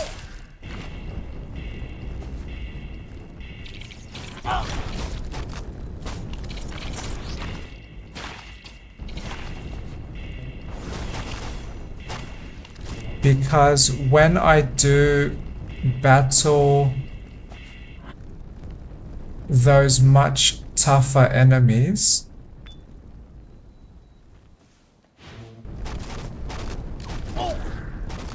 I can defeat them more easily. Great.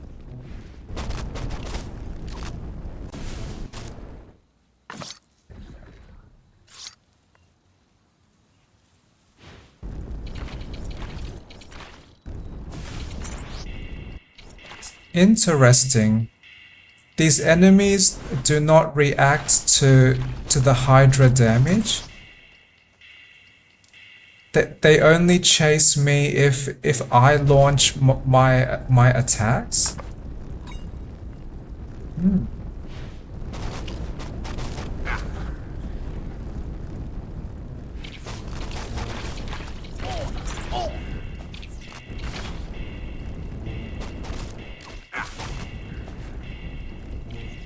And I like how accessible this Hydra magic is,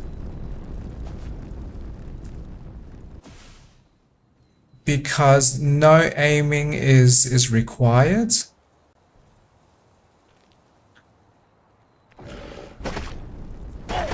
This magic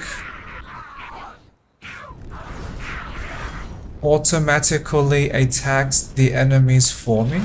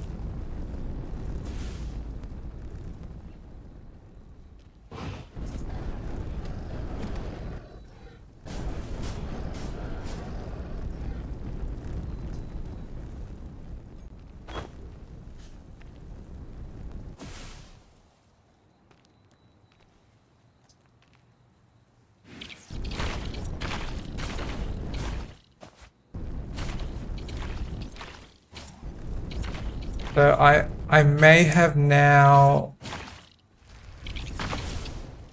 rediscovered Can't do that yet. my favorite wizard magic.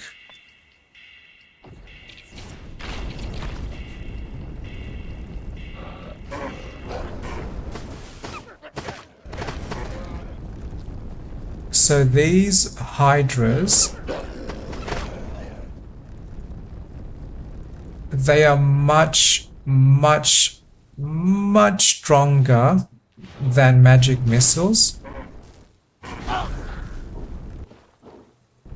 And they require relatively less mana to achieve that massive damage.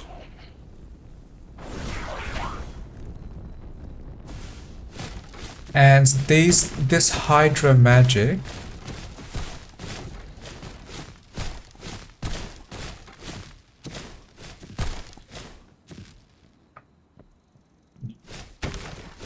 I suddenly forgot where my thoughts were going.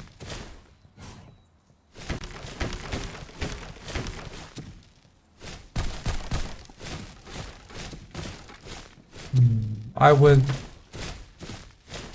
was describing a strength of the Hydra's magic. Oh yes, the Hydra magic persistently attacks enemies for roughly 12 seconds. That is much more accessible to me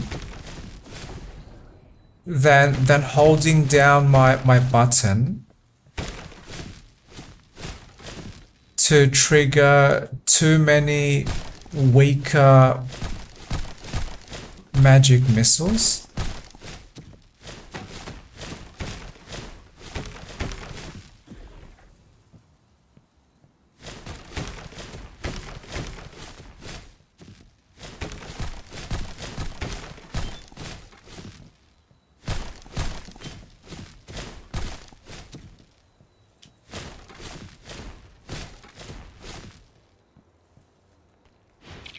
On, stay there!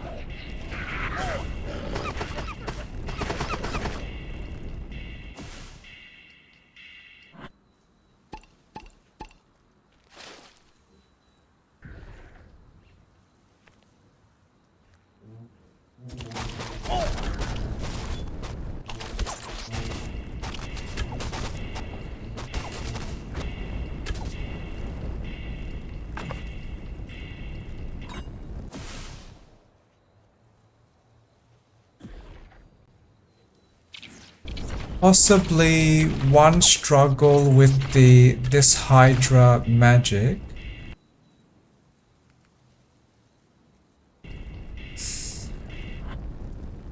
if I try to trigger this magic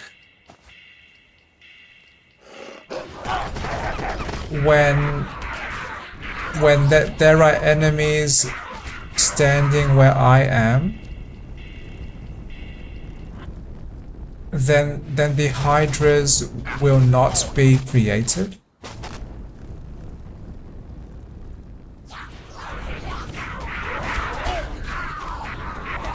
But then I can also solve that problem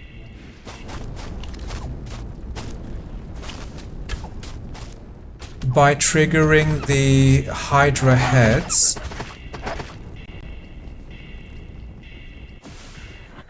before the enemies can gather gather around me too closely.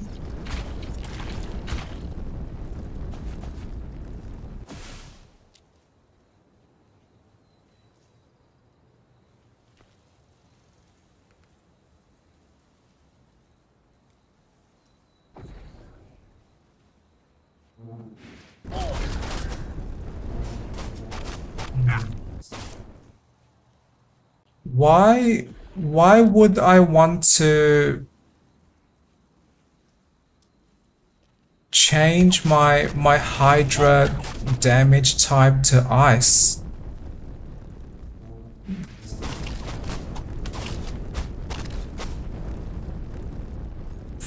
Fire is already strong.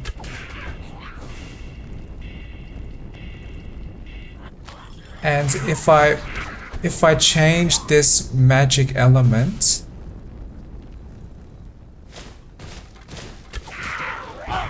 then I still have the same problem.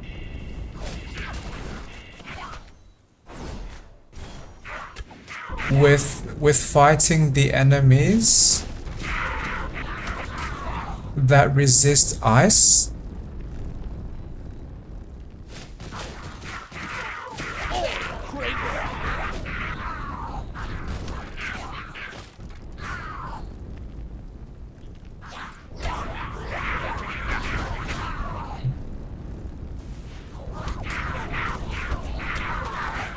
This Hydra magic is very amazing currently.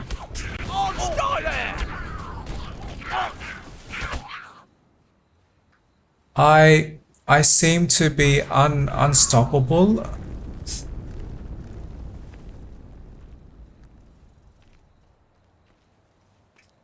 Especially if I can avoid receiving damage.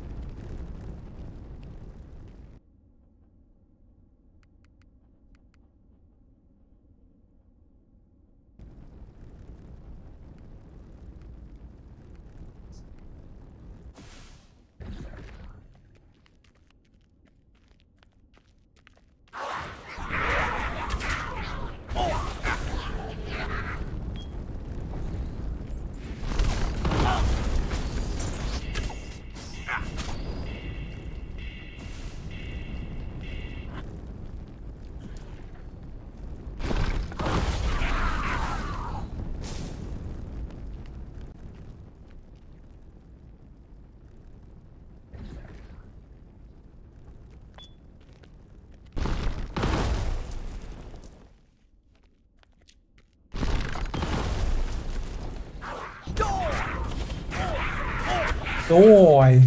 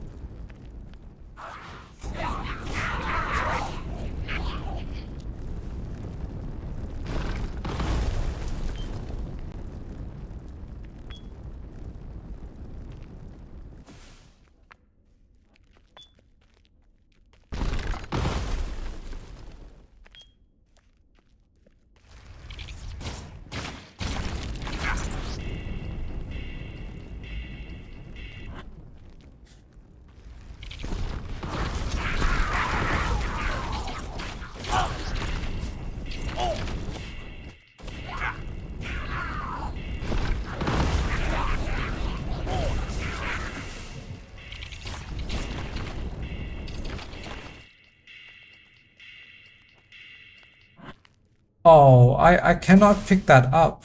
That that resource is teasing me and is floating over this area.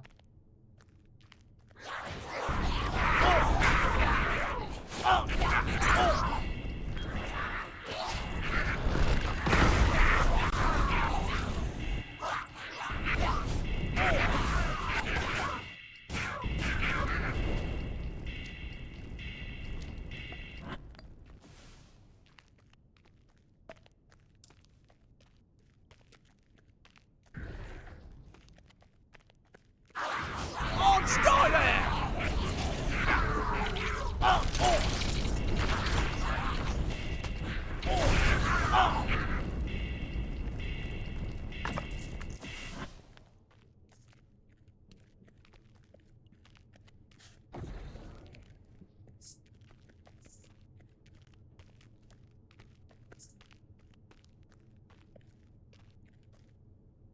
Maybe I should have Fair creep.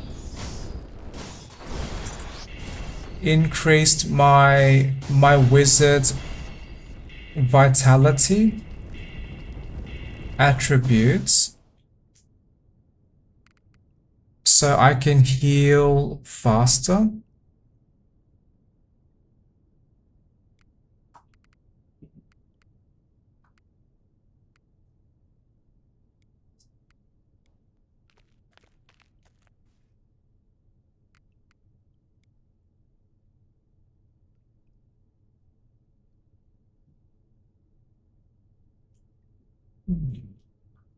I only now realized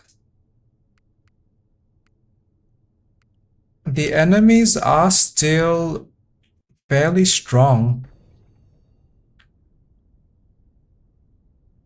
I guess my wizard does not have enough mana. I mean armor and resistances. Resistances. My speech patterns suddenly became more quiet.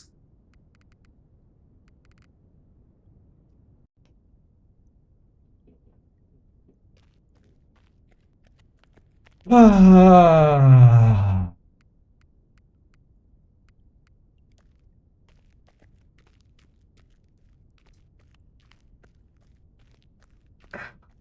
That was a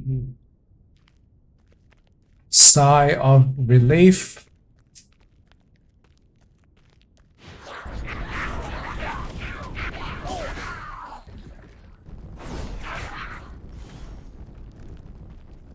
Because I am playing this game again.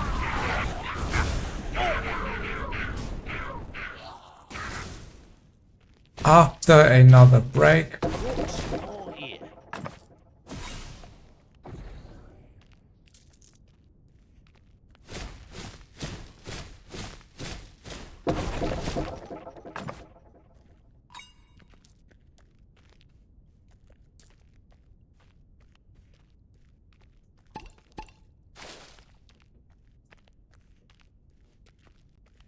I feel barely excited that my wizard can progress much.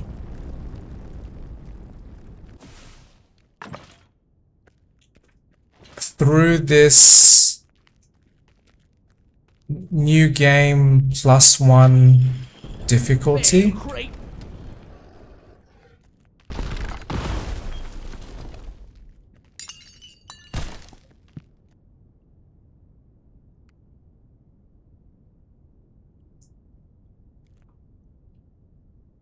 which means I can gather more resources and unlock more wizard potential and consume my gathered resources to upgrade my village further, which further upgrades my classes, which enables me to progress with my classes more through each dungeon, mission, new game plus.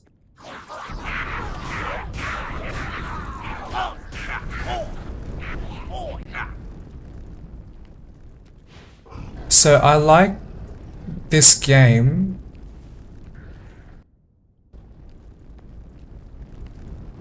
provides that type of back and forth experience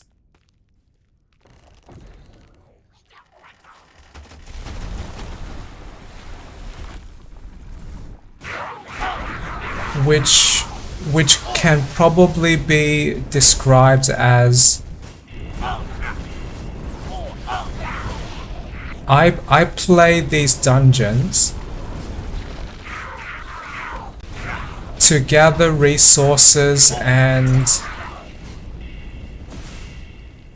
grow my character so I can return to the village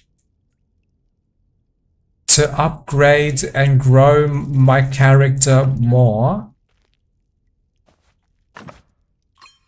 so I can return to these dungeon missions and gather more resources and grow even further, so I can return to the village and repeat this cycle.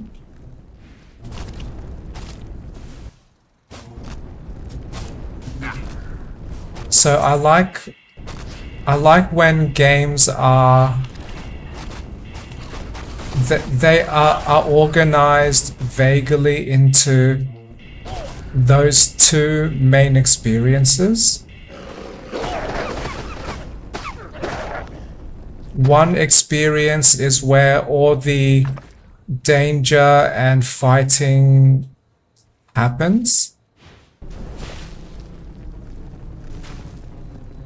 and the other experience is more about relaxing strategic choices, which enable me to survive dangers more easily. Then when I survive these dangers easier, I can return to the village with more resources to upgrade and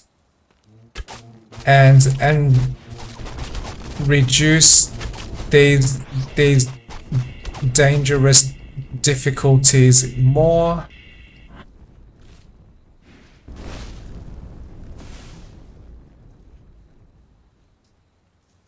So ideally, I can engage that self-sustaining experience unlimited number of times, because the moment-to-moment progress is often very engaging.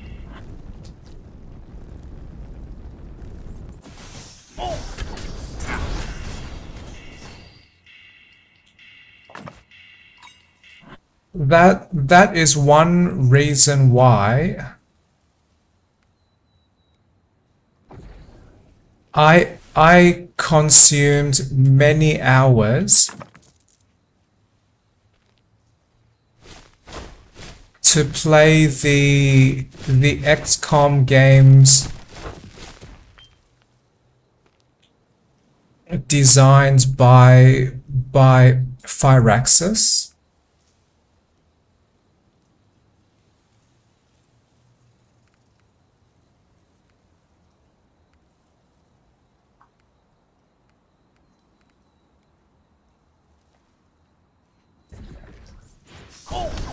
But there were so many reasons why I engaged with those XCOM games.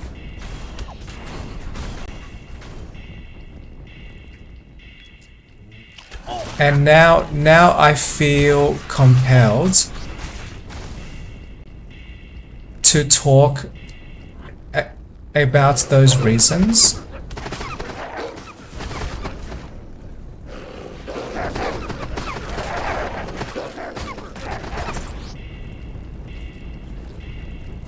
So one reason was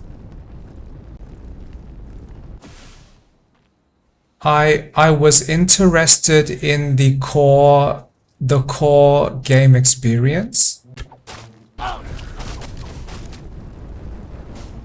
because I was familiar with one of the much older original XCOM games, which was XCOM Apocalypse. That was my first XCOM game I played when I was much younger.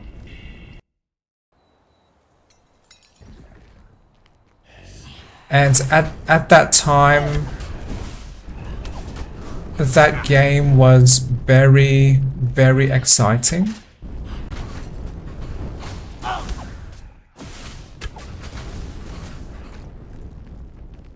Partly because I was very, very fascinated by digital games at that time, because they gave me this extremely engaging interactive entertainment by requiring I engage these systems.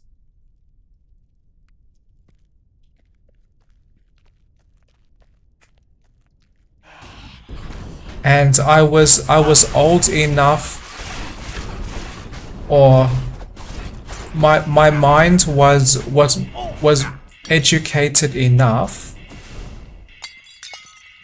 when I played XCOM Apocalypse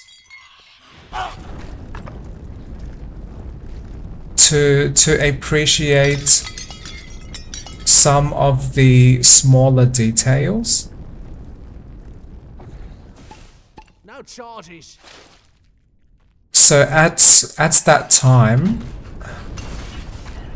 and to some extent now,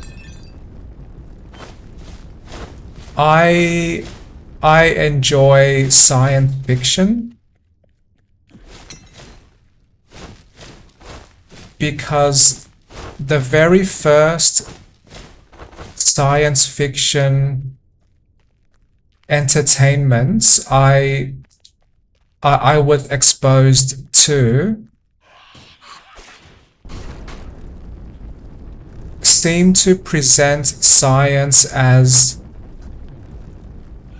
as a very optimistic and magical set of tools. So I liked the idea that energy shields exist that can conveniently provide protection. There was teleportation, which solves the problem of long distance travel, and becoming invisible through technology seems like another amazing science fiction tool. And at least in my experience, science fiction has often been associated with convenience, solving problems, exploration, wonder. And my understanding of space and space travel at that time, that was also presented in entertainment media as very optimistic, exciting exploration, new discoveries with these magical technologies. So that has always been the interpretation of science fiction that my mind has attached itself to.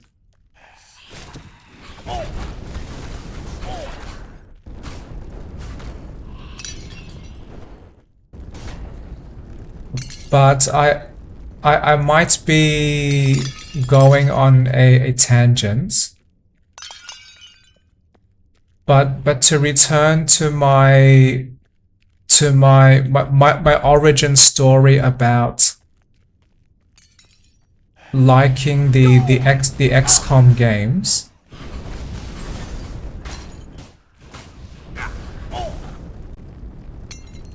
At the time I played XCOM Apocalypse, what was during a time I really enjoyed science fiction entertainment, and XCOM Apocalypse aligns with much of science fiction.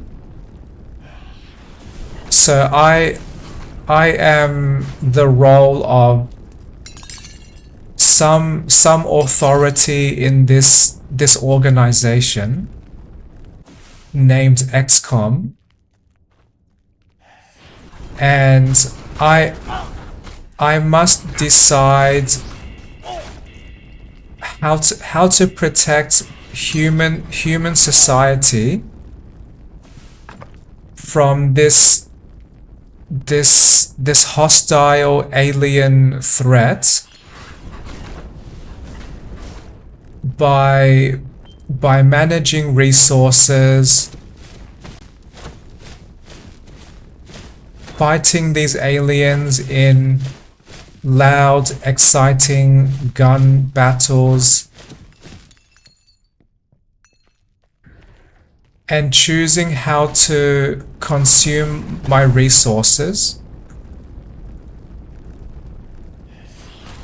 to research and manufacture alien technologies that I can recover from battles. And that was vaguely a very structured game experience too. So there was a strategy experience when I am primarily upgrading my soldiers and expanding my facilities so I can support more soldiers and build bigger and better equipment. And eventually the game forces me to respond to urgent alien threats that attack at random places. And so I must transition from that strategic experience to a more intense and dangerous combat play. And that is one way I can grow my soldiers. And that gives me unique opportunities to gather alien technology. So younger me playing XCOM Apocalypse, which is very science fiction themed, because fighting aliens with all of these impressive tools and combat involved shiny, colorful, loud gunfighting, and as I progress through those games,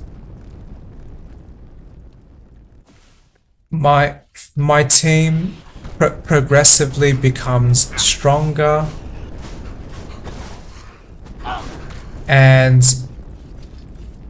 discovering new alien technologies and reverse engineering them was often exciting.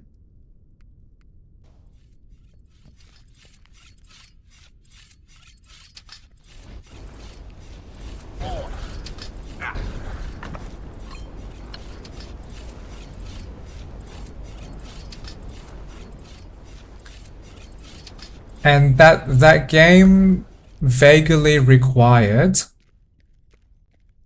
I play the role of military commander during combat, but I was also a manager of resources, and I could choose the priority of research projects, and I can choose what the engineers manufacture. So it was a very interesting simulation style game. Ah, I am dying.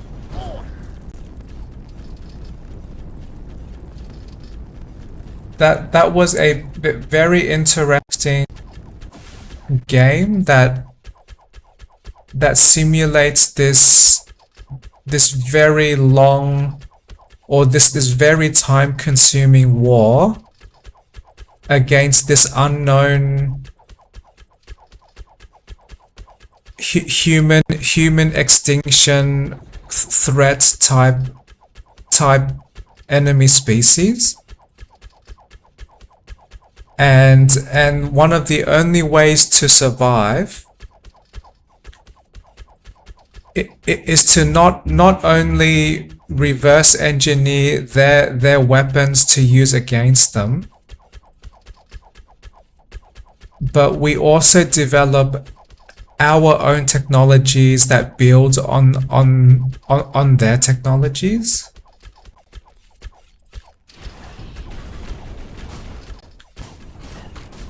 So XCOM Apocalypse introduced me to this fascinating science fiction world, and fortunately for me,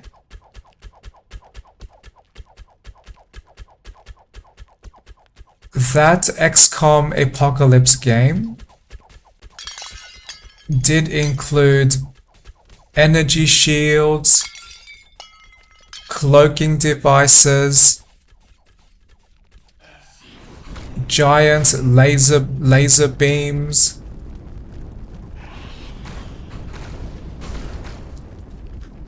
but what I did not realize at that time was that XCOM Apocalypse might have been a very overcomplicated game, because I was often engaging with a very complex user interface that had so many buttons, and I recall at the time I tried to read the manual that was with the game box to try and learn some of the game's user interface.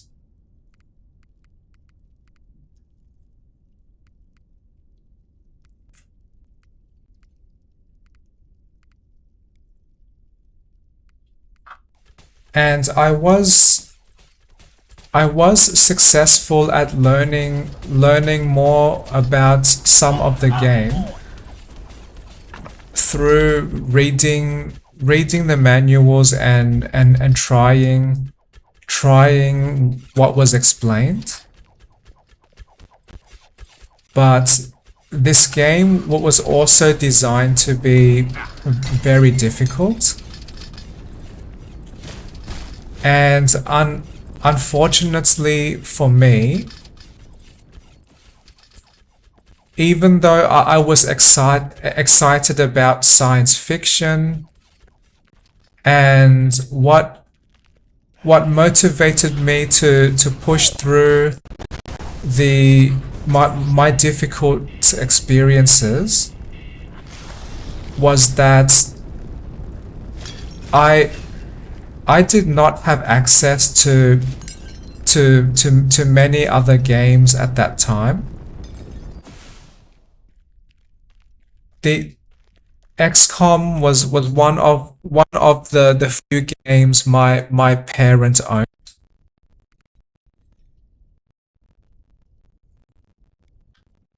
And I was primarily playing my parents' games because they had a technology job.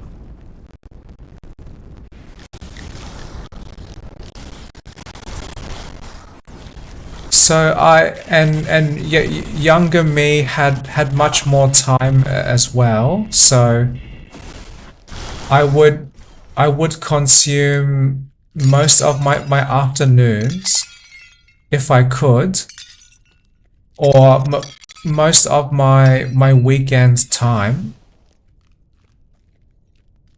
just engaging with these games.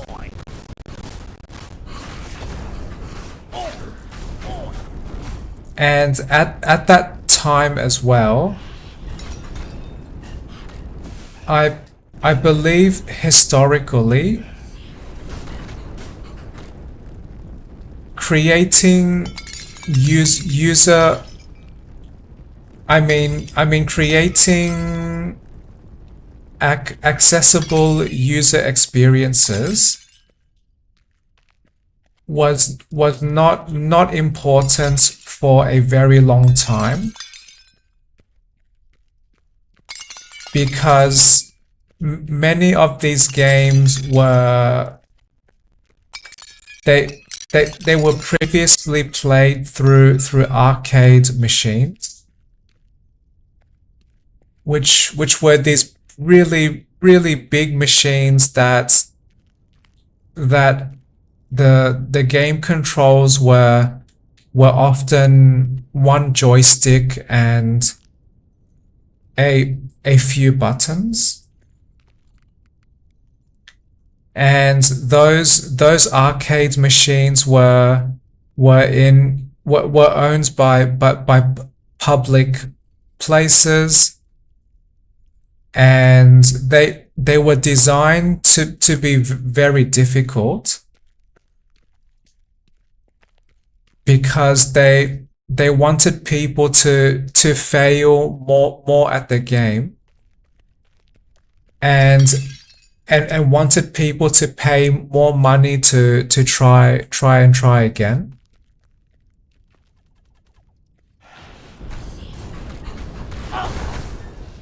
Then at least that is what I learned from watching YouTube videos, including extra credits. And then later, those arcade games were no longer created, because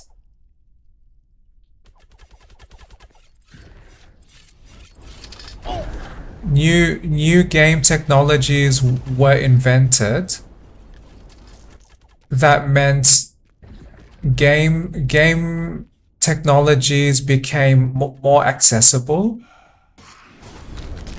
So instead of this public space with big arcade machines,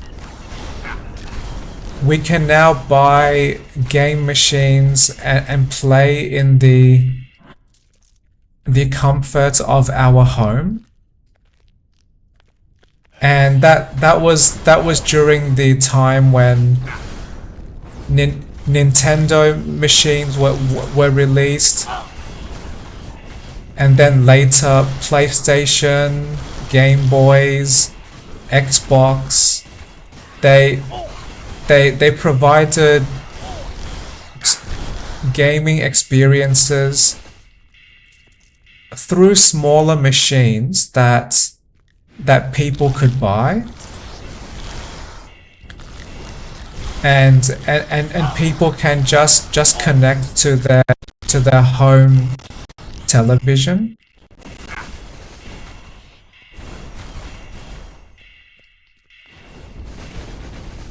And if I recall correctly,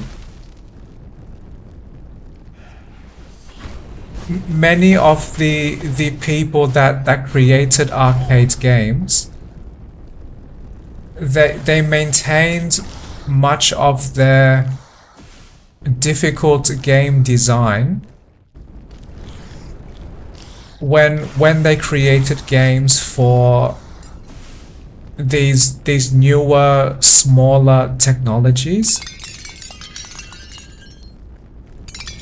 which includes computer games.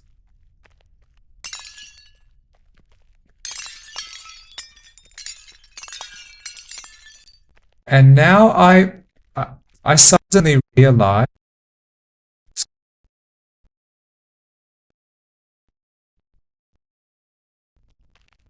I forgot why I started talking about.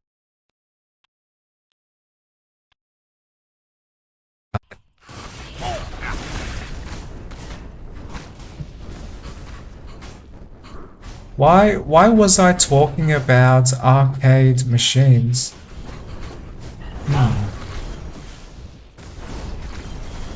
I was talking about XCOM.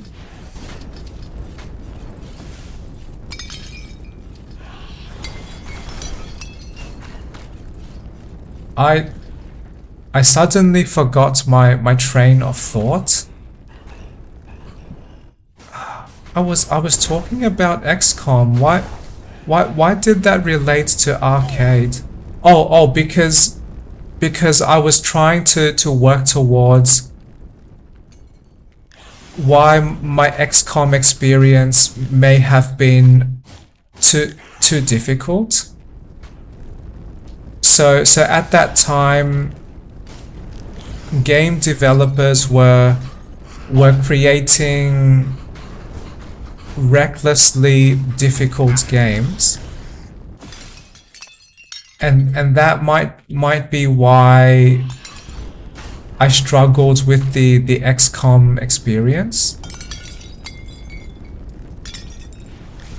And when I say XCOM was difficult, I meant there was very minimal space to fail, because the enemy aliens were strong enough to instantly kill any of my soldiers in any mission. And what a dead soldier means is a permanent loss of power for my team, which means in future missions, Empty. my chance of survival is significantly less.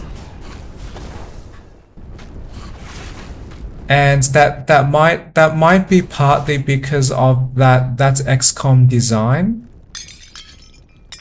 that failure and loss, they are often permanent, and those types of game systems, they create a fear of failure, because the more you fail, the more likely you are going to fail in future.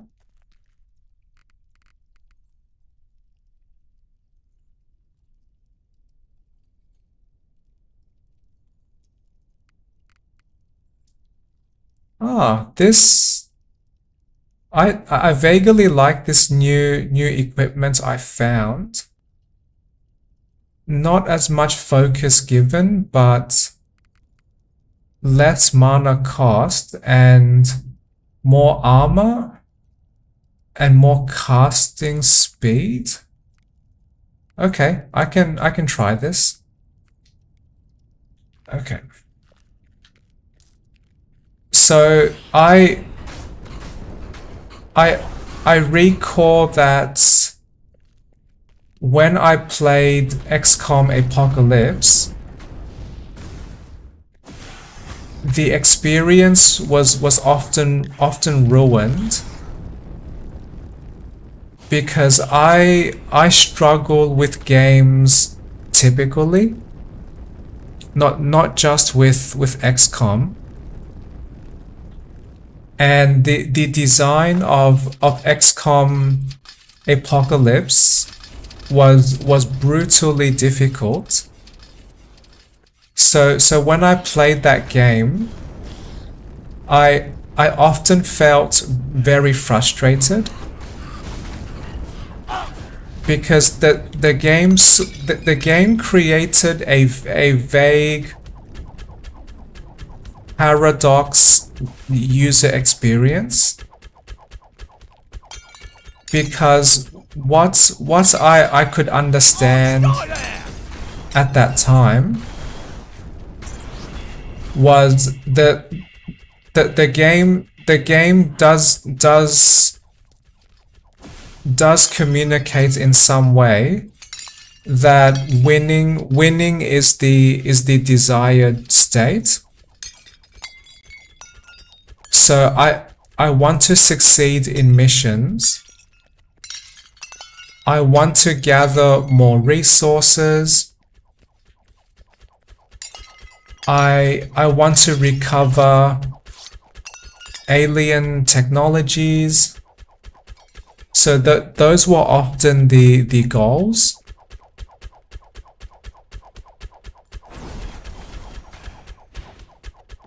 But what I disliked is that this game heavily punishes failure.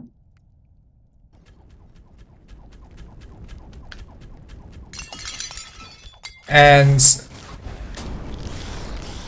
the amount of steps between having a successful playthrough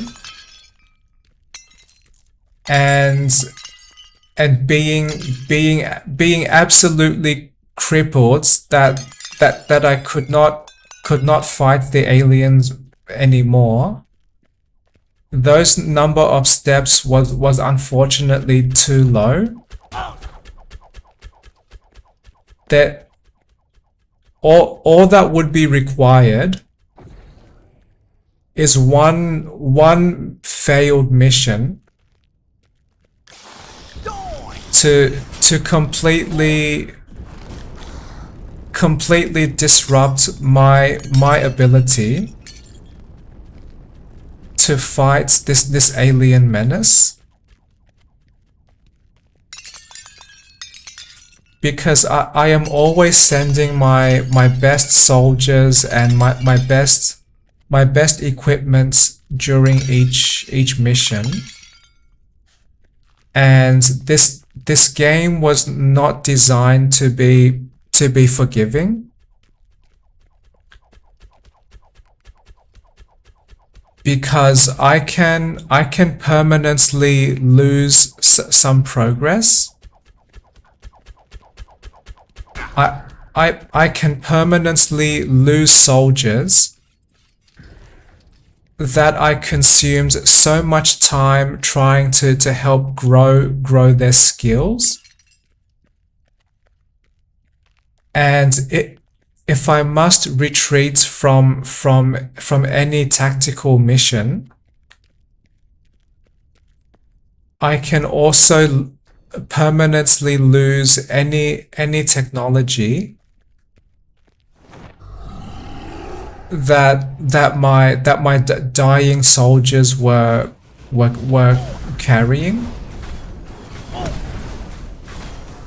So my typical reaction to catastrophic failure in XCOM Apocalypse was to reload my save files and to save my game very often, which made the game more difficult for me to engage with. Because not only was the user interface very complex and very difficult to engage with, but now I must regularly break the flow of my user experience to stop my play, click on some menus and trigger my game to save or to save my progress at that specific time. And I struggled I struggled to enjoy XCOM in a really great way, because I really liked those ideas. Science fiction, shiny laser guns, big battles of flying vehicles, shooting these unidentified flying objects, research, development, growth, reverse engineering, innovative engineering. But the execution of the game experience was just very not very accessible. Very difficult and punishing game, combined with complex user interface, which was vaguely common with many other games at that time as well.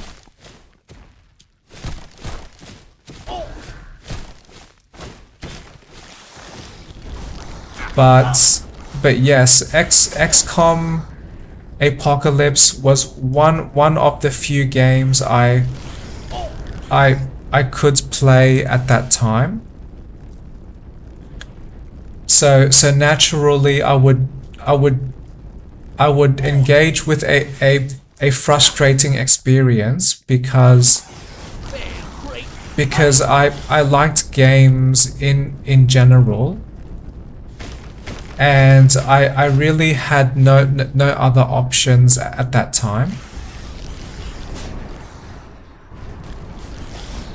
And the only reason I am explaining this past history is to help communicate why I engaged so much with the Firaxis XCOM games.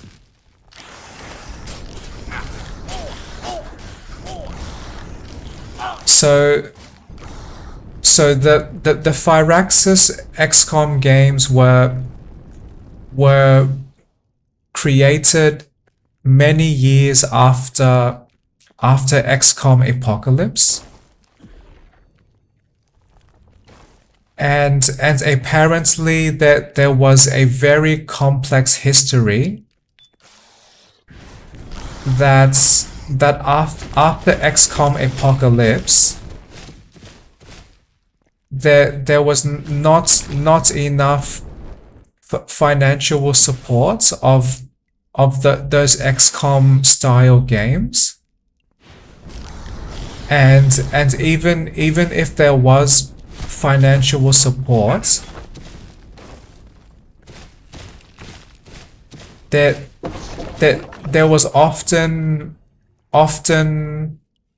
requests to change the creative direction of those XCOM games.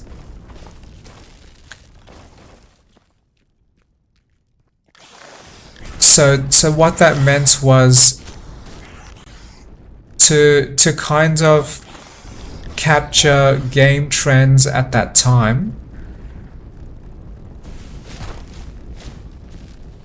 XCOM Apocalypse became, or it included this mode that was like a real-time strategy game, which was also a complex, difficult mess for me to engage with. But that was often the mode I played, because the turn-based mode was too slow and too complex to my younger mind at that time.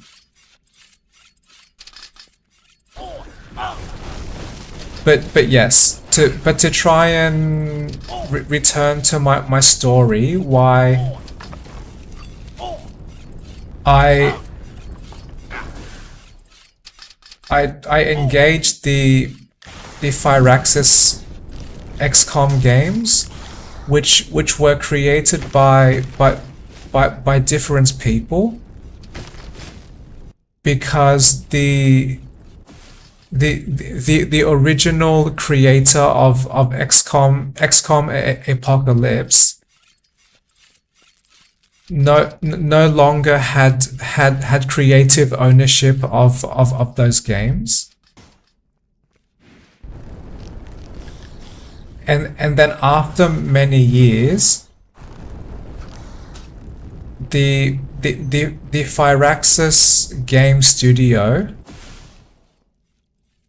they bought the creative ownership of XCOM, and the lead designer was or is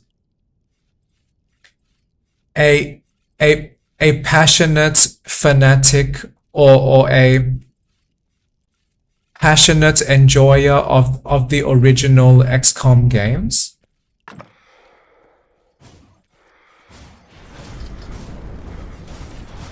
So one of the reasons why I wanted to play that Firaxis XCOM before that game had released was I very oddly enough, I kind of developed some attachment to XCOM Apocalypse. So even though that game was old and clunky and was frustratingly difficult, and the user experience was very, very poor to me, but in some strange way, that became a part of my younger life, and my brain associated that old game with some amount of joy. And as technology changed, and as my family was always buying better computers,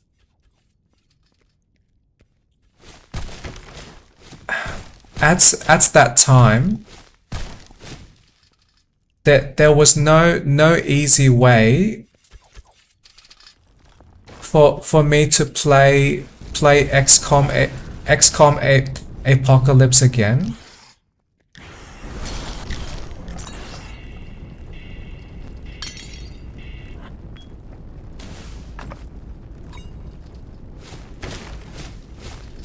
So I developed this itch, or developed this desire to play a game that I had previously played, even though I may have had access to slightly more games.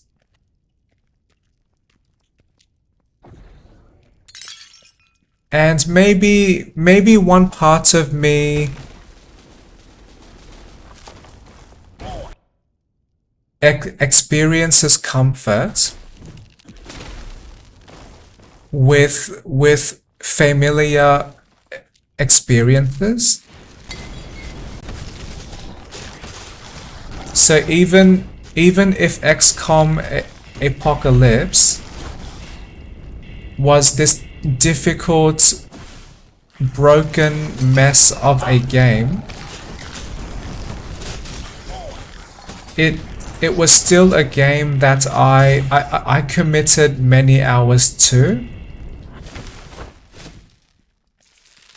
And if I had to choose between playing a new game that I am not familiar with, or choosing to play a game that I am familiar with some rough experiences,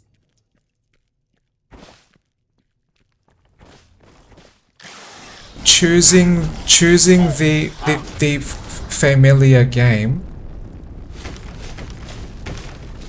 seems to be more desired by my brain. And I have played multiple games after XCOM Apocalypse.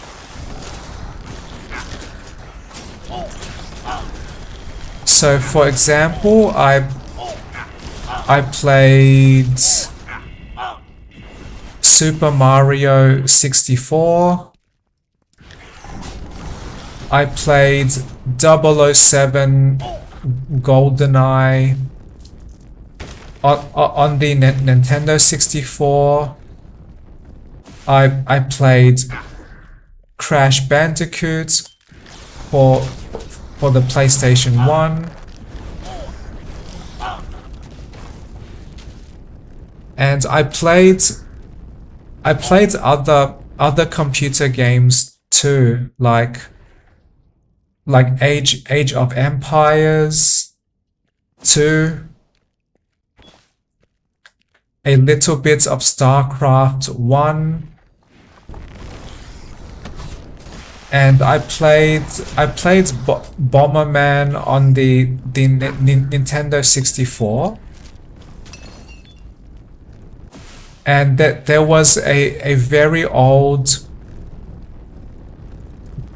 Bomberman game that my parents had for the computer. Oh, that's suddenly reminds me that computer Bomberman game was played on Windows 95, I believe. And that was a very entertaining game.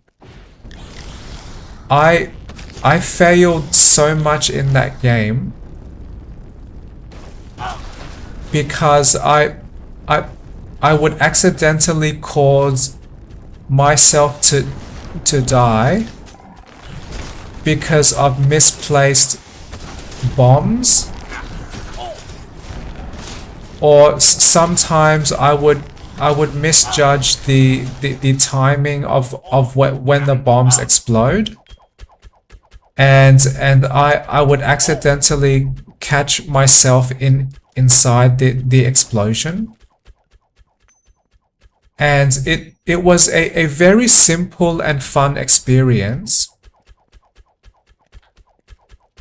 using explosives to break blocks and clear myself a path. But those same explosives were valuable tools to fight the other people I might play with. And I most definitely played that game with my sibling and with some other people as well. And I laughed multiple times when playing Bomberman. partly because my skill at that game was really terrible. So I could rarely predict when I would survive. When I did survive, they were pleasant surprises. And when I failed, they were often funny reflections of my mistakes, because failure could happen instantly in the most catastrophic, spectacular way.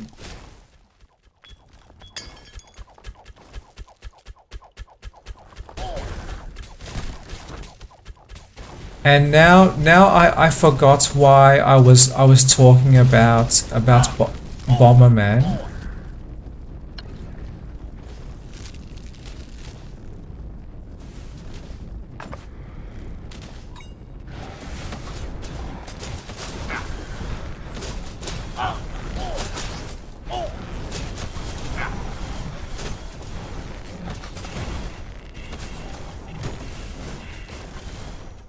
But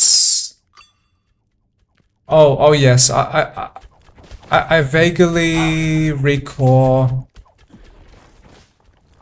I was talking about familiarity of the XCOM games. So over time, I was developing this itch and this desire to play XCOM Apocalypse, and I was not able to easily find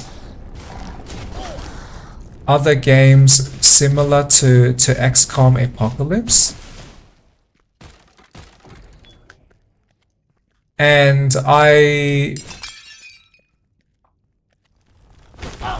one of my ways to engage with the internet at that time was to search for information relating to games that I might be able to ask my parents to buy, or maybe if my biological family was too strict, and this is going to sounds a little sad, but if my biological family believes that games technology was too expensive for us to buy, then what I was willing to do was to read information about new games I might be excited about, and try to imagine how fun it might be if I could actually play those games. So this might sound sad, but I liked games enough that I was willing to play games with only my imagination.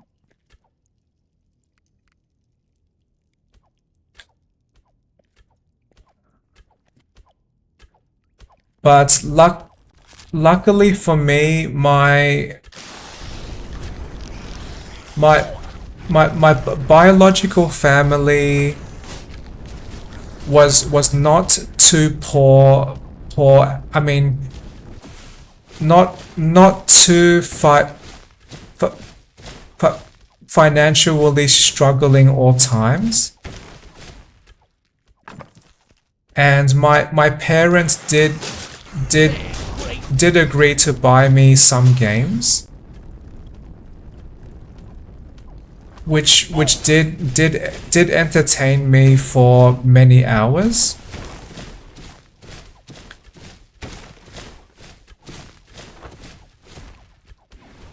But what I clearly understood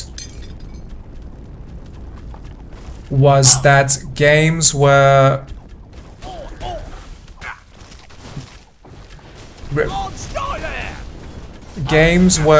relatively very expensive,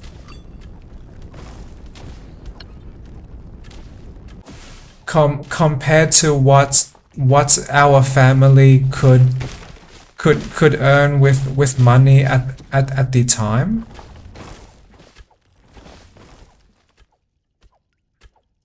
And even though there was agreement to buy games for me and my sibling,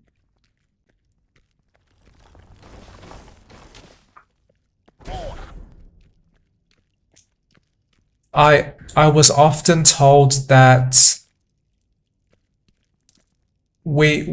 me and my sibling were not allowed to ask for too many games, because there was a limit to how much money my parents wanted to consume to buy games for us, which is fair too. If I was a parent and if my children wanted very, very expensive toys, and if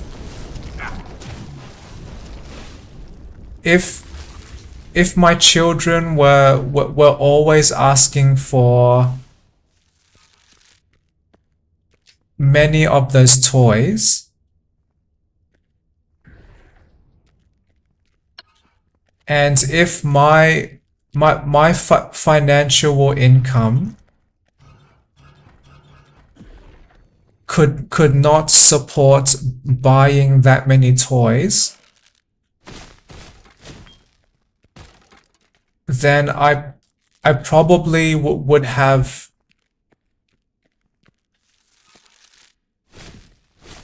engaged in similar decisions by trying to communicate to my children roughly, child, I love you and all, but I have to manage the practical side of our resources, and I love you, child, but I do not want to buy too many toys for you,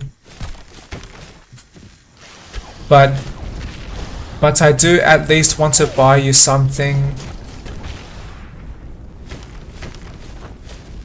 And something like that. And then some other part of my mind might also be thinking, why buy toys for the children that will only entertain them for a very short time, especially expensive toys. But parenting is also very complex as well.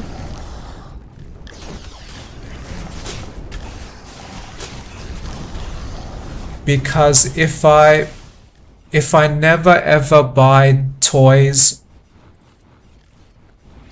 for my children, or if what I am willing to buy for them is not frequent enough, and they cannot perceive the love of the parenting, then I risk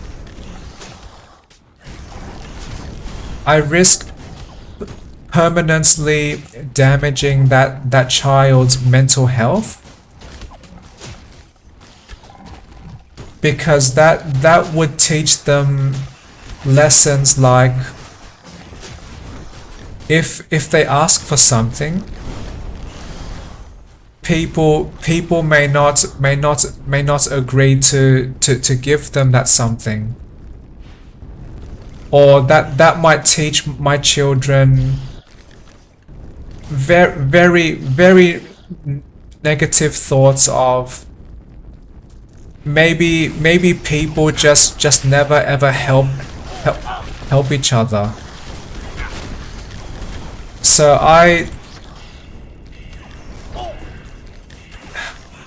this is one reason I do not want to rush to be a parent,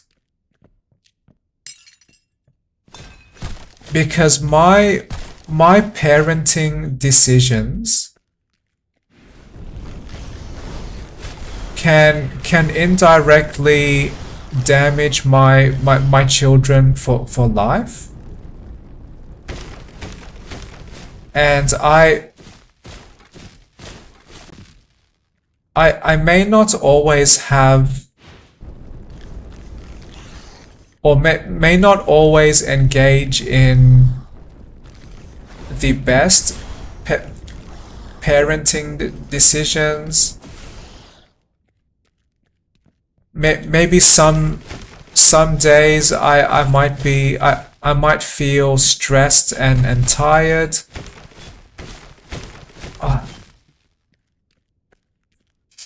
That reminds me, one other concern I have about being parent is if I am too stressed or too tired one day,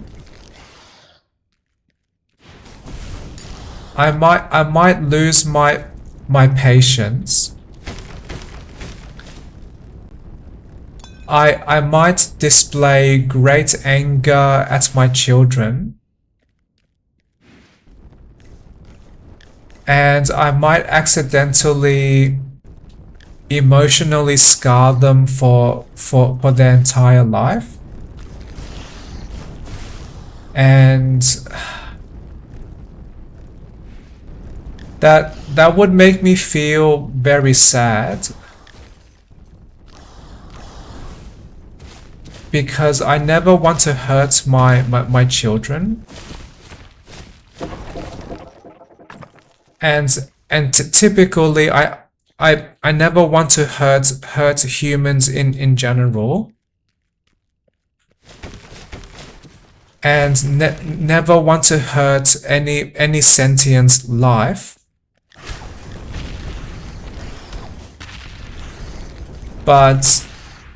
But especially I do not want to hurt children.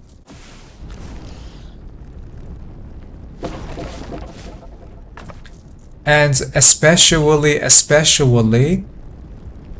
do not want to hurt my children.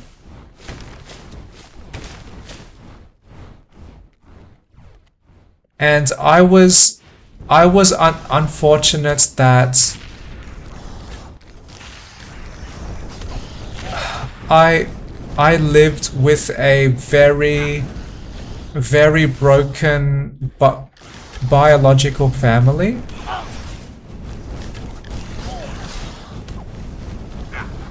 Because both my parents struggled to communicate with each other. And both of my parents have at various times lost patience with me.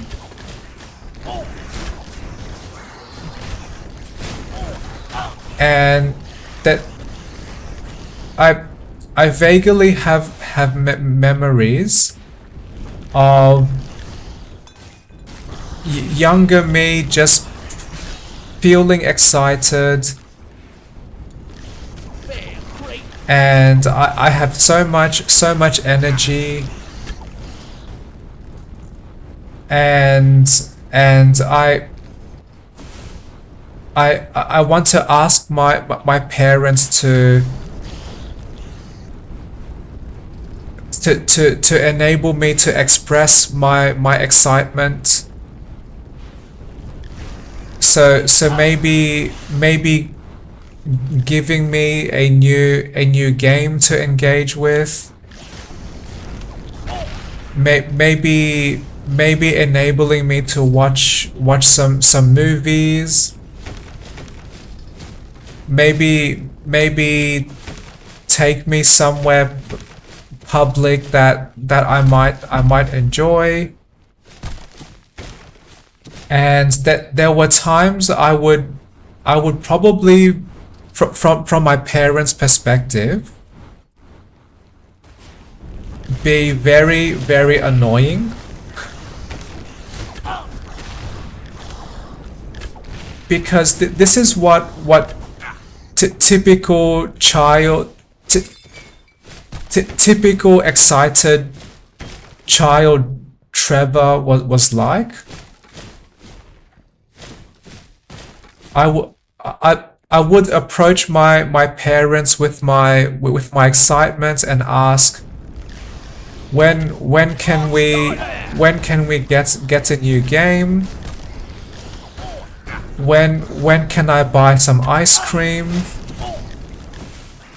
When can I watch some movies?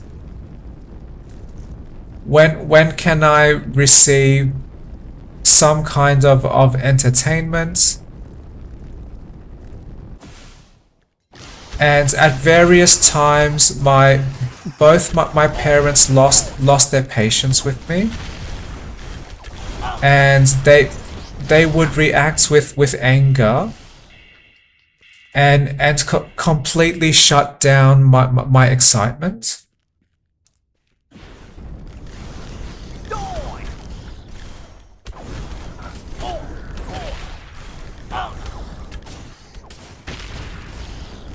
So thinking about that now, I do not know how much of that experience negatively impacted my adult life, but I would say that is not the best nurturing experience for children.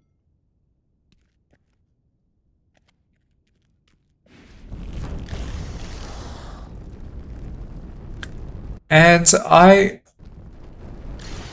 would like to believe I do not hate my parents. They probably experienced very large stress at those times as well. but I have no desire to engage with my biological family again, because I do not trust that we can communicate in ways that we are both happy with.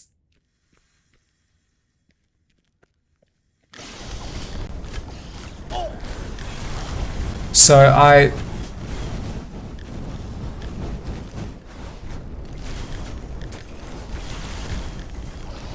I have decided to permanently disconnect myself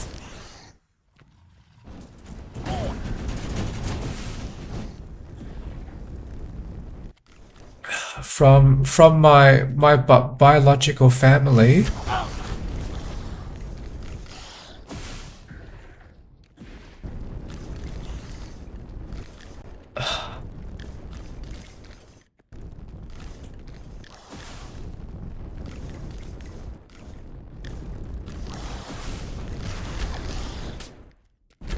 And I do not know entirely why,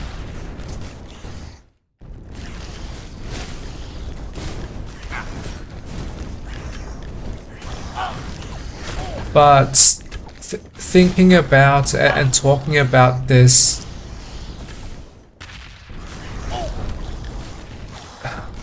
is causing me to cry slightly.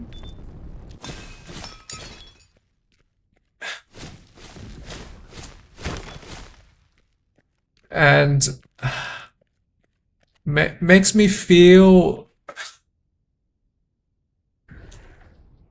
slightly sad.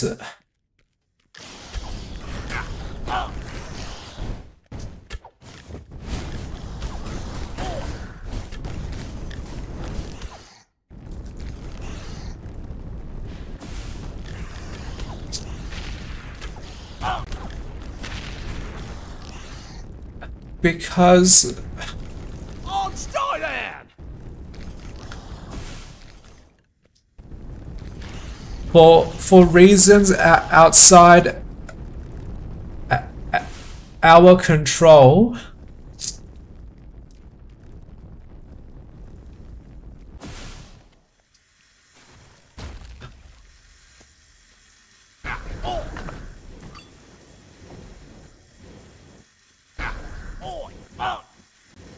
my biological family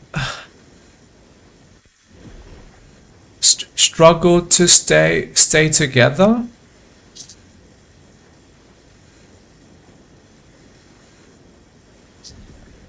Maybe this world is very difficult for all people to live in.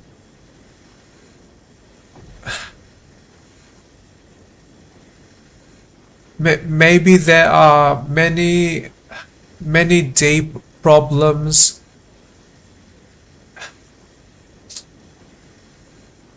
with money-based systems.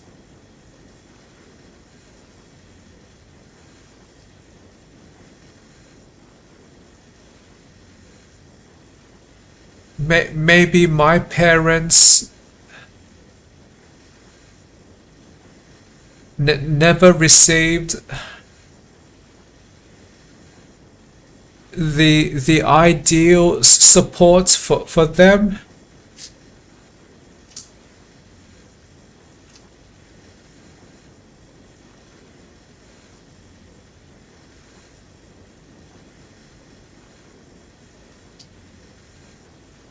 And we all may have experienced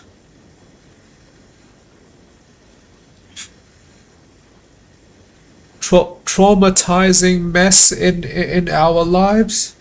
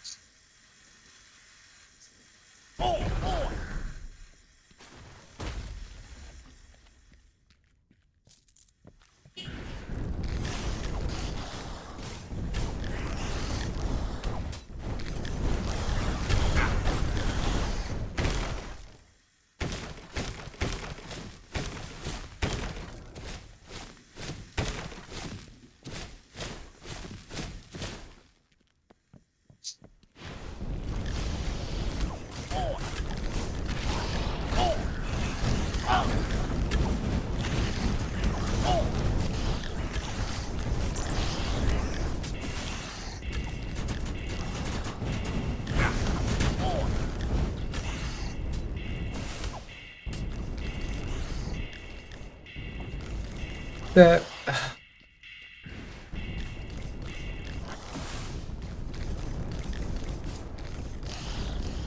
there might be one part of me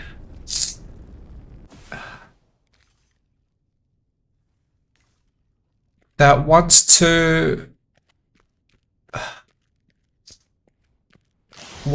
engage with my biological family again. But I would not be very comfortable.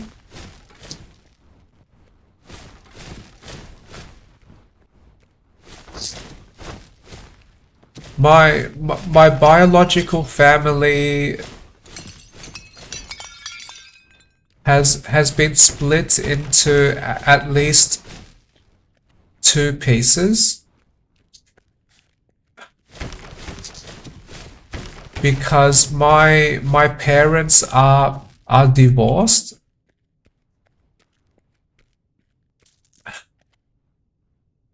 And they have been divorced for multiple years.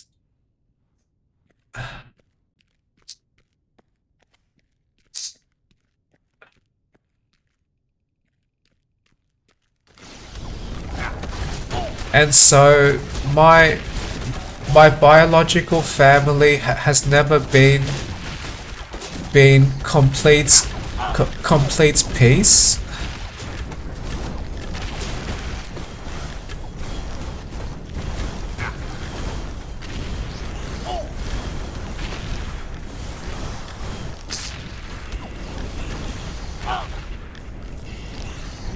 That most unfortunately for me, there are much more negative memories with my biological family than positive ones.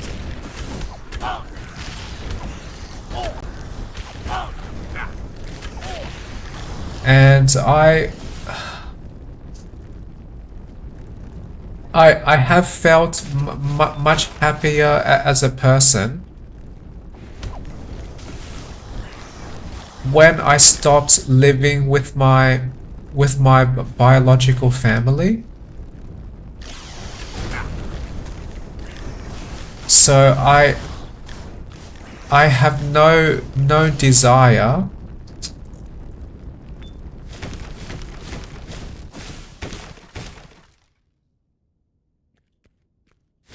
to invite all of that stress and drama.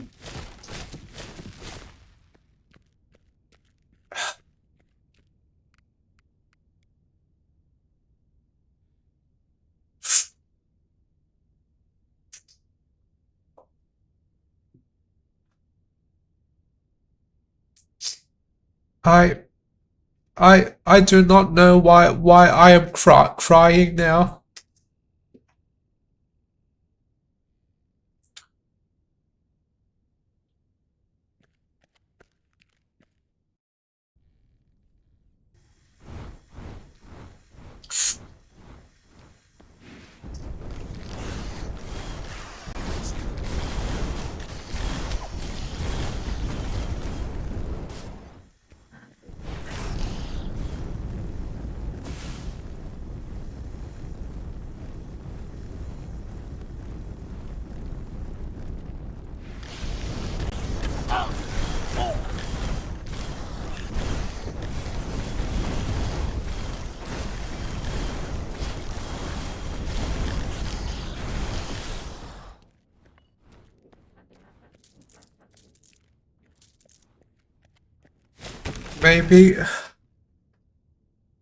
Maybe I developed some kind of emotional attachment to my biological family.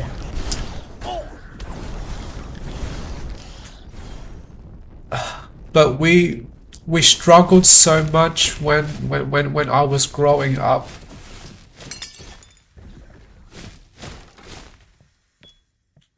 So most of my memories were when distracting myself with games.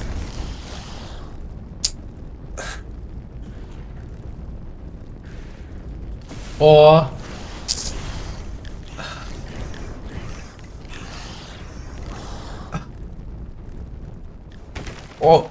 experiencing stress and struggle with the family.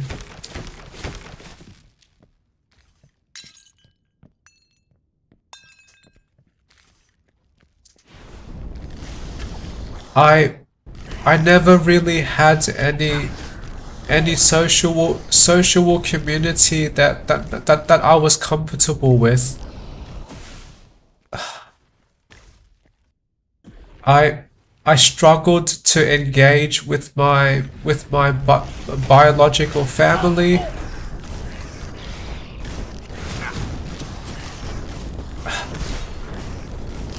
I never met people that shared enough experiences or shared enough interests as me.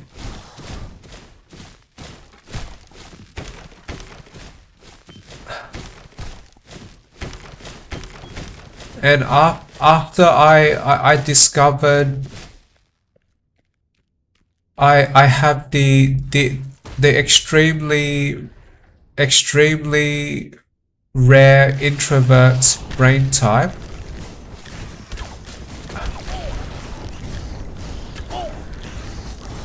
I focused much more of my energy and my efforts to support my happiness, because what my life experience has taught me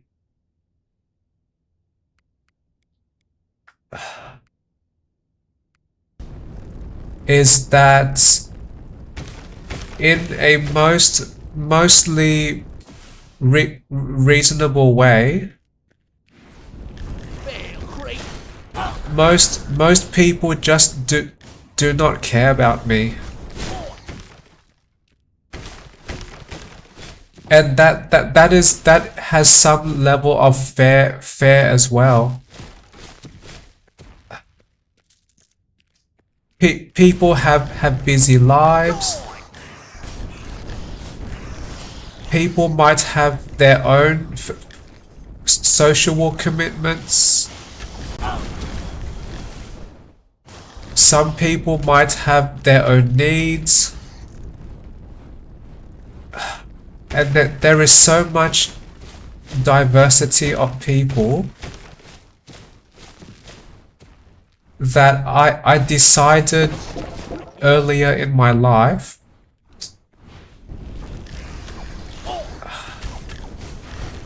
I never want to depend on other humans to be happy. And I observed from my life history that technology-based entertainment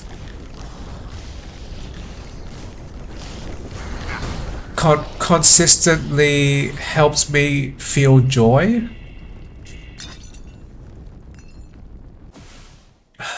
So that is where I focus much of my time.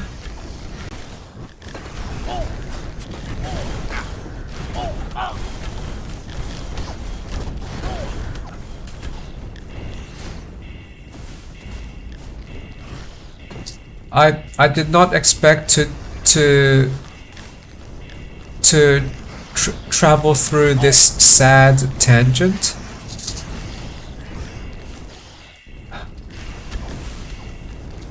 but my memories were just jumping from one related space to another related space.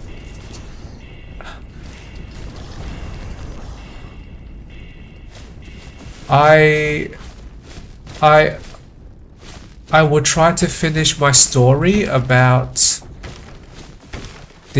my XCOM motivations.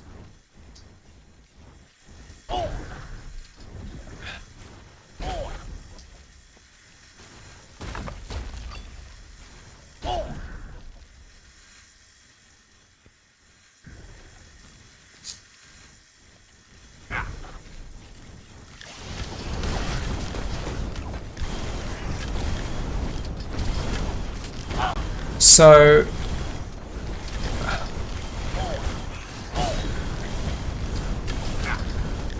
my biological family did not enable me access to too many games, but at least some. And I developed this itch to experience XCOM again. But not only that, I also wanted to experience an improved user experience. So I was vaguely following news about the first Firaxis XCOM game, and if I recall correctly,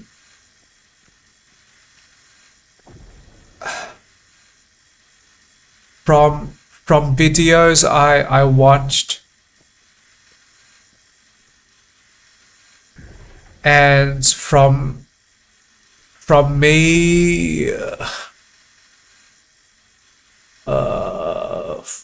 from me playing a pirated version of that game, I liked how the user experience became more accessible.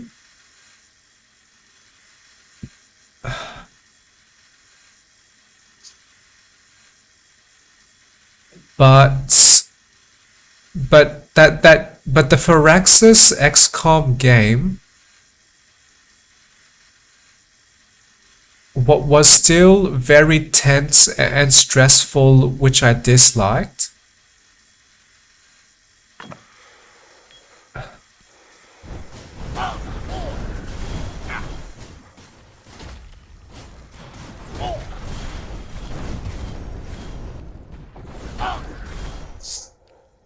But unfortunately for me, I vaguely had a similar experience with XCOM Apocalypse. So I was able to return to a familiar experience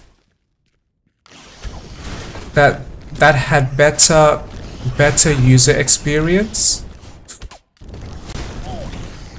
and the user interface was much more simple. But because at that time I could not easily buy more games, I committed many hours to trying to experience as much entertainment as I can from that XCOM game. So I probably should not have pushed myself through so much frustration. But there really was no other game like that. And same opinion that I had before. I love the ideas of XCOM. That optimistic science fiction.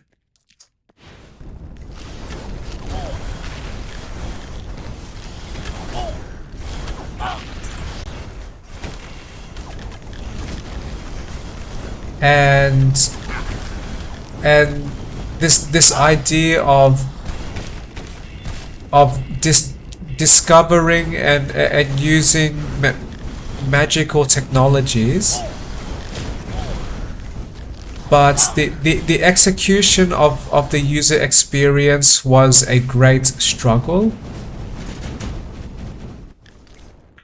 The Firaxis games were more user friendly than XCOM Apocalypse,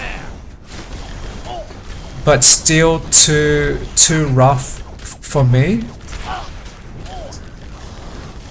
The difficulty was much more punishing than I would have liked.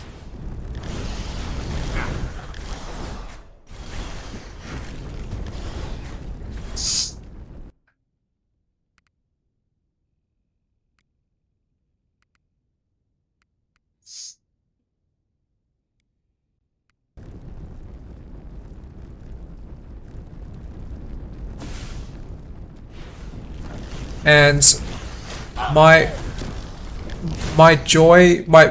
biggest joy with these XCOM games was just the parts where I progress.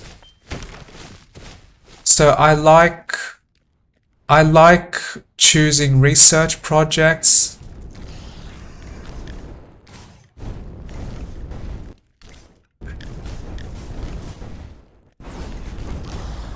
I like transitioning from completed research projects to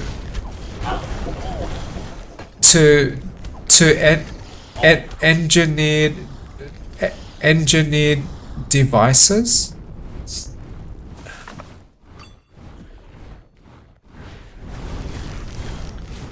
And if the missions were much easier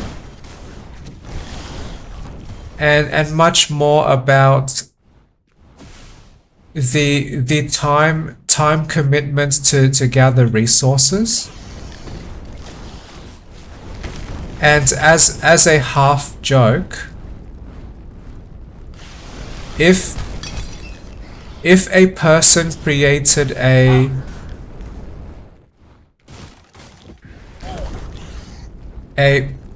family-friendly XCOM game, when during the missions they give you their technology, I would still enjoy that type of XCOM experience. And maybe we can have some conversations with the alien and learn what they were doing on some previous weekend, maybe they can describe the home planets where they traveled from.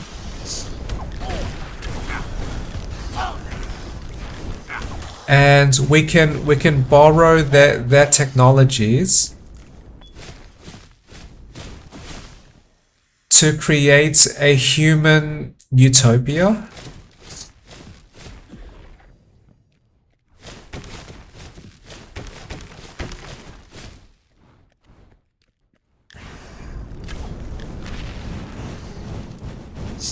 And instead of engaging with violent gun battles, why not have some campaign to convince the business people of our planet to trust and to work with the aliens.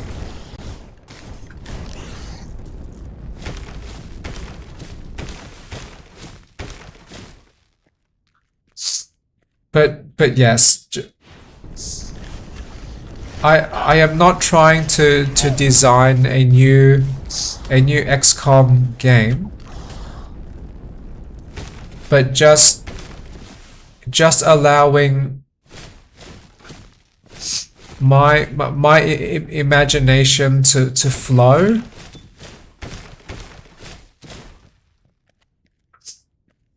during this talk.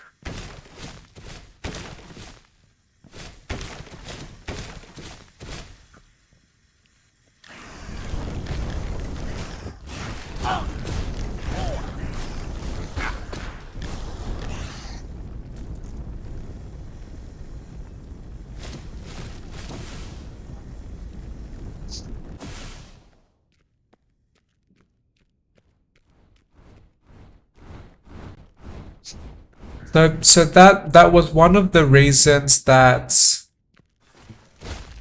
the new XCOM excited me,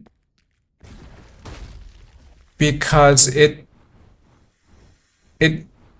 promised to preserve some of the core experience from XCOM Apocalypse. So this idea of a resource management and base management layer combined with these dangerous but rewarding battles, and we bounce between those two states of play.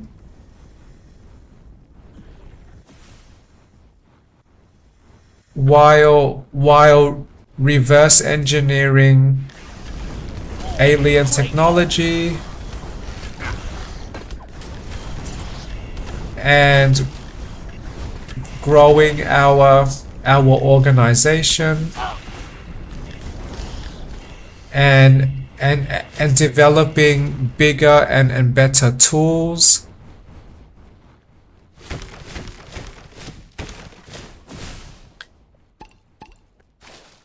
So that captures much of the science fiction experience that I enjoyed from these older XCOM games. So that is a great way to encourage me to try new games.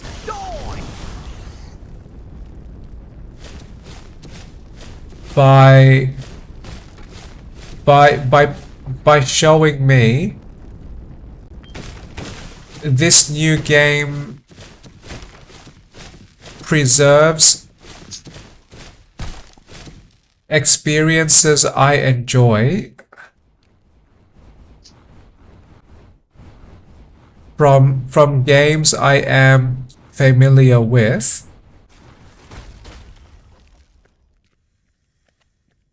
but also adding improvements.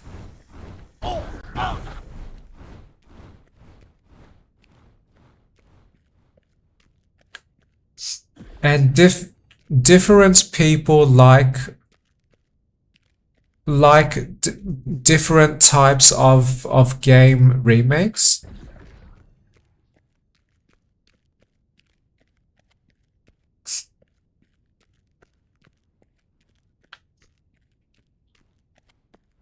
So there might be some people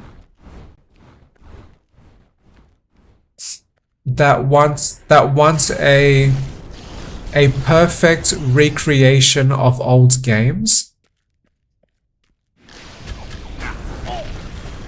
to completely preserve the state of those games.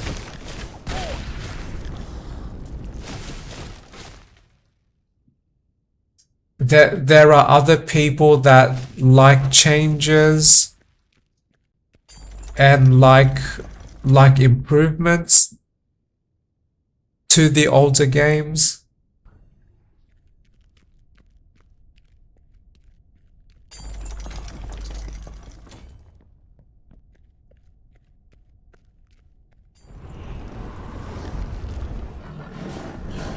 So there really is no one way to always make games, because we have a massive diversity of game preferences.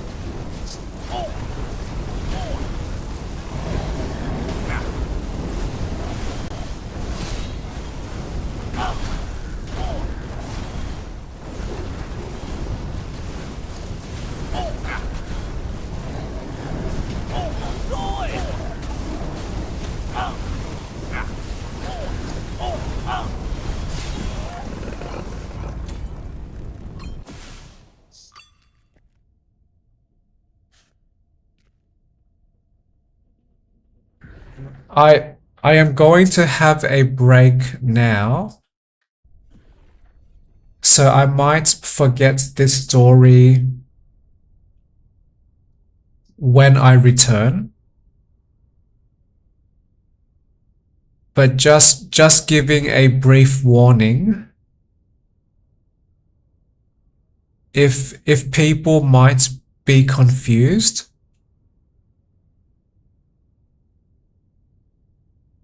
why that story did not finish.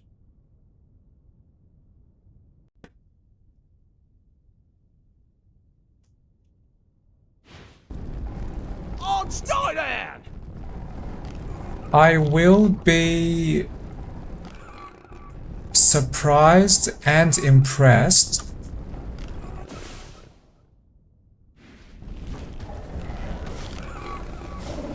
if my wizard can survive until the final dungeon.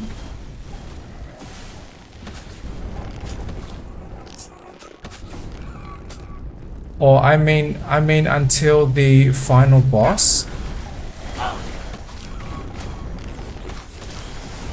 And the reason is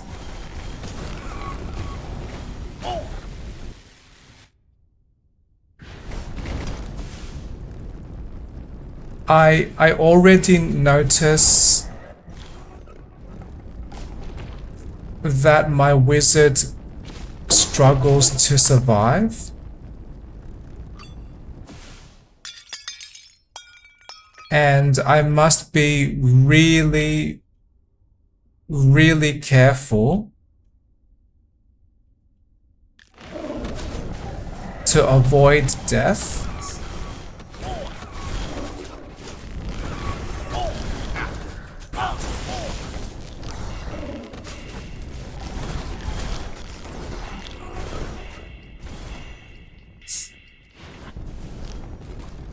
I am depending so much with running around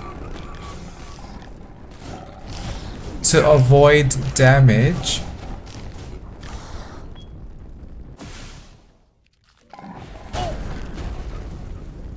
While my hydras give these enemies much damage.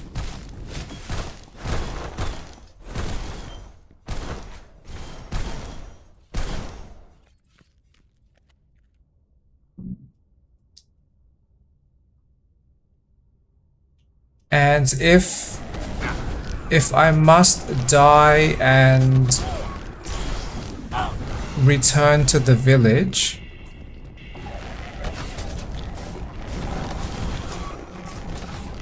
I may level up my paladin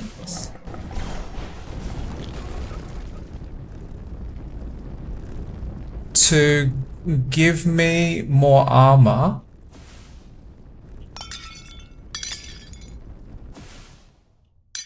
Or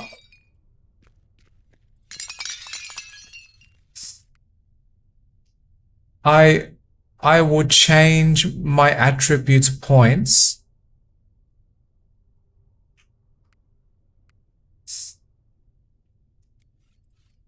and give myself more vitality attributes.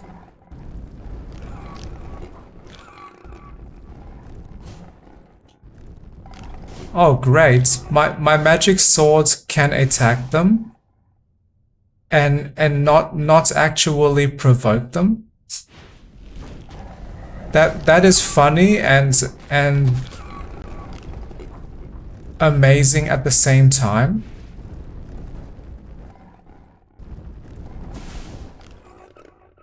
That is very funny to me. That these enemies can receive damage and not react.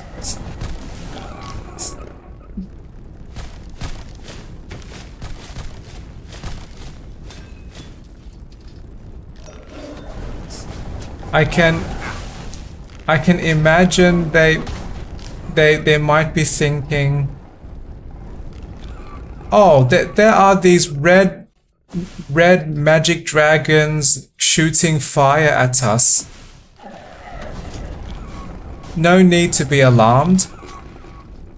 We can just bathe in this brilliant fire.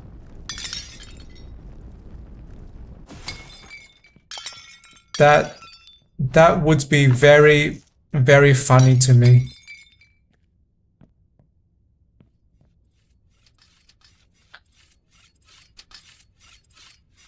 But because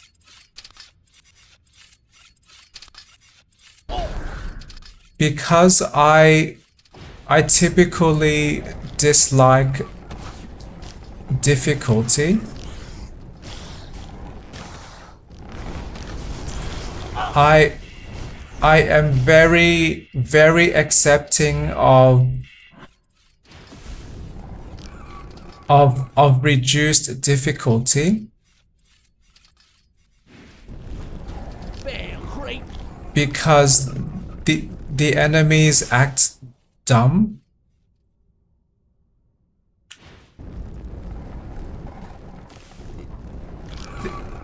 This is great.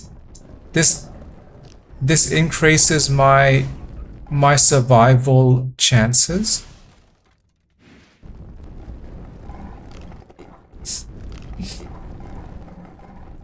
If my hydras had more attack range, this would probably be one of my favorite abilities.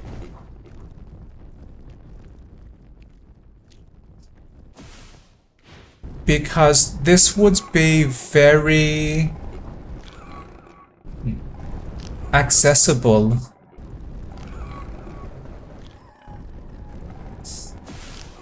If this were a science fiction game,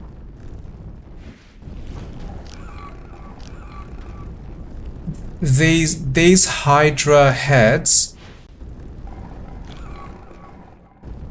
could easily be automated turrets.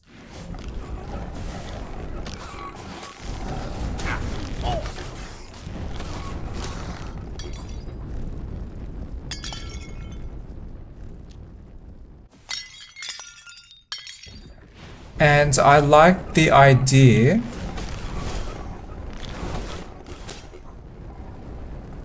I can instantly place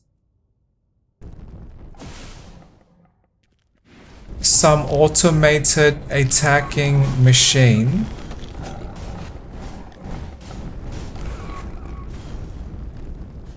that is very efficient with removing dangers for me.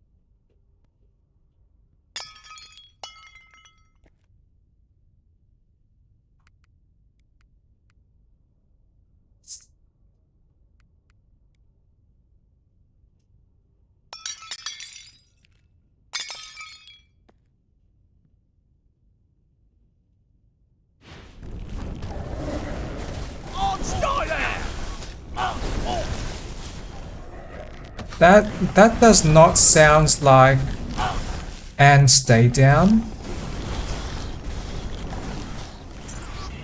My mind always interprets that phrase and that voice sounding like and Stalin. So I do not know if this character is obsessed with some dictator named Stalin. And Stalin, I like Stalin.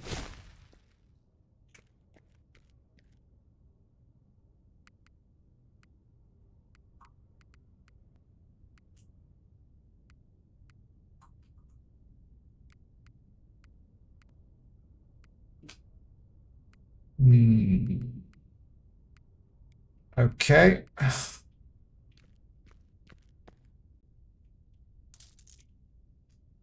I will be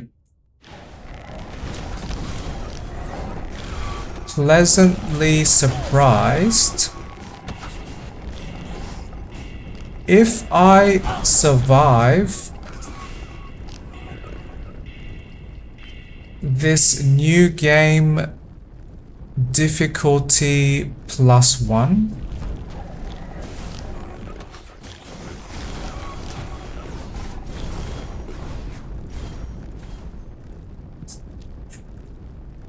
I will try my best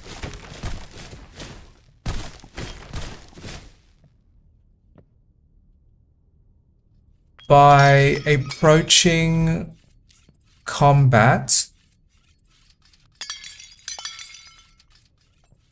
with this same pattern of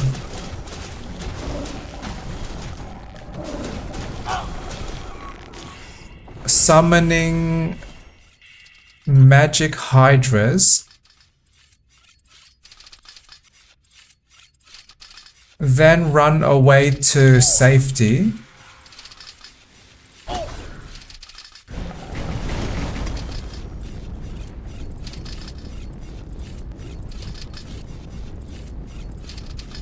and then optionally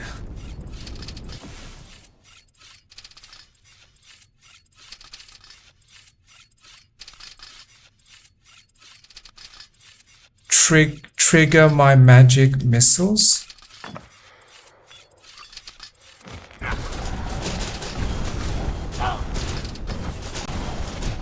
This is not much space I can move in.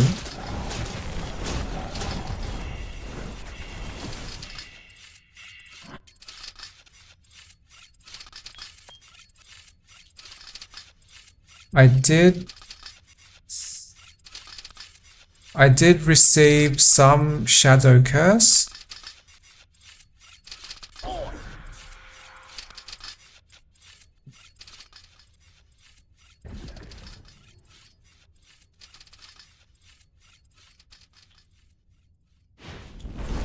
Oh, stay there!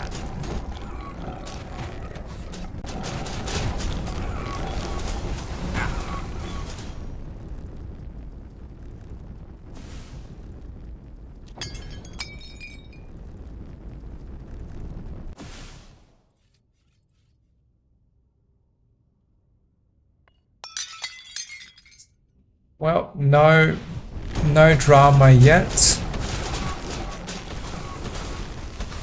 If I must fail and start again, then I will fail and start again.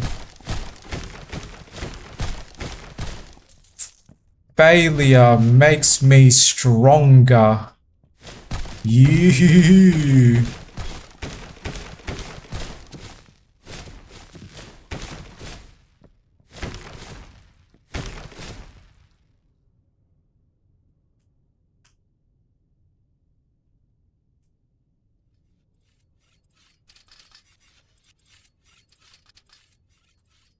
Okay, have I cleared this level?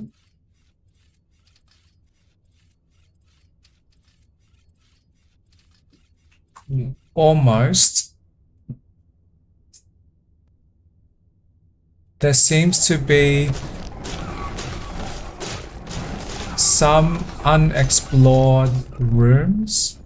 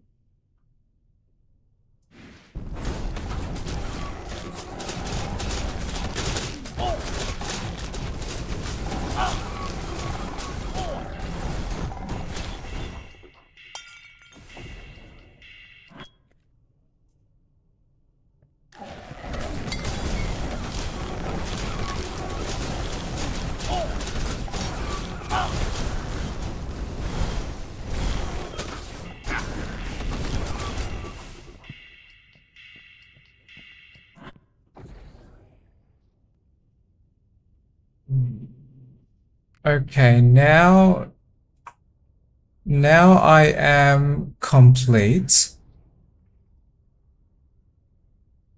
I do not want to risk walking to that chest.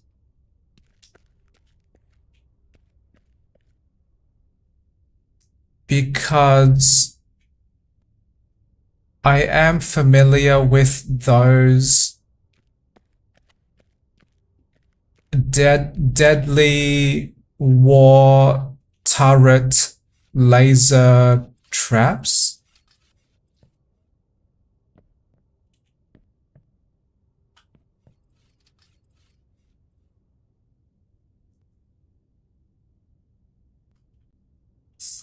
Which means, if possible,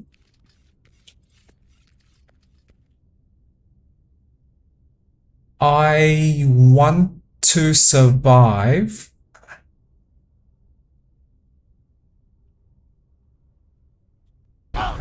until I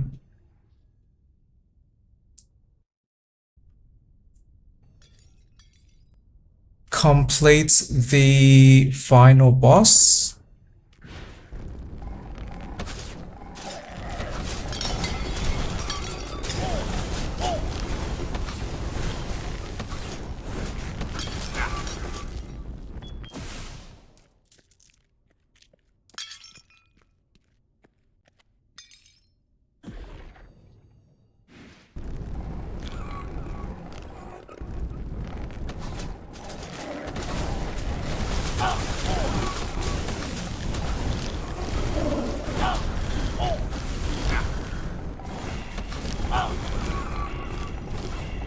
And the main reason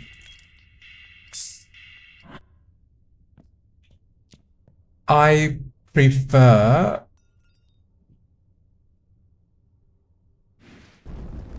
to survive until final boss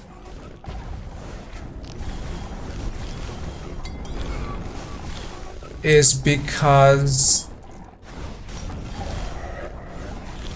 that will be more significant progress for me.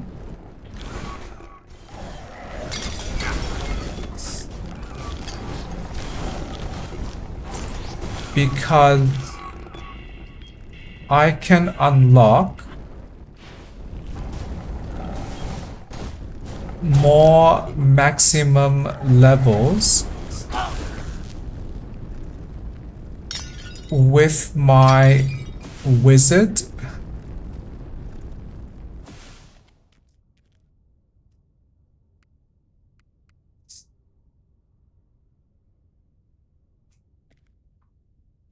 I can also return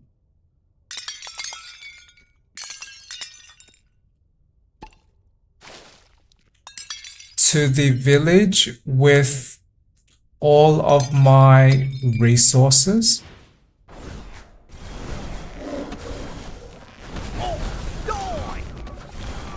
Die!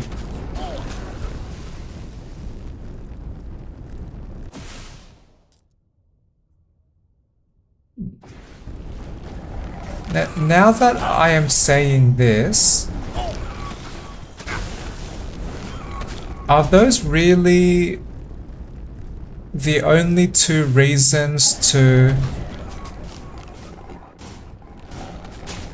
progress to the finish?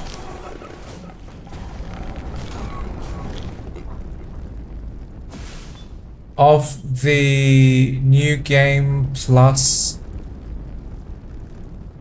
difficulty?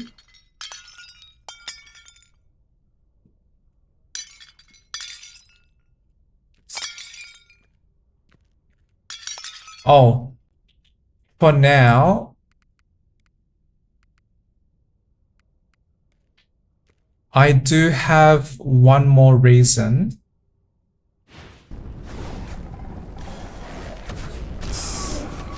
I want to progress to the final level where I fight those 3 magic spheres. I mean the 3 uniquely colored groups of orbs or spheres to test my idea.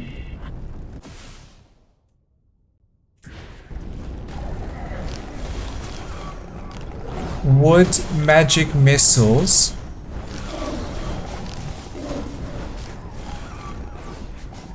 be a massive compliment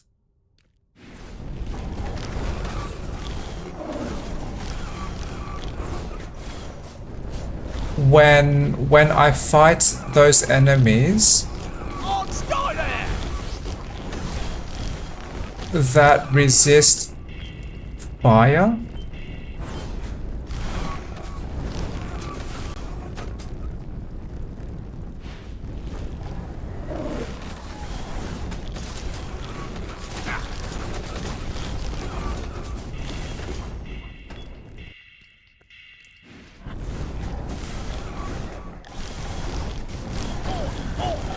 This magic is amazing though. These enemies are removed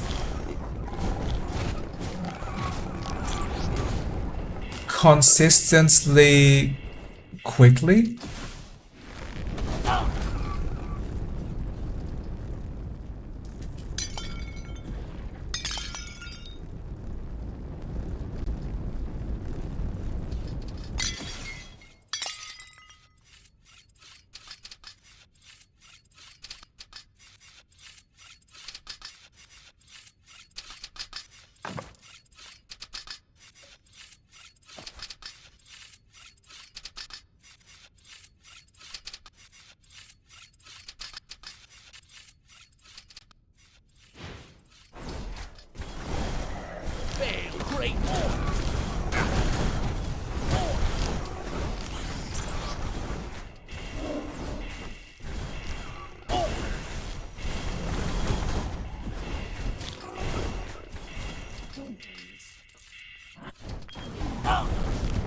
I am starting to like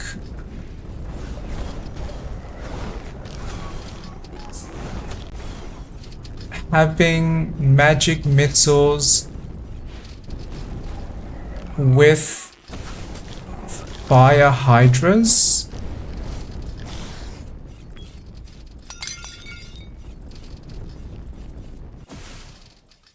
Because sometimes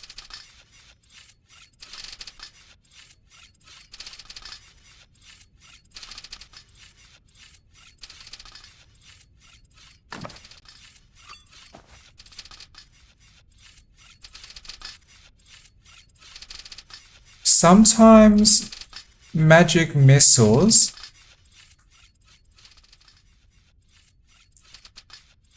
protect me when the hydras do not.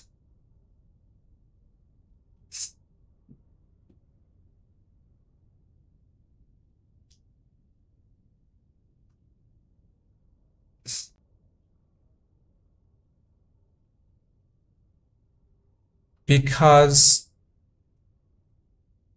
the enemies might run away from the hydras.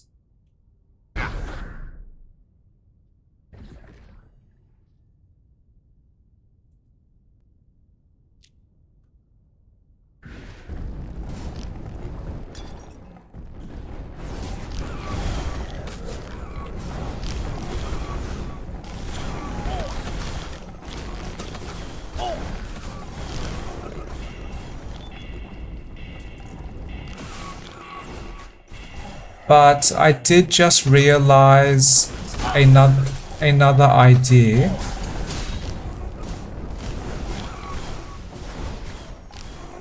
If I am being chased by these enemies,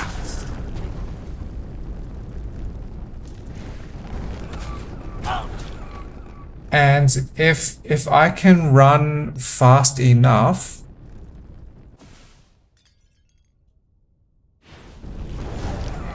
then I could just summon more hydras while I run away.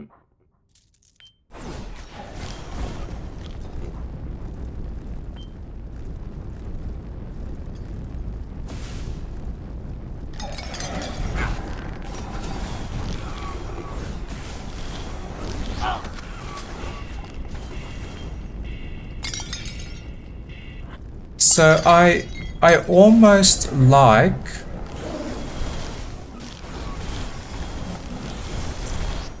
that one valid way. Oh no, oh no.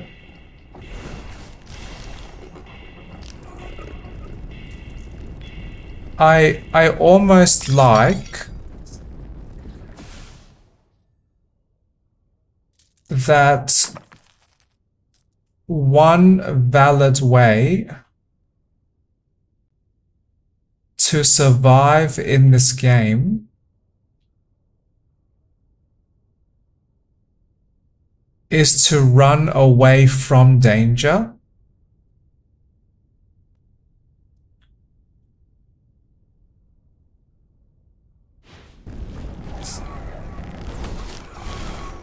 Which means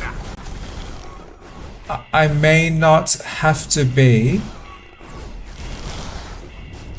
some kind of class build that has extremely high defenses.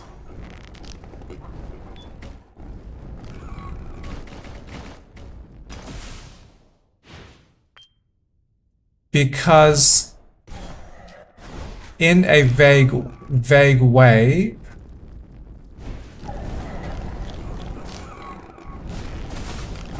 why build a character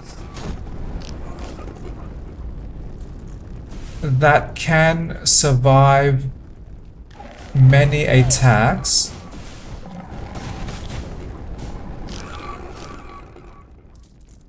when you can build a character that can avoid most attacks?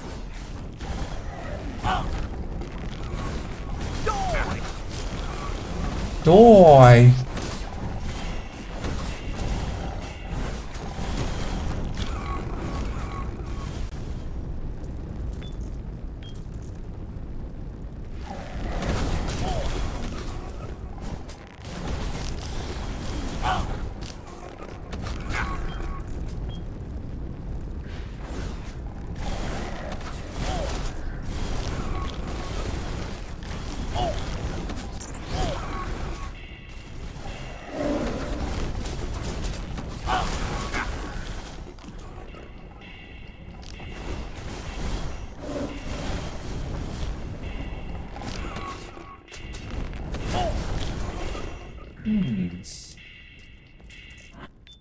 I might be fortunate enough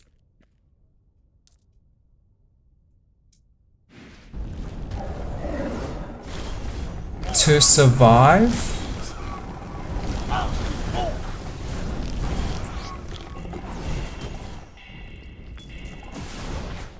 until the end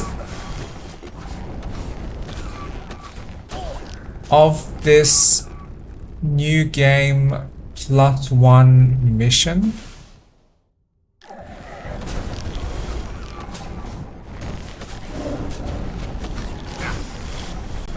I felt less confident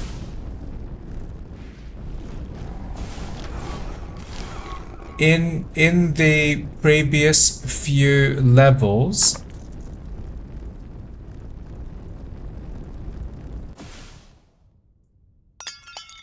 because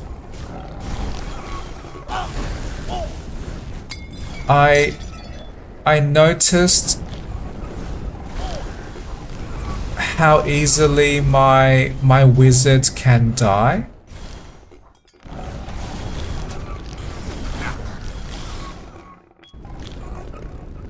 But now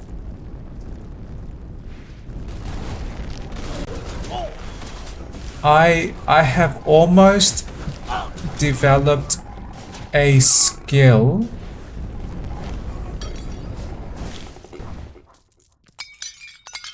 to carefully approach groups of enemies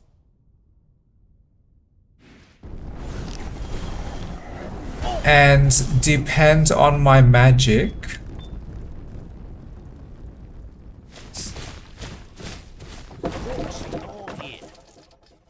to remove these dangers quickly.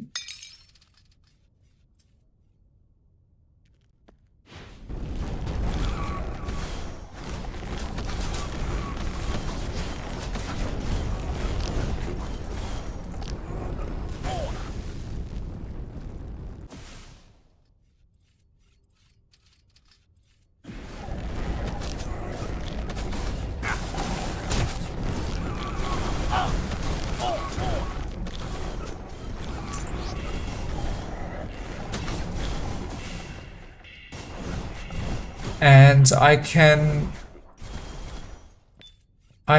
vaguely survive in a mostly consistent way.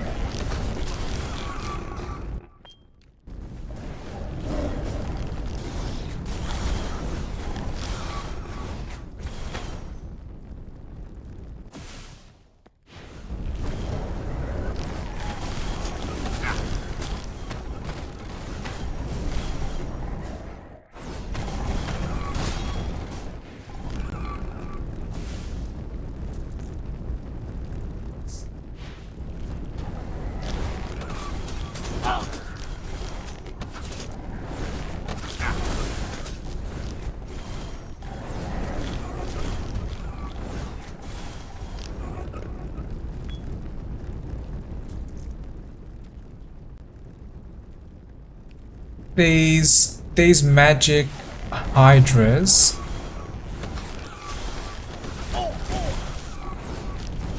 seem to be amazing.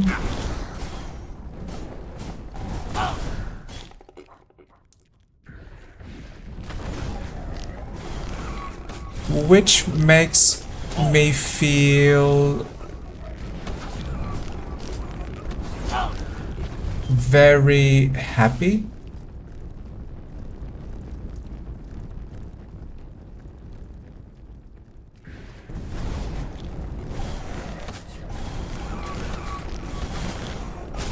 Partly because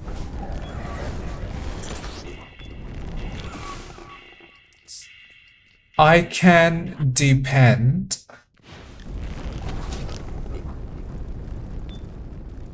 on this accessible magic ability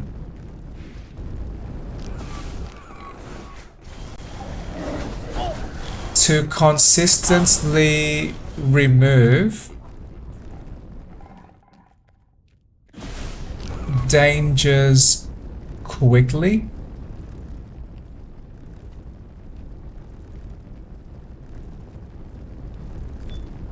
Yay!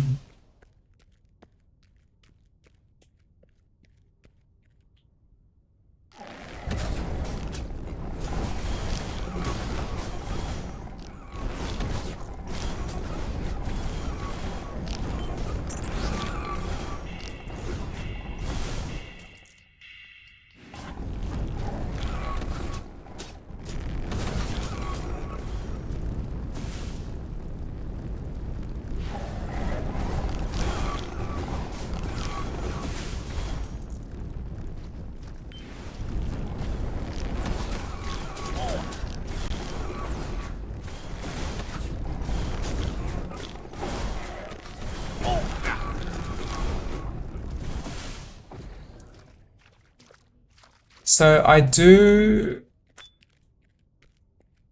like this amazing Fire Hydra magic.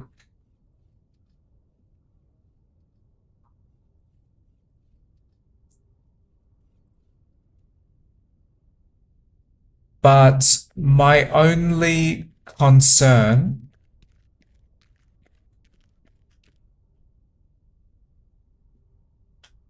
is enemies with very large damage resistance to my Hydras.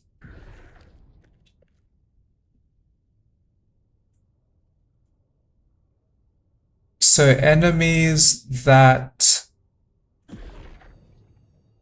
resist Fire Hydra damage, or enemies that greatly resist Ice Hydra damage,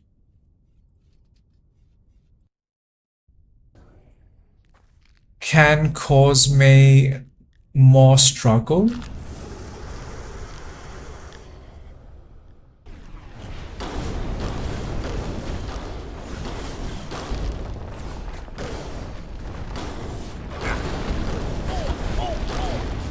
I'm stuck. I'm stuck. Something pushed me.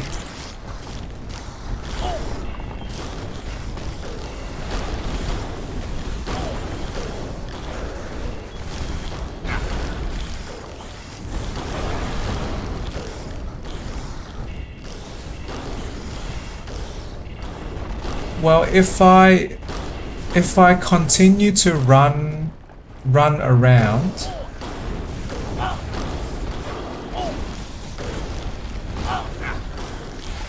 I probably can avoid most damage.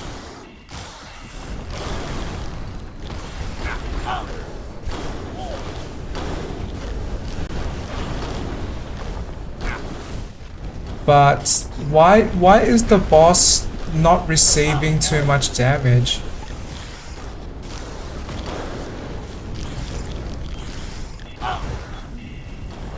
Are the Hydras too distracted?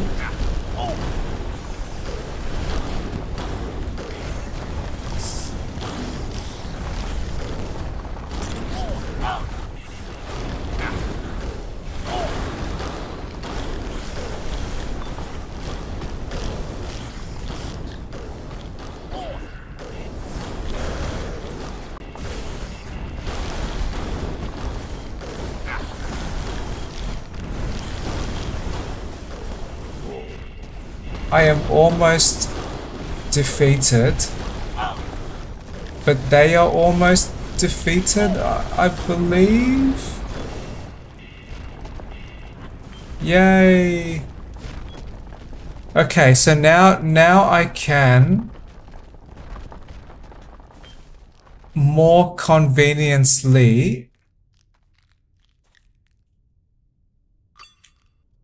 test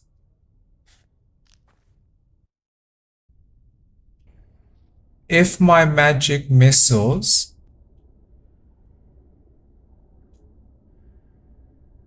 solve the problem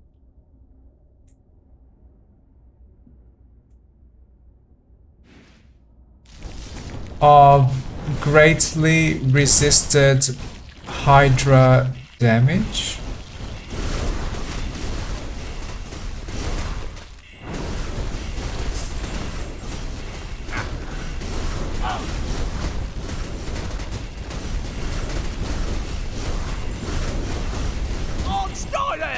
The Hydras are still very strong at this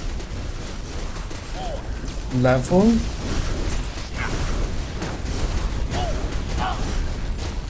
I was stuck briefly.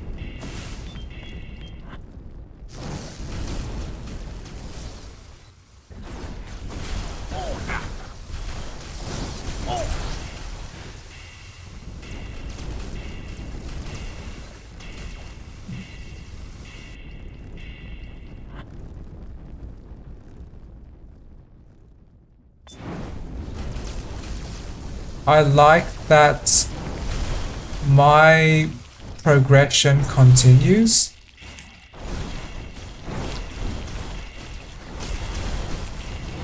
But if I must fail and start again, then I will fail and start again.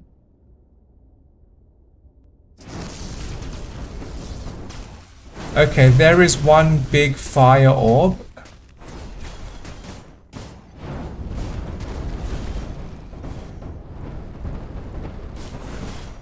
And yes, my magic missiles are much stronger. Oh, great. I now defeated those few fire orbs. So maybe I found a balanced wizard build. Great. So I can summon hydras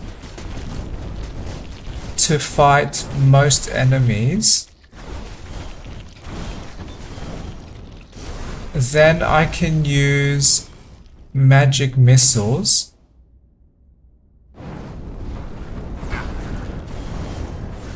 to fight all the enemies.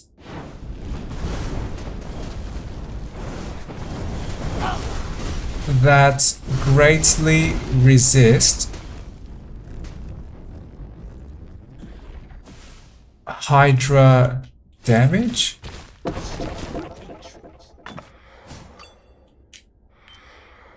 Yay! I gained permanent vitality. That might support my survival.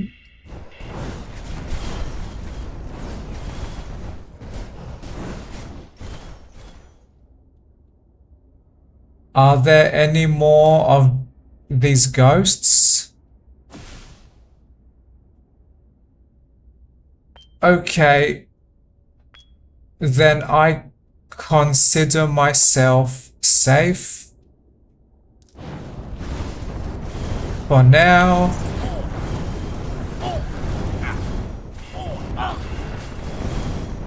Yay! Magic missiles are fairly strong.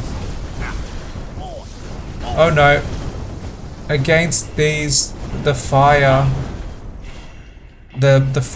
orbs.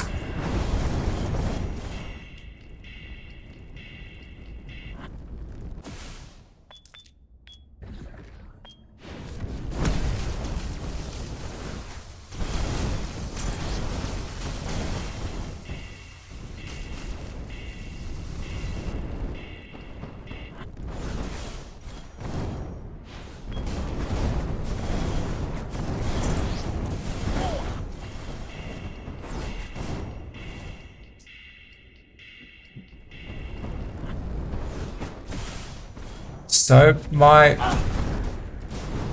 theory was successfully tested. Magic missiles are a great complement to these magic hydras. Yay!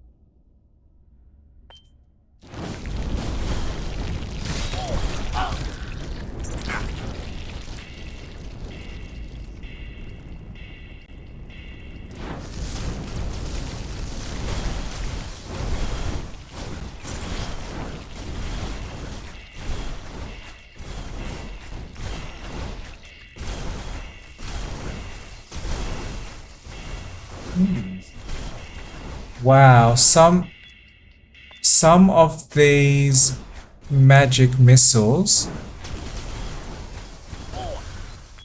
their critical damage is at least 1,300.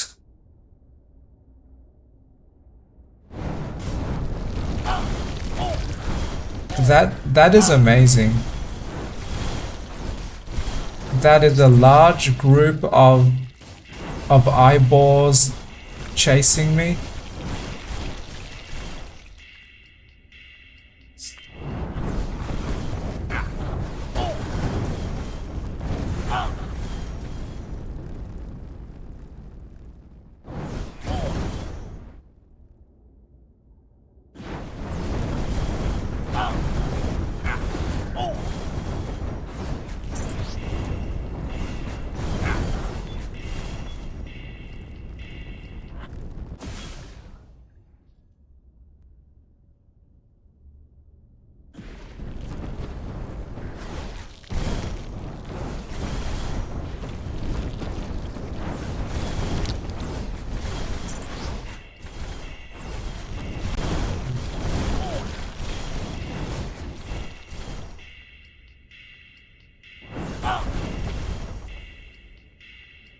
These are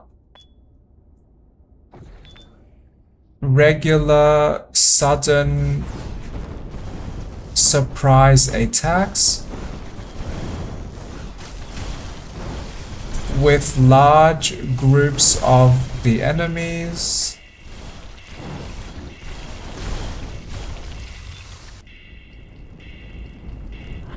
But I might be able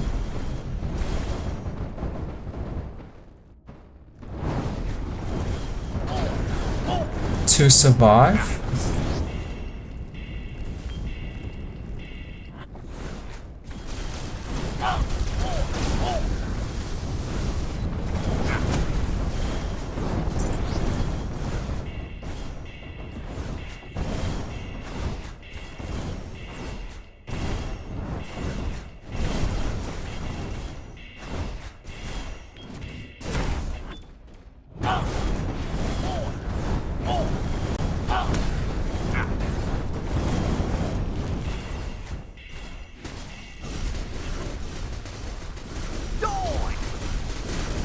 Die.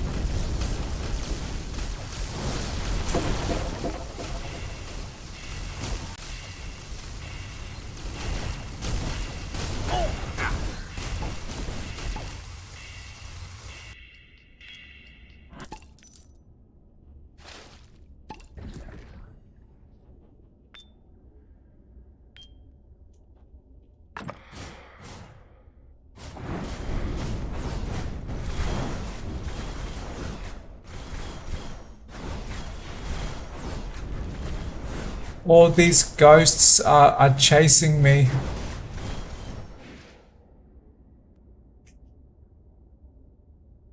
And I defeated the ghosts.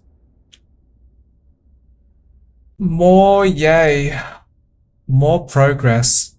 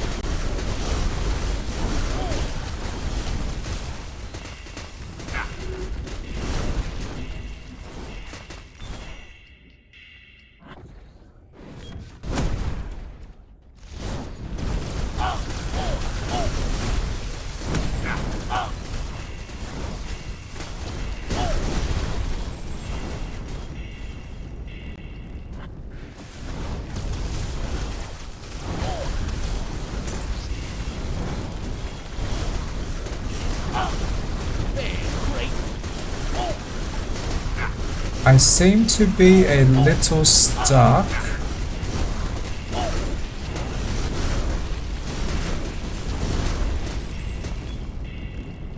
But not stuck now. This level has so many sudden surprise attacks. So many large eyeball groups just appearing.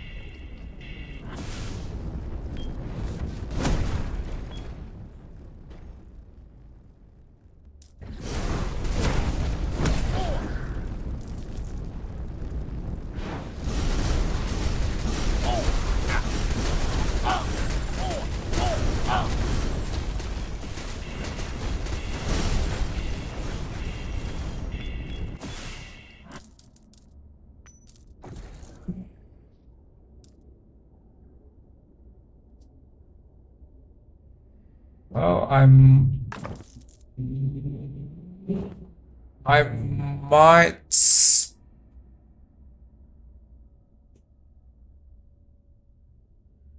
Oh wow, these gloves give me much more defenses.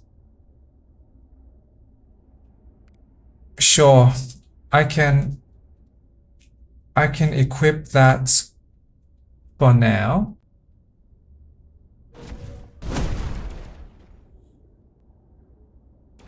Because I am not struggling too much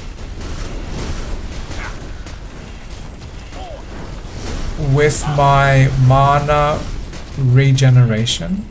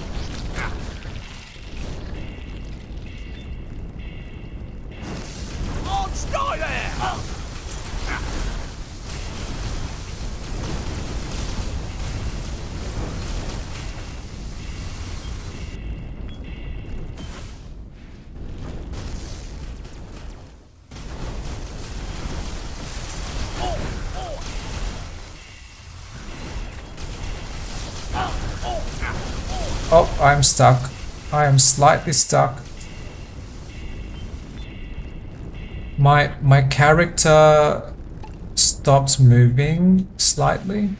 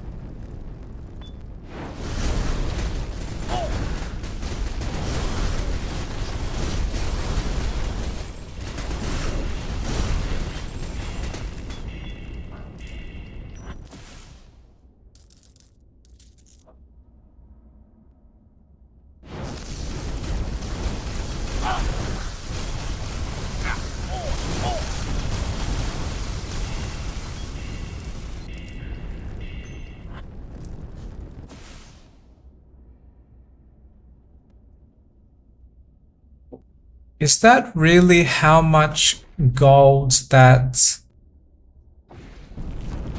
was found in this dungeon mission? Because that seems like an amazingly large amounts of gold. Oh, I might be stuck here.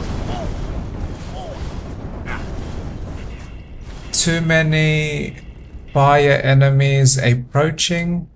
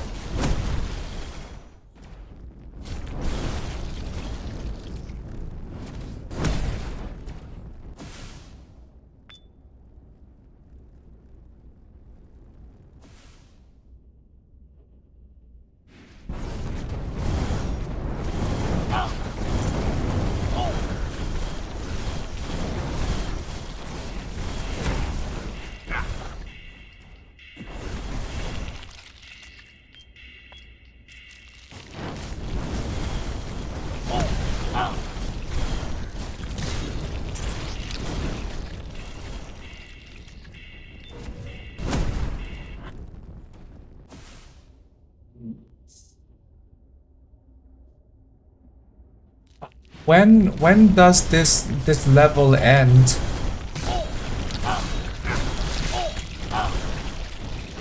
Fair creep.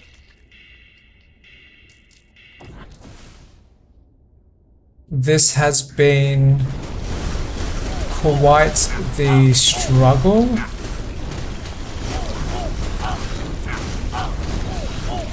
Ah, I'm stuck. I'm stuck.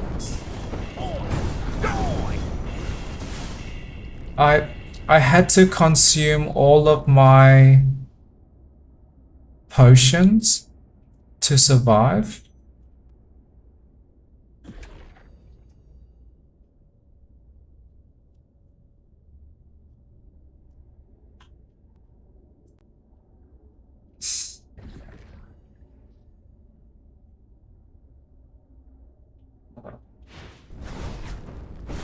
If I must fail and start again, I will. Whoa, that is many eyeballs. Then I will fail and start again.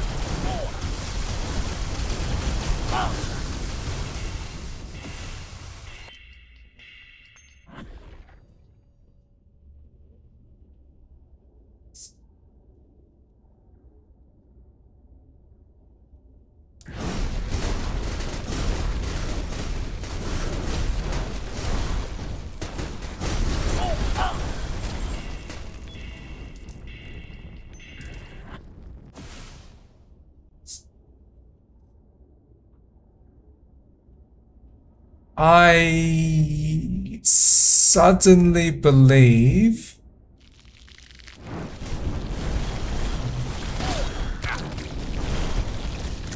I might greatly struggle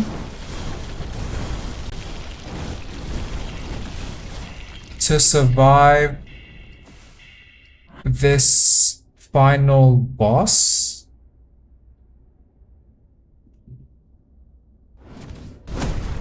But that is okay.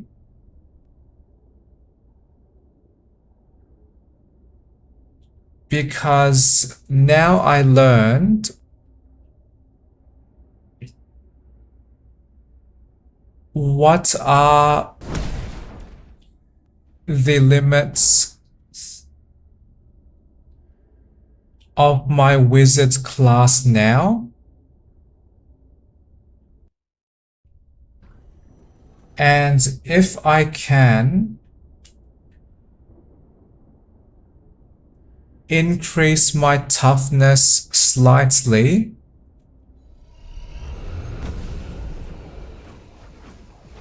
then I might survive much easier.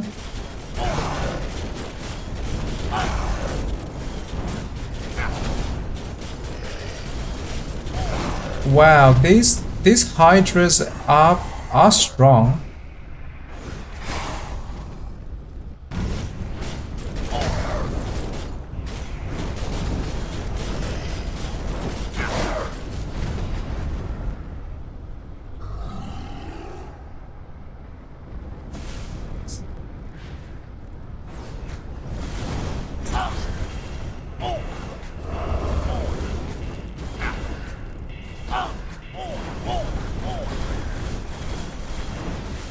But my character is not very tough.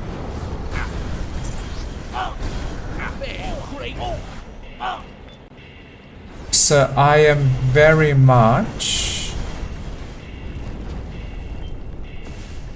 depending on strong magic.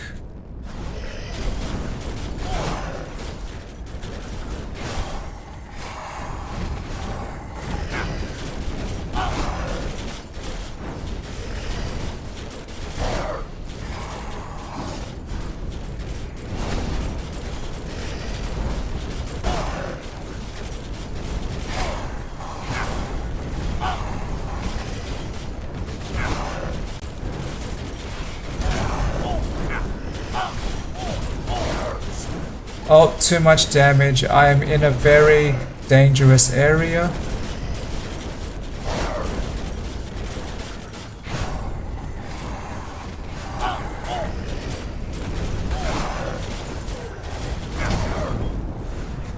Yay! Did I survive?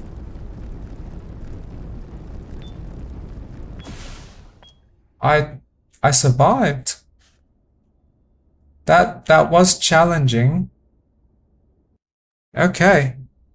Great. That is a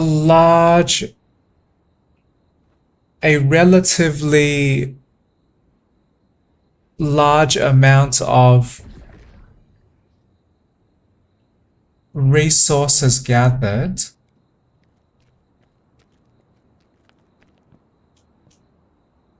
At this stage of my progress.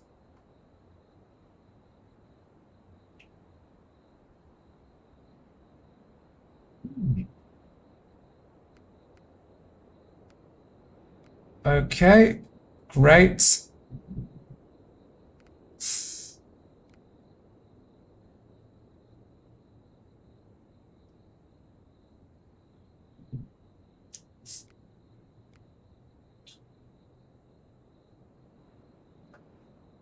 Now to organize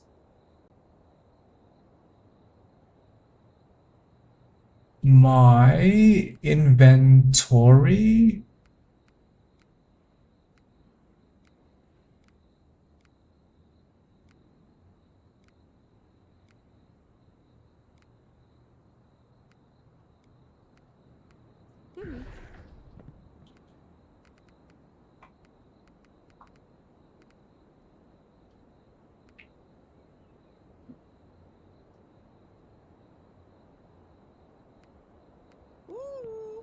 Okay, so what can I upgrade in my village now?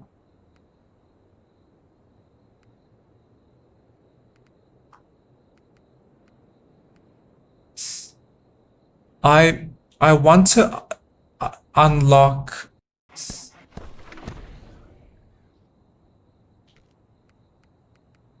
maximum chapel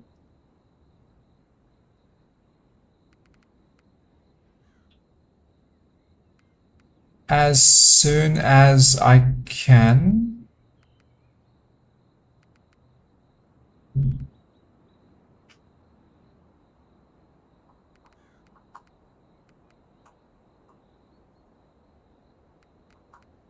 But I still need more stone.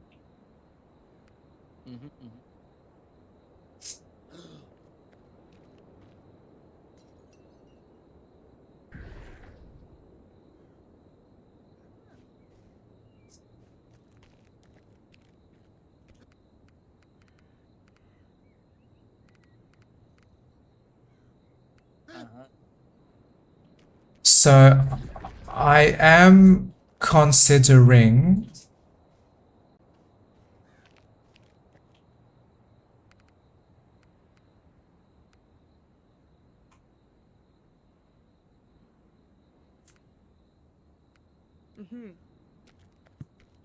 returning to the lowest difficulty level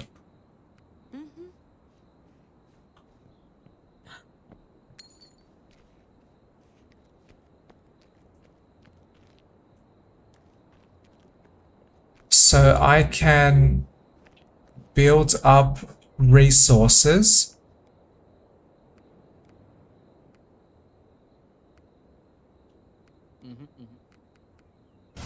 more easily.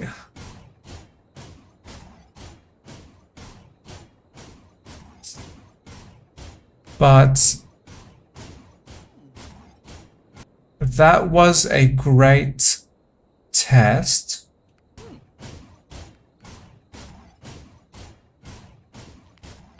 And I had enough mana regeneration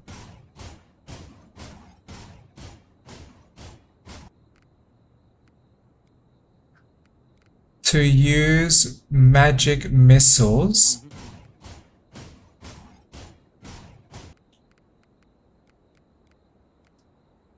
in that final level.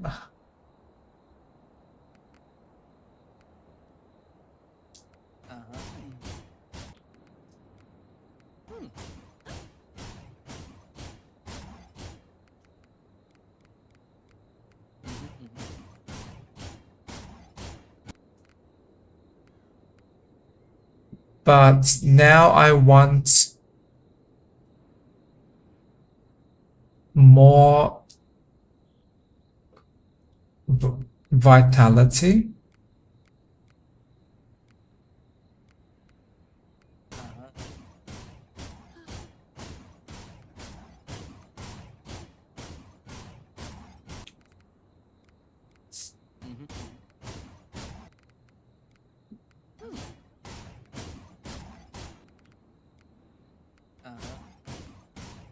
So I can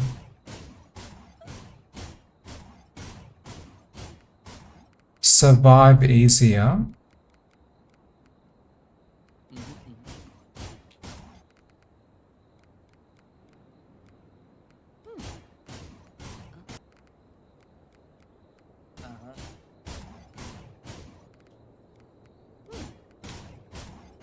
And I am aiming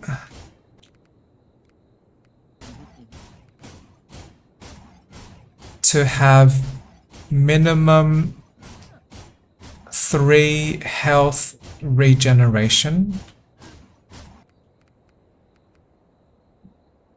Okay.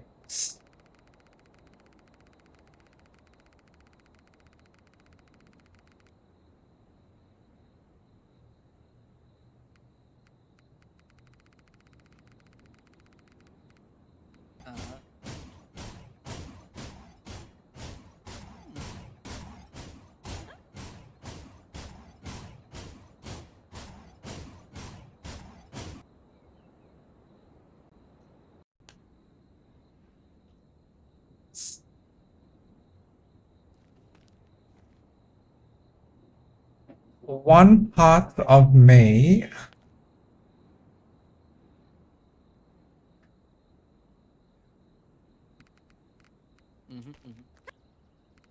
does not want a break from my wizard class.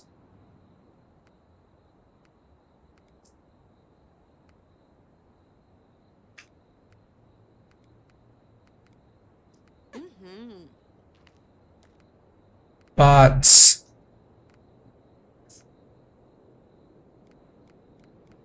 I want to build up my wizard's toughness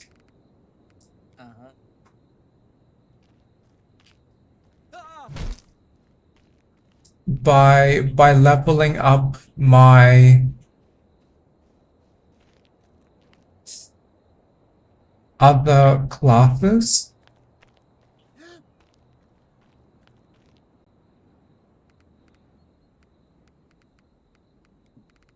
So much more of the paladin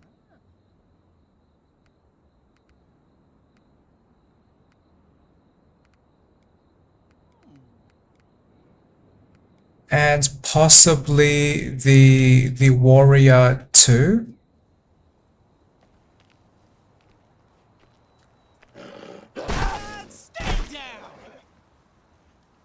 And I did want to test one idea.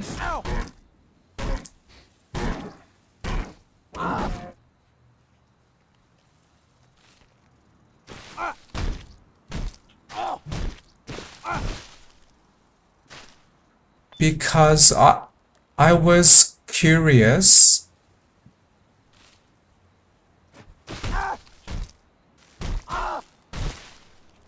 why is there an attribute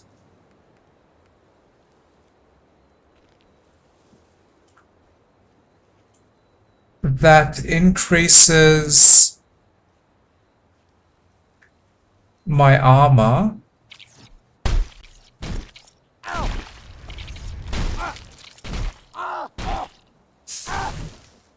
but there is no attribute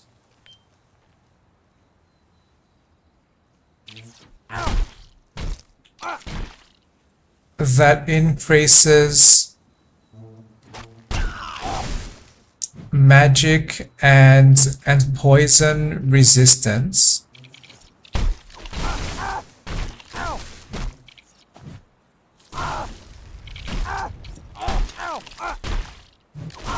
In a very clear way.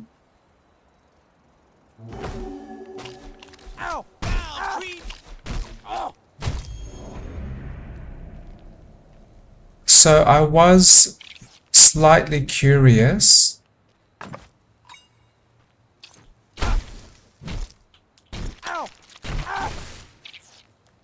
would increasing my armor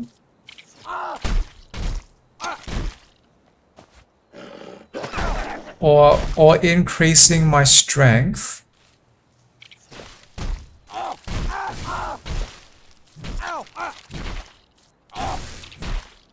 would that help me survive much easier?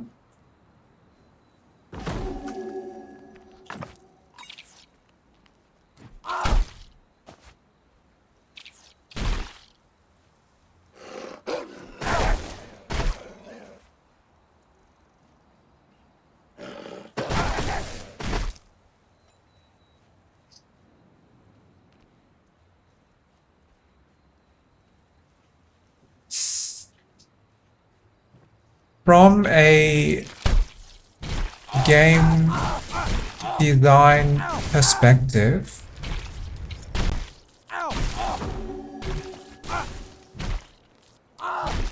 this is one reason why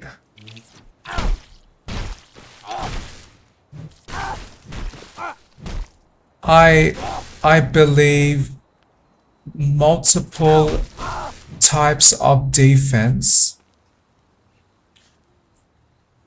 should not exist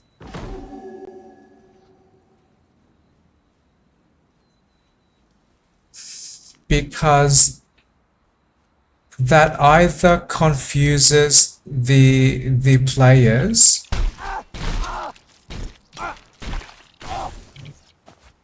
or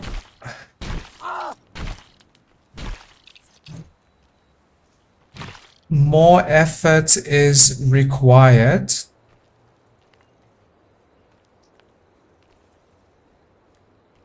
to create a tutorial that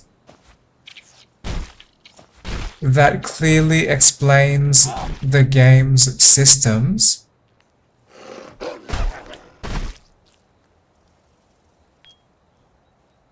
so that people can more easily decide how they want to engage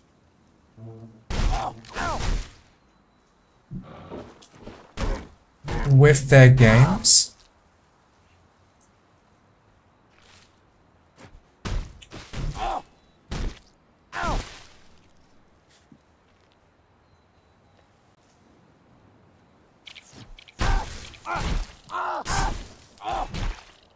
At least for people like me,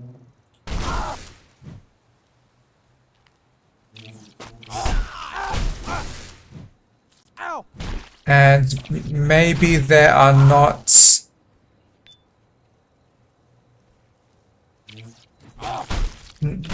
enough people like me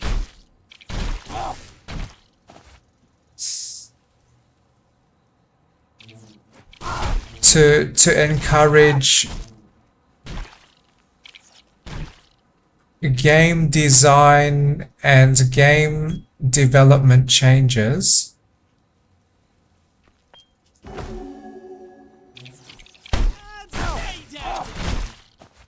that would create a better experience for us.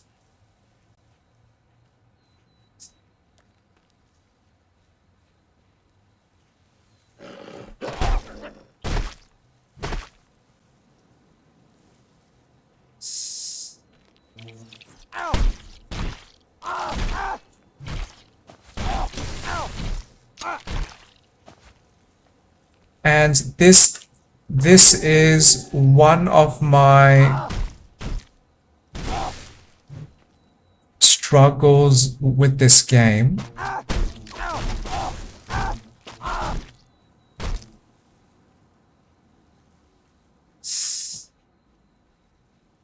Is that we are presented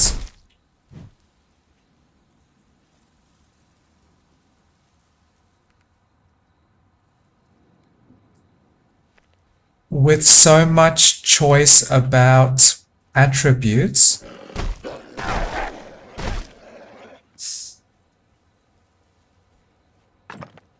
but this game fails to communicate It's empty.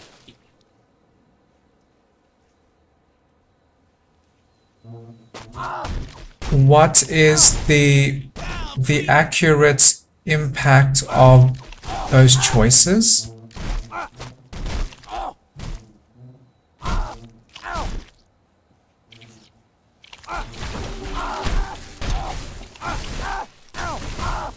So I have the choice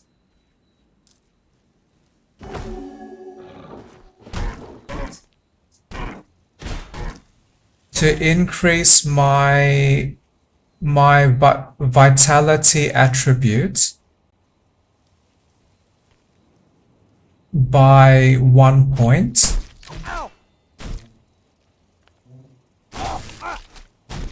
but what I am interested in understanding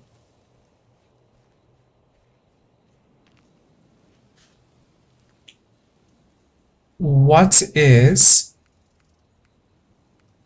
the impact of that one attribute point to my experience?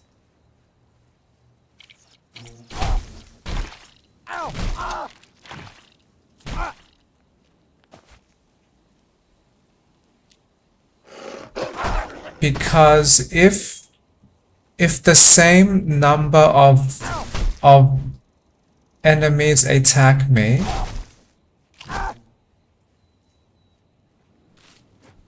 and they attack me in the same way,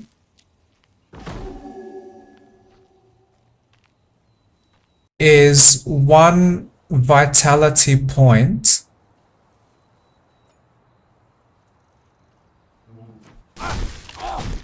enough to help me survive any significant more time?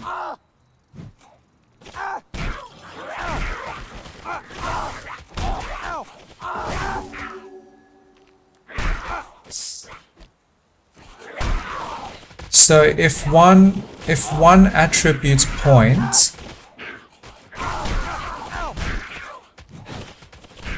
is guaranteed to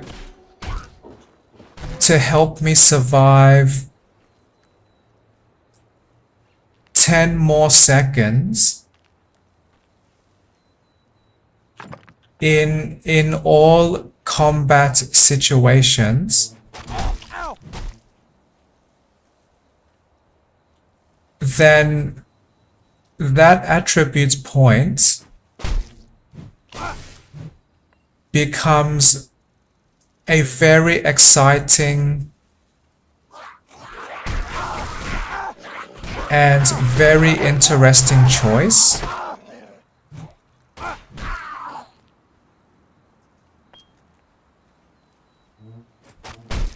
But if that same attribute point only increases my maximum health slightly, and only increases my health regeneration very, very, very minimal,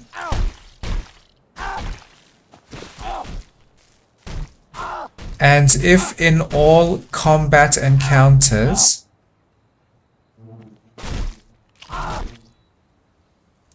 the enemies can still defeat me in the same time,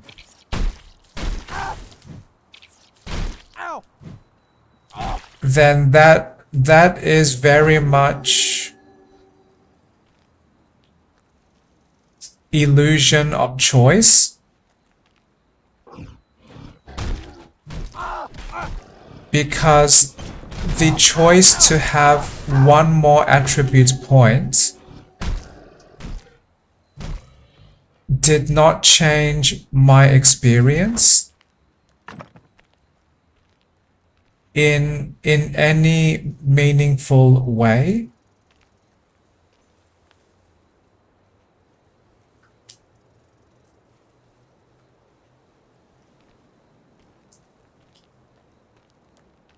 So that is a game design trap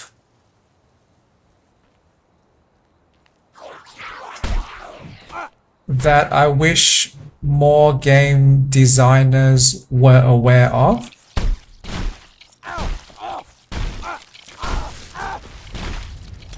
So just because choices exist in games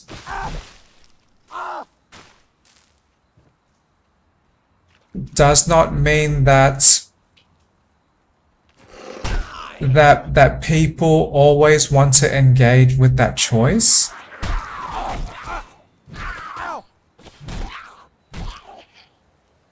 So for example, too much choice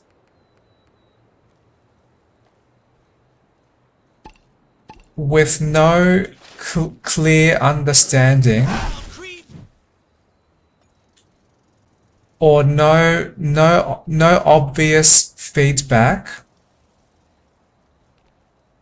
how those choices impact our experience can make people feel overwhelmed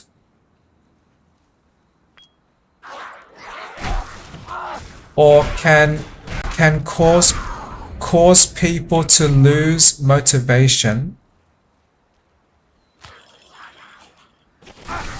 to engage with those choices,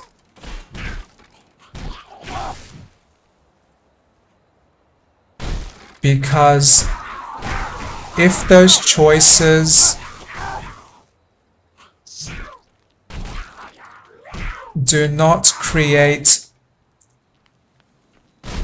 meaningful, observable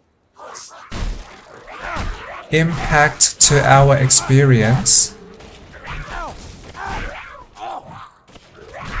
then engaging with those choices is most likely to be perceived as a waste of time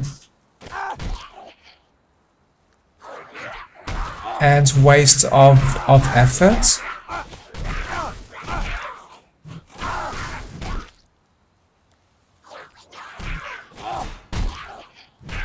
So as a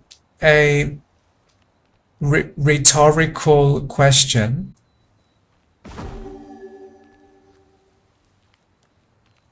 why would I engage with choices presented by a game if those choices never change my experience?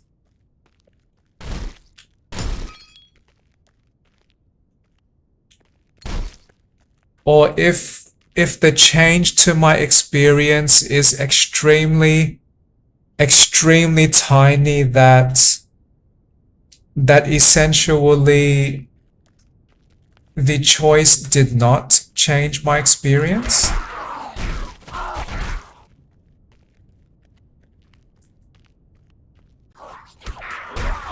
And this was a massive struggle for me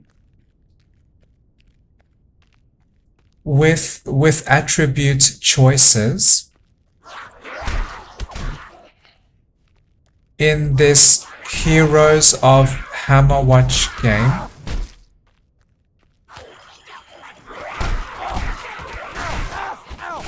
Because with no context, no tutorials,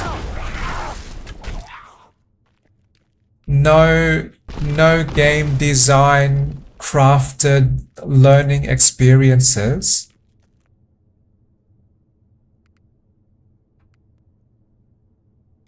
then it is very easy to incorrectly imagine that my choices have bigger impact than that they actually do.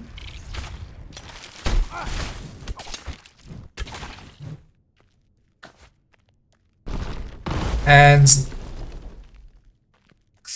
all of these attributes in this game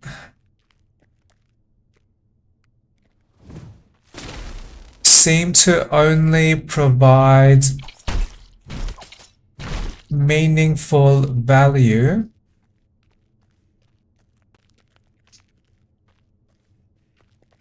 when you invest massive amounts of points point into them.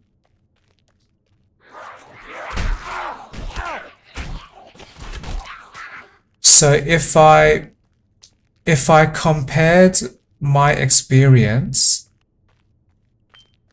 of having 15 strength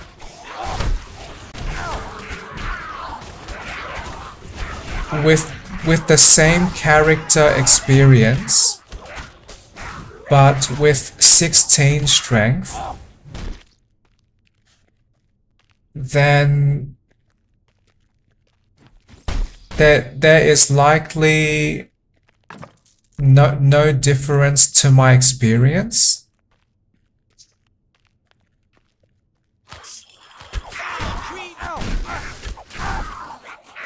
So I wish more game designers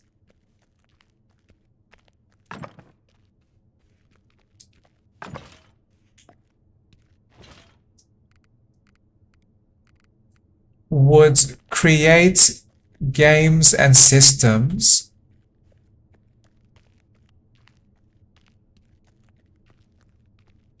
not create and communicate game systems not through these arbitrary countable numbers that may be processed by invisible mathematical formulas,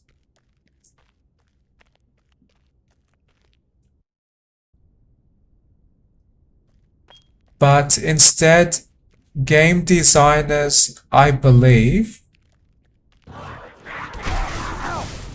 should create and communicate systems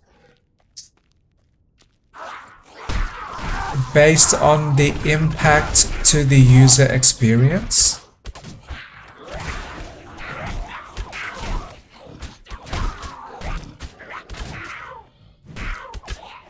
So to return to the context of this game,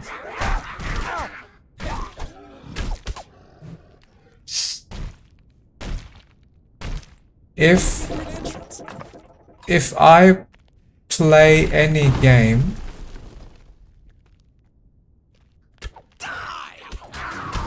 that involves conflict like this,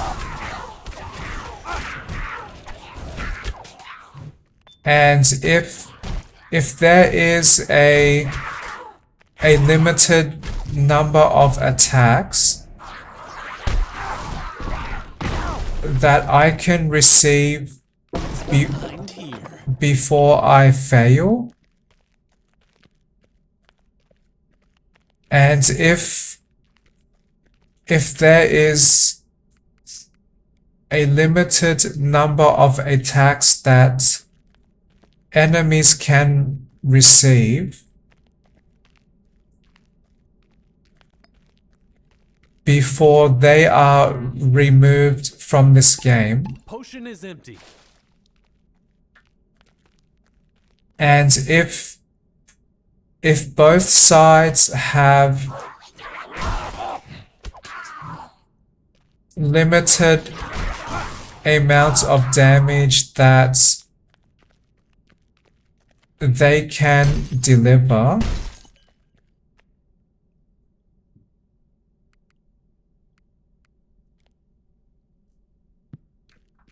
and if we have the choice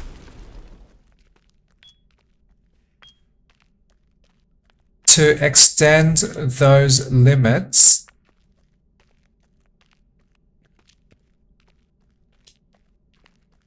then I am less interested with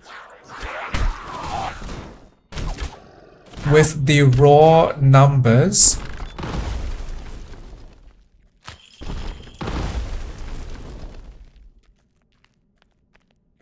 that may influence those limits,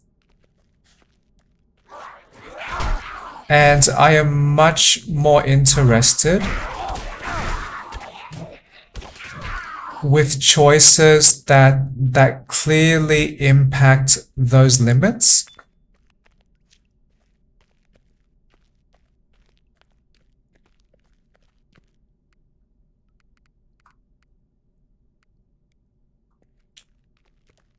So if a game presented me two choices,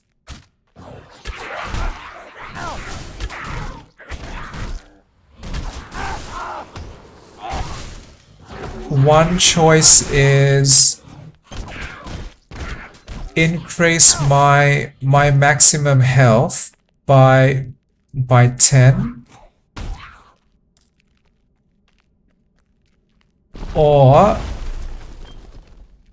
the other choice is guaranteed to increase the number of attacks I can survive in all situations in this game by at least 3.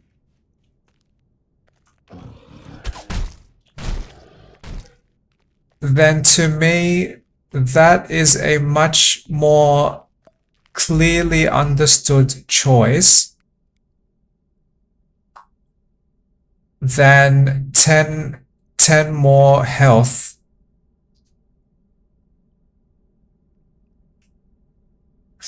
Ten is just one number, and with no context and no deep understanding of the game's systems,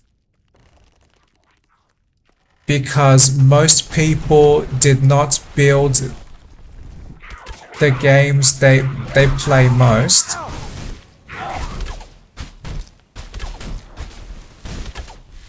Then that number could mean a meaningful impact to my experience, or that number could mean something not changing to my experience at all.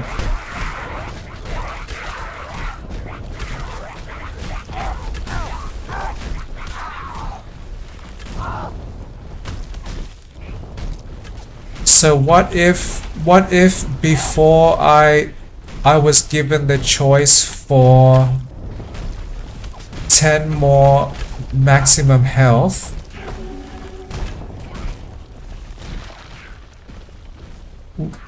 what if my character already had 10 million health? So that means 10 more health out of 10 million is almost no impact to my experience.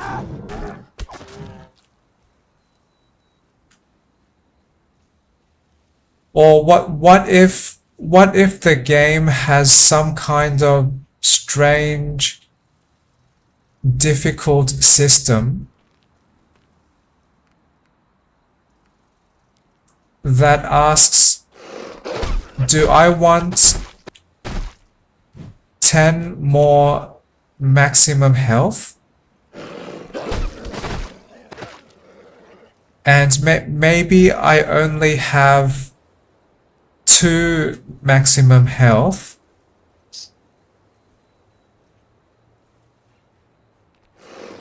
So that might seem like a massive upgrade. But what if all the enemies that I fight, their damage is at least 5 health per second?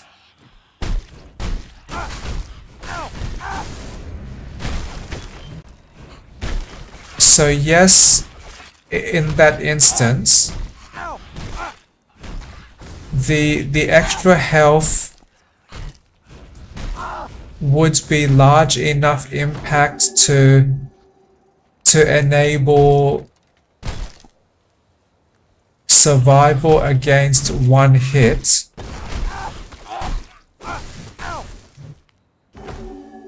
But if the enemies damage me so fast that I would die in roughly 1 or 2 seconds anyway,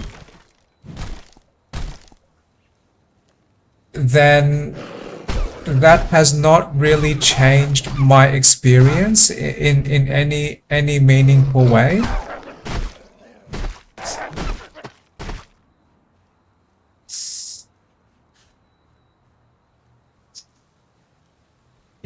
Instead of focusing my efforts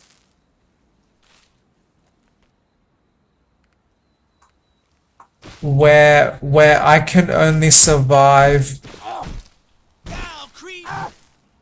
a fraction of a second more in combat,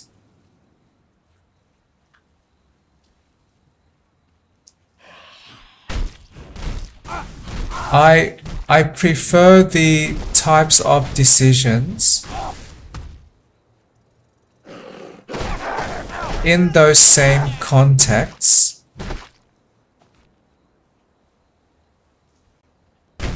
that are guaranteed to help me survive multiple seconds more with each choice.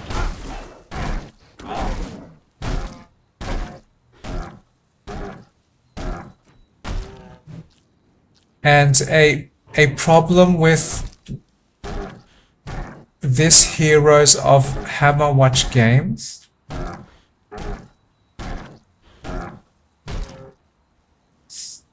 and maybe this problem has existed historically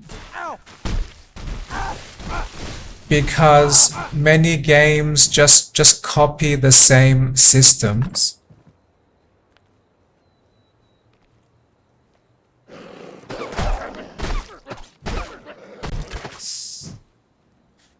But the vitality attributes in this game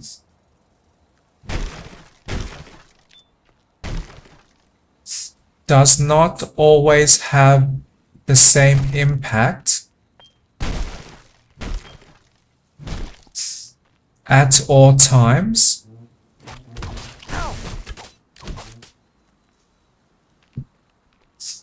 So what I mean is, if my character has no defenses and no resistances,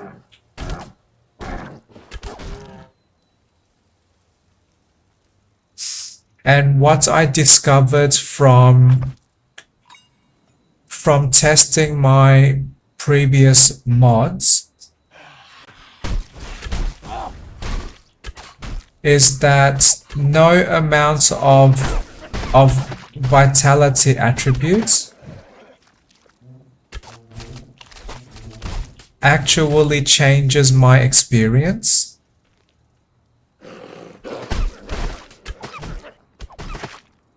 Because if poison damage can remove all of my health reliably in 1 or 2 seconds, then increasing maximum health does not change my experience.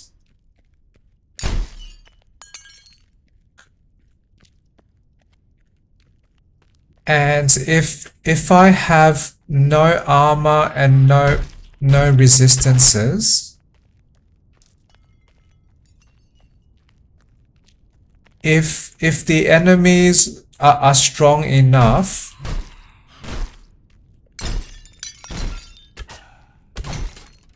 to remove large amounts of my health in very, very little time,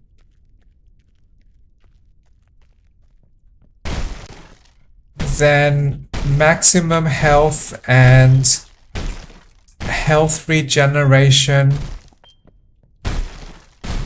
does not actually protect me that much.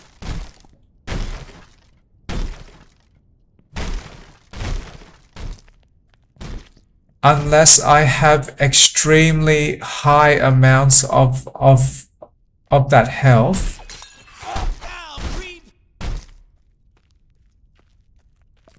But the way this game is designed, with no mods,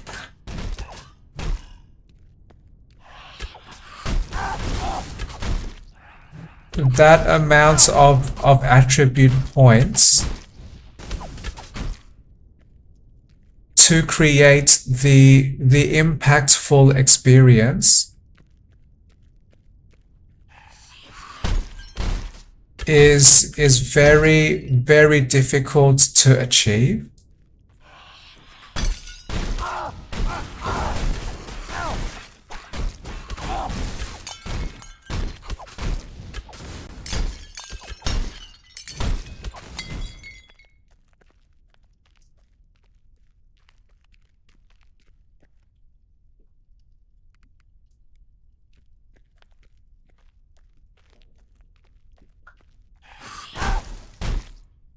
So that reduces my motivation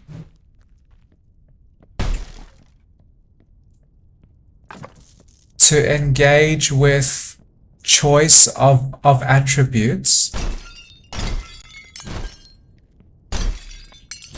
because they only provide meaningful impact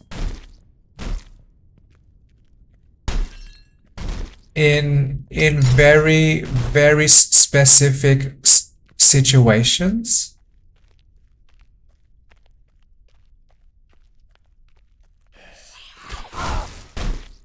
So vitality is much, much more useful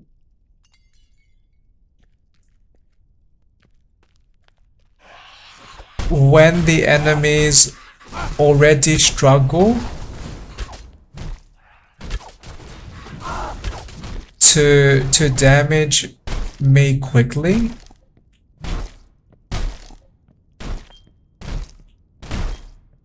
But the way this game is designed,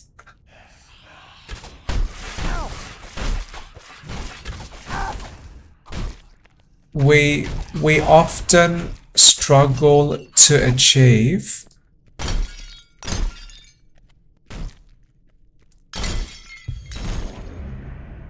the level of toughness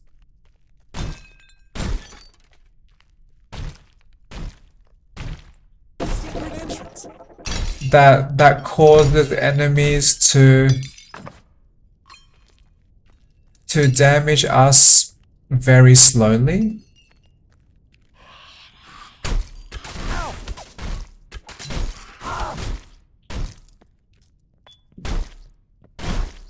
Either that, or I struggle too much with this game.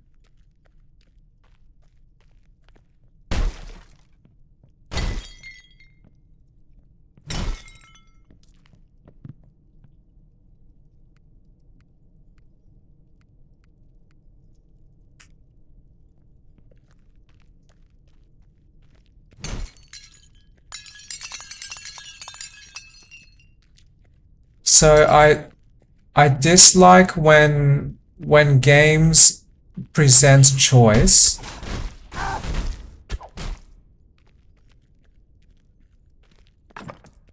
that do not impact my experience much,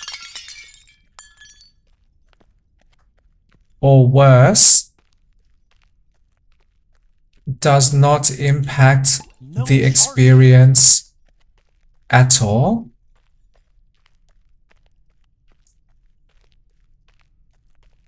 And I must somehow combine hundreds or thousands or maybe millions of no impact choices to create a very small impact to my experience.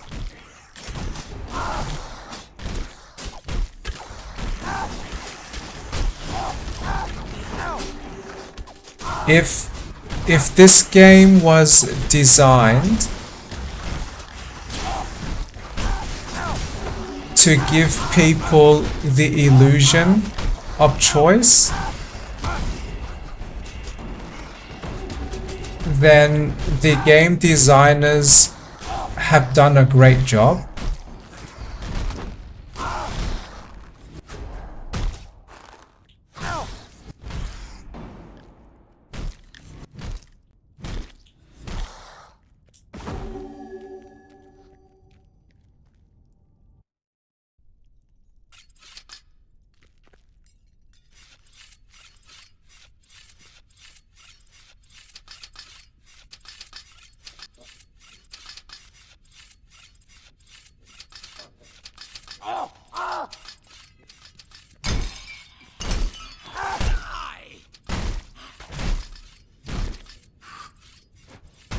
And the reason why I most enjoy games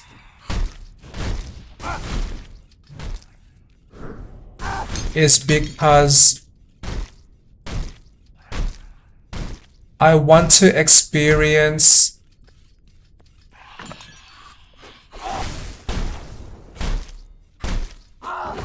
continuous flow of desired high impact changes.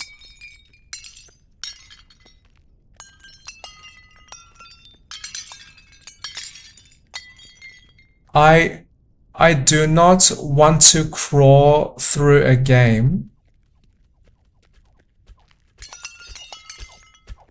that gives me tiny rewards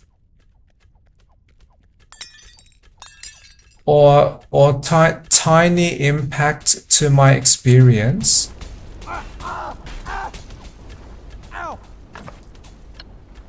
And not often enough.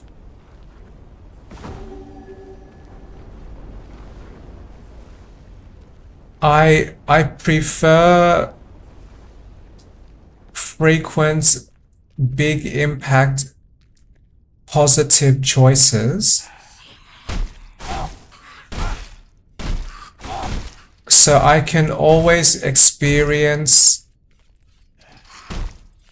a clear feedback of growth and development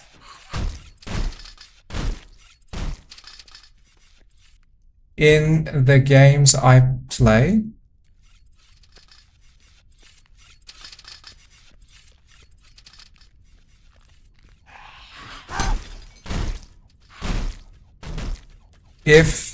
If I wanted to experience slow difficulty,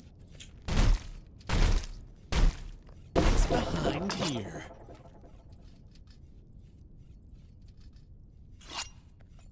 then I can experience that much easier in my personal life instead of games.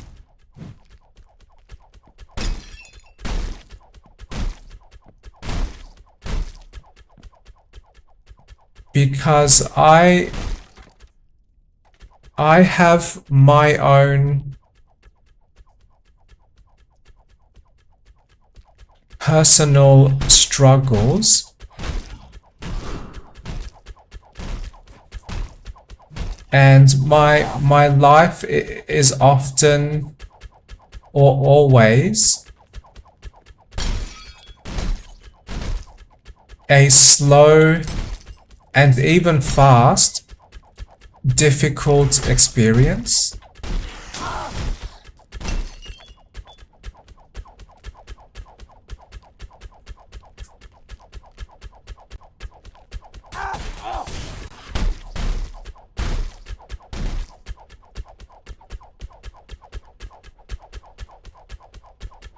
So one reason I choose to play games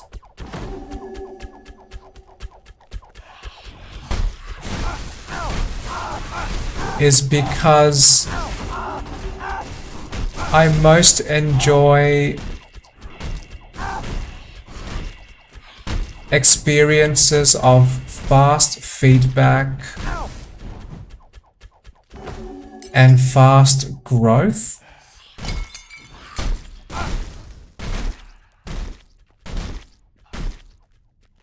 If I play games that are too slow to have meaningful change, then my choices have much less impact, or the impact is too slow and too small.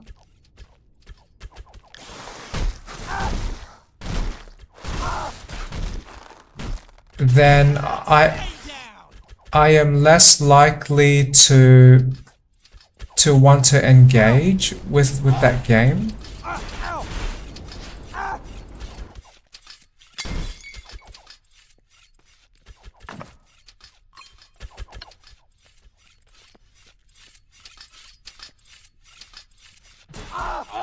And games, I believe,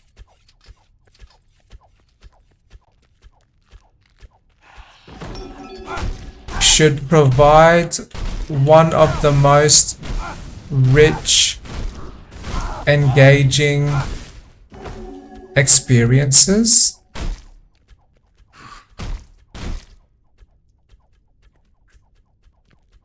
Because games for me is a hobby.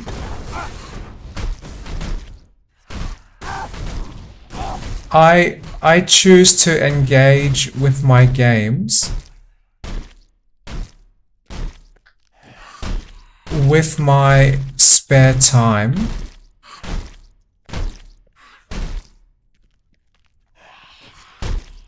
and I could consume that same time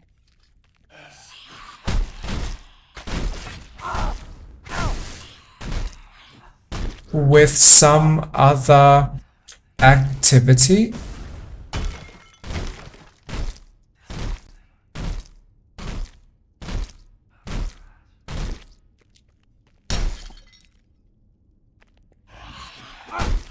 So if I have to choose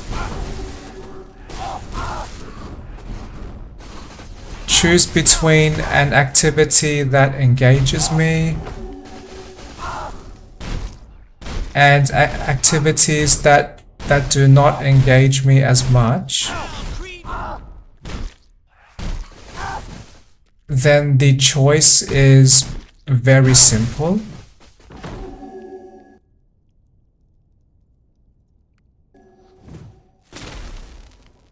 And what games after nice word, what games often give to me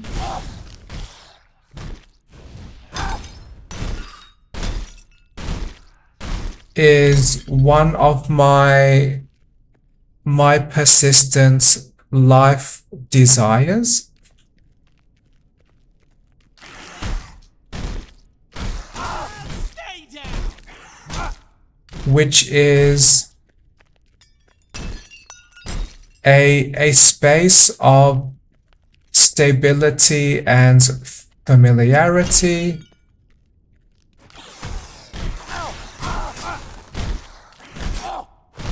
a space where I can grow and develop at least one thing with minimal struggle.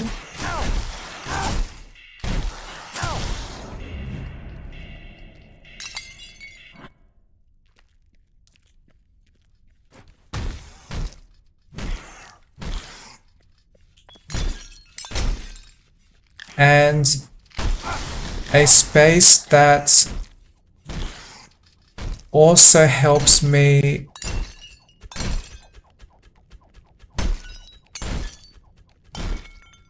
to relax my mind.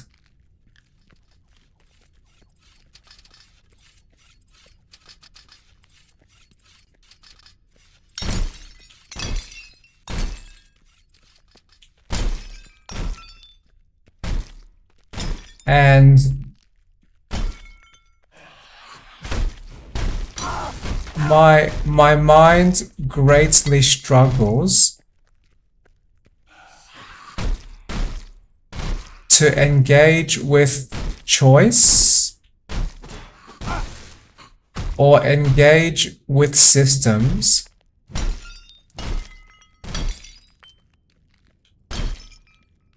that have no clear positive impact to my life.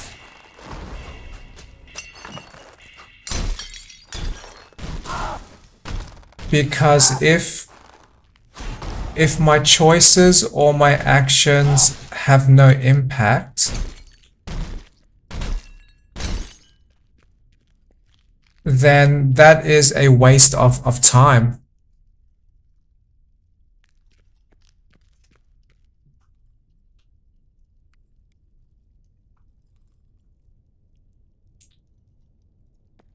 And that is one reason why, or I believe, one reason people work very hard where they earn money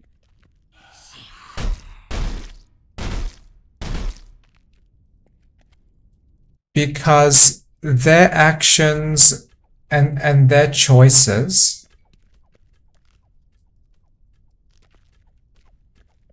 contribute to a continued flow of money to them.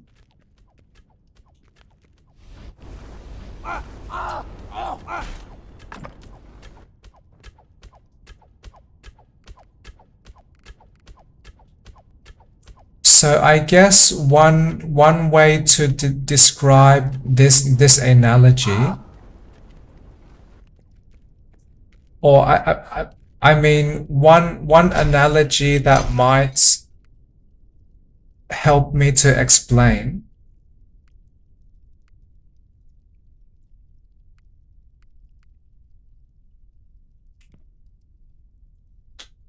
is if games offer me choices with no impact to my experience,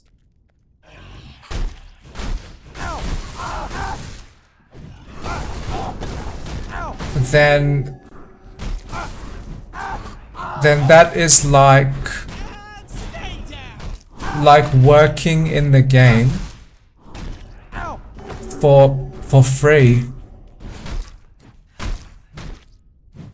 because my time and my effort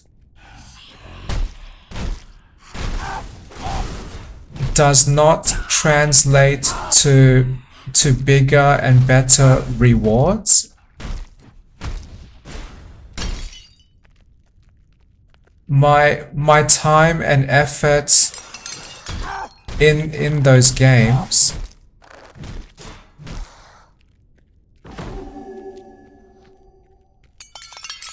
would only just give me busy work and choices that do not change my experience.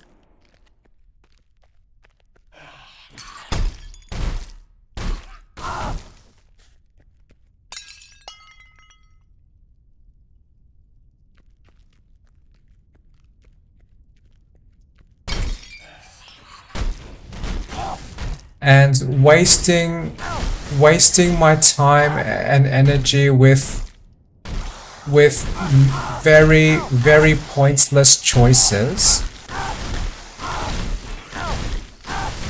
is not a satisfying way to consume my limited spare time.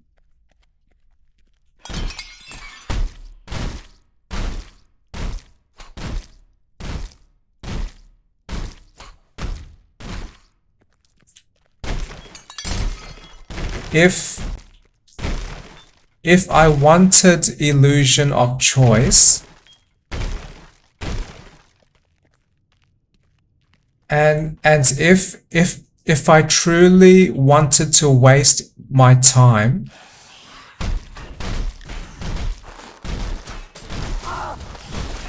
there are much more efficient ways I can achieve that.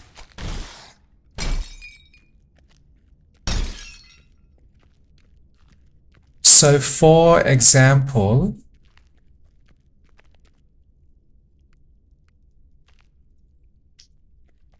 instead of playing slow, difficult, no impact choices in games, why not just sleep in my bed all day? That would be a relaxing waste of time.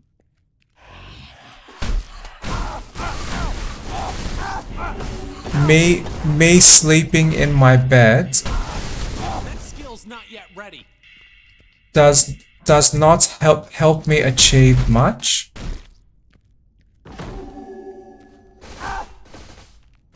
And I can waste time from sleeping much easier than wasting time with other activities.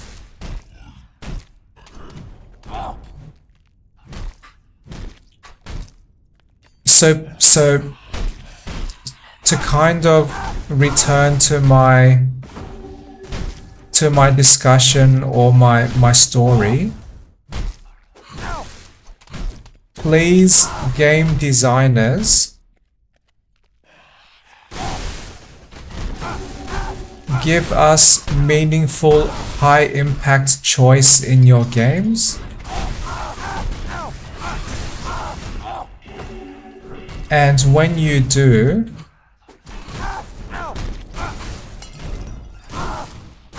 please communicate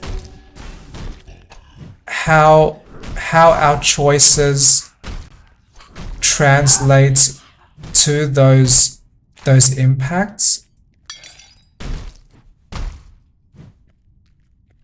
Because what you might discover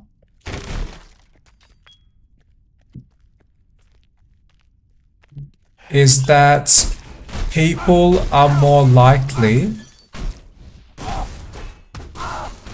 to engage with your game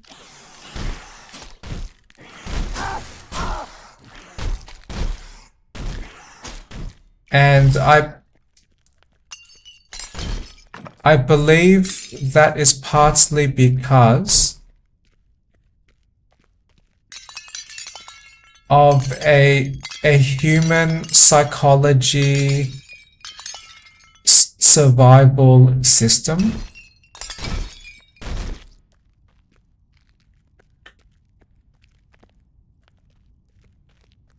Which means, and this is my guess based on my current knowledge,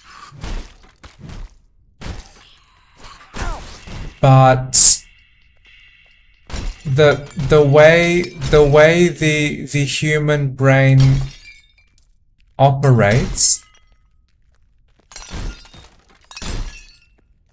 to increase the chances of our survival,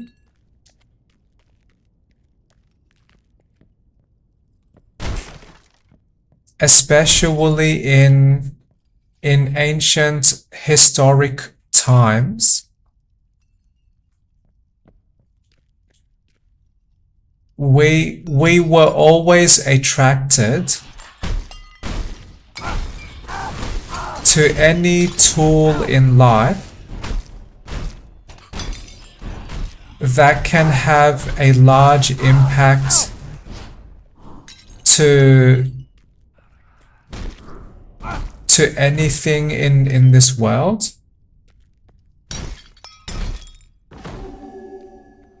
Because if we can wield this high impact tool, we are more likely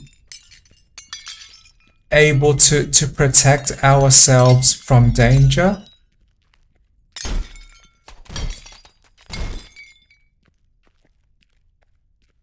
And more likely to protect our species from becoming extinct.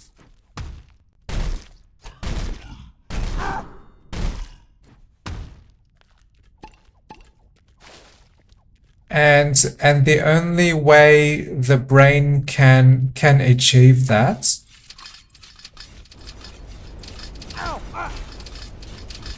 is to cause us to feel excited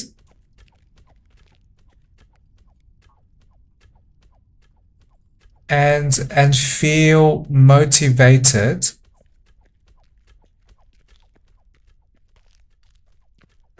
when we have the opportunity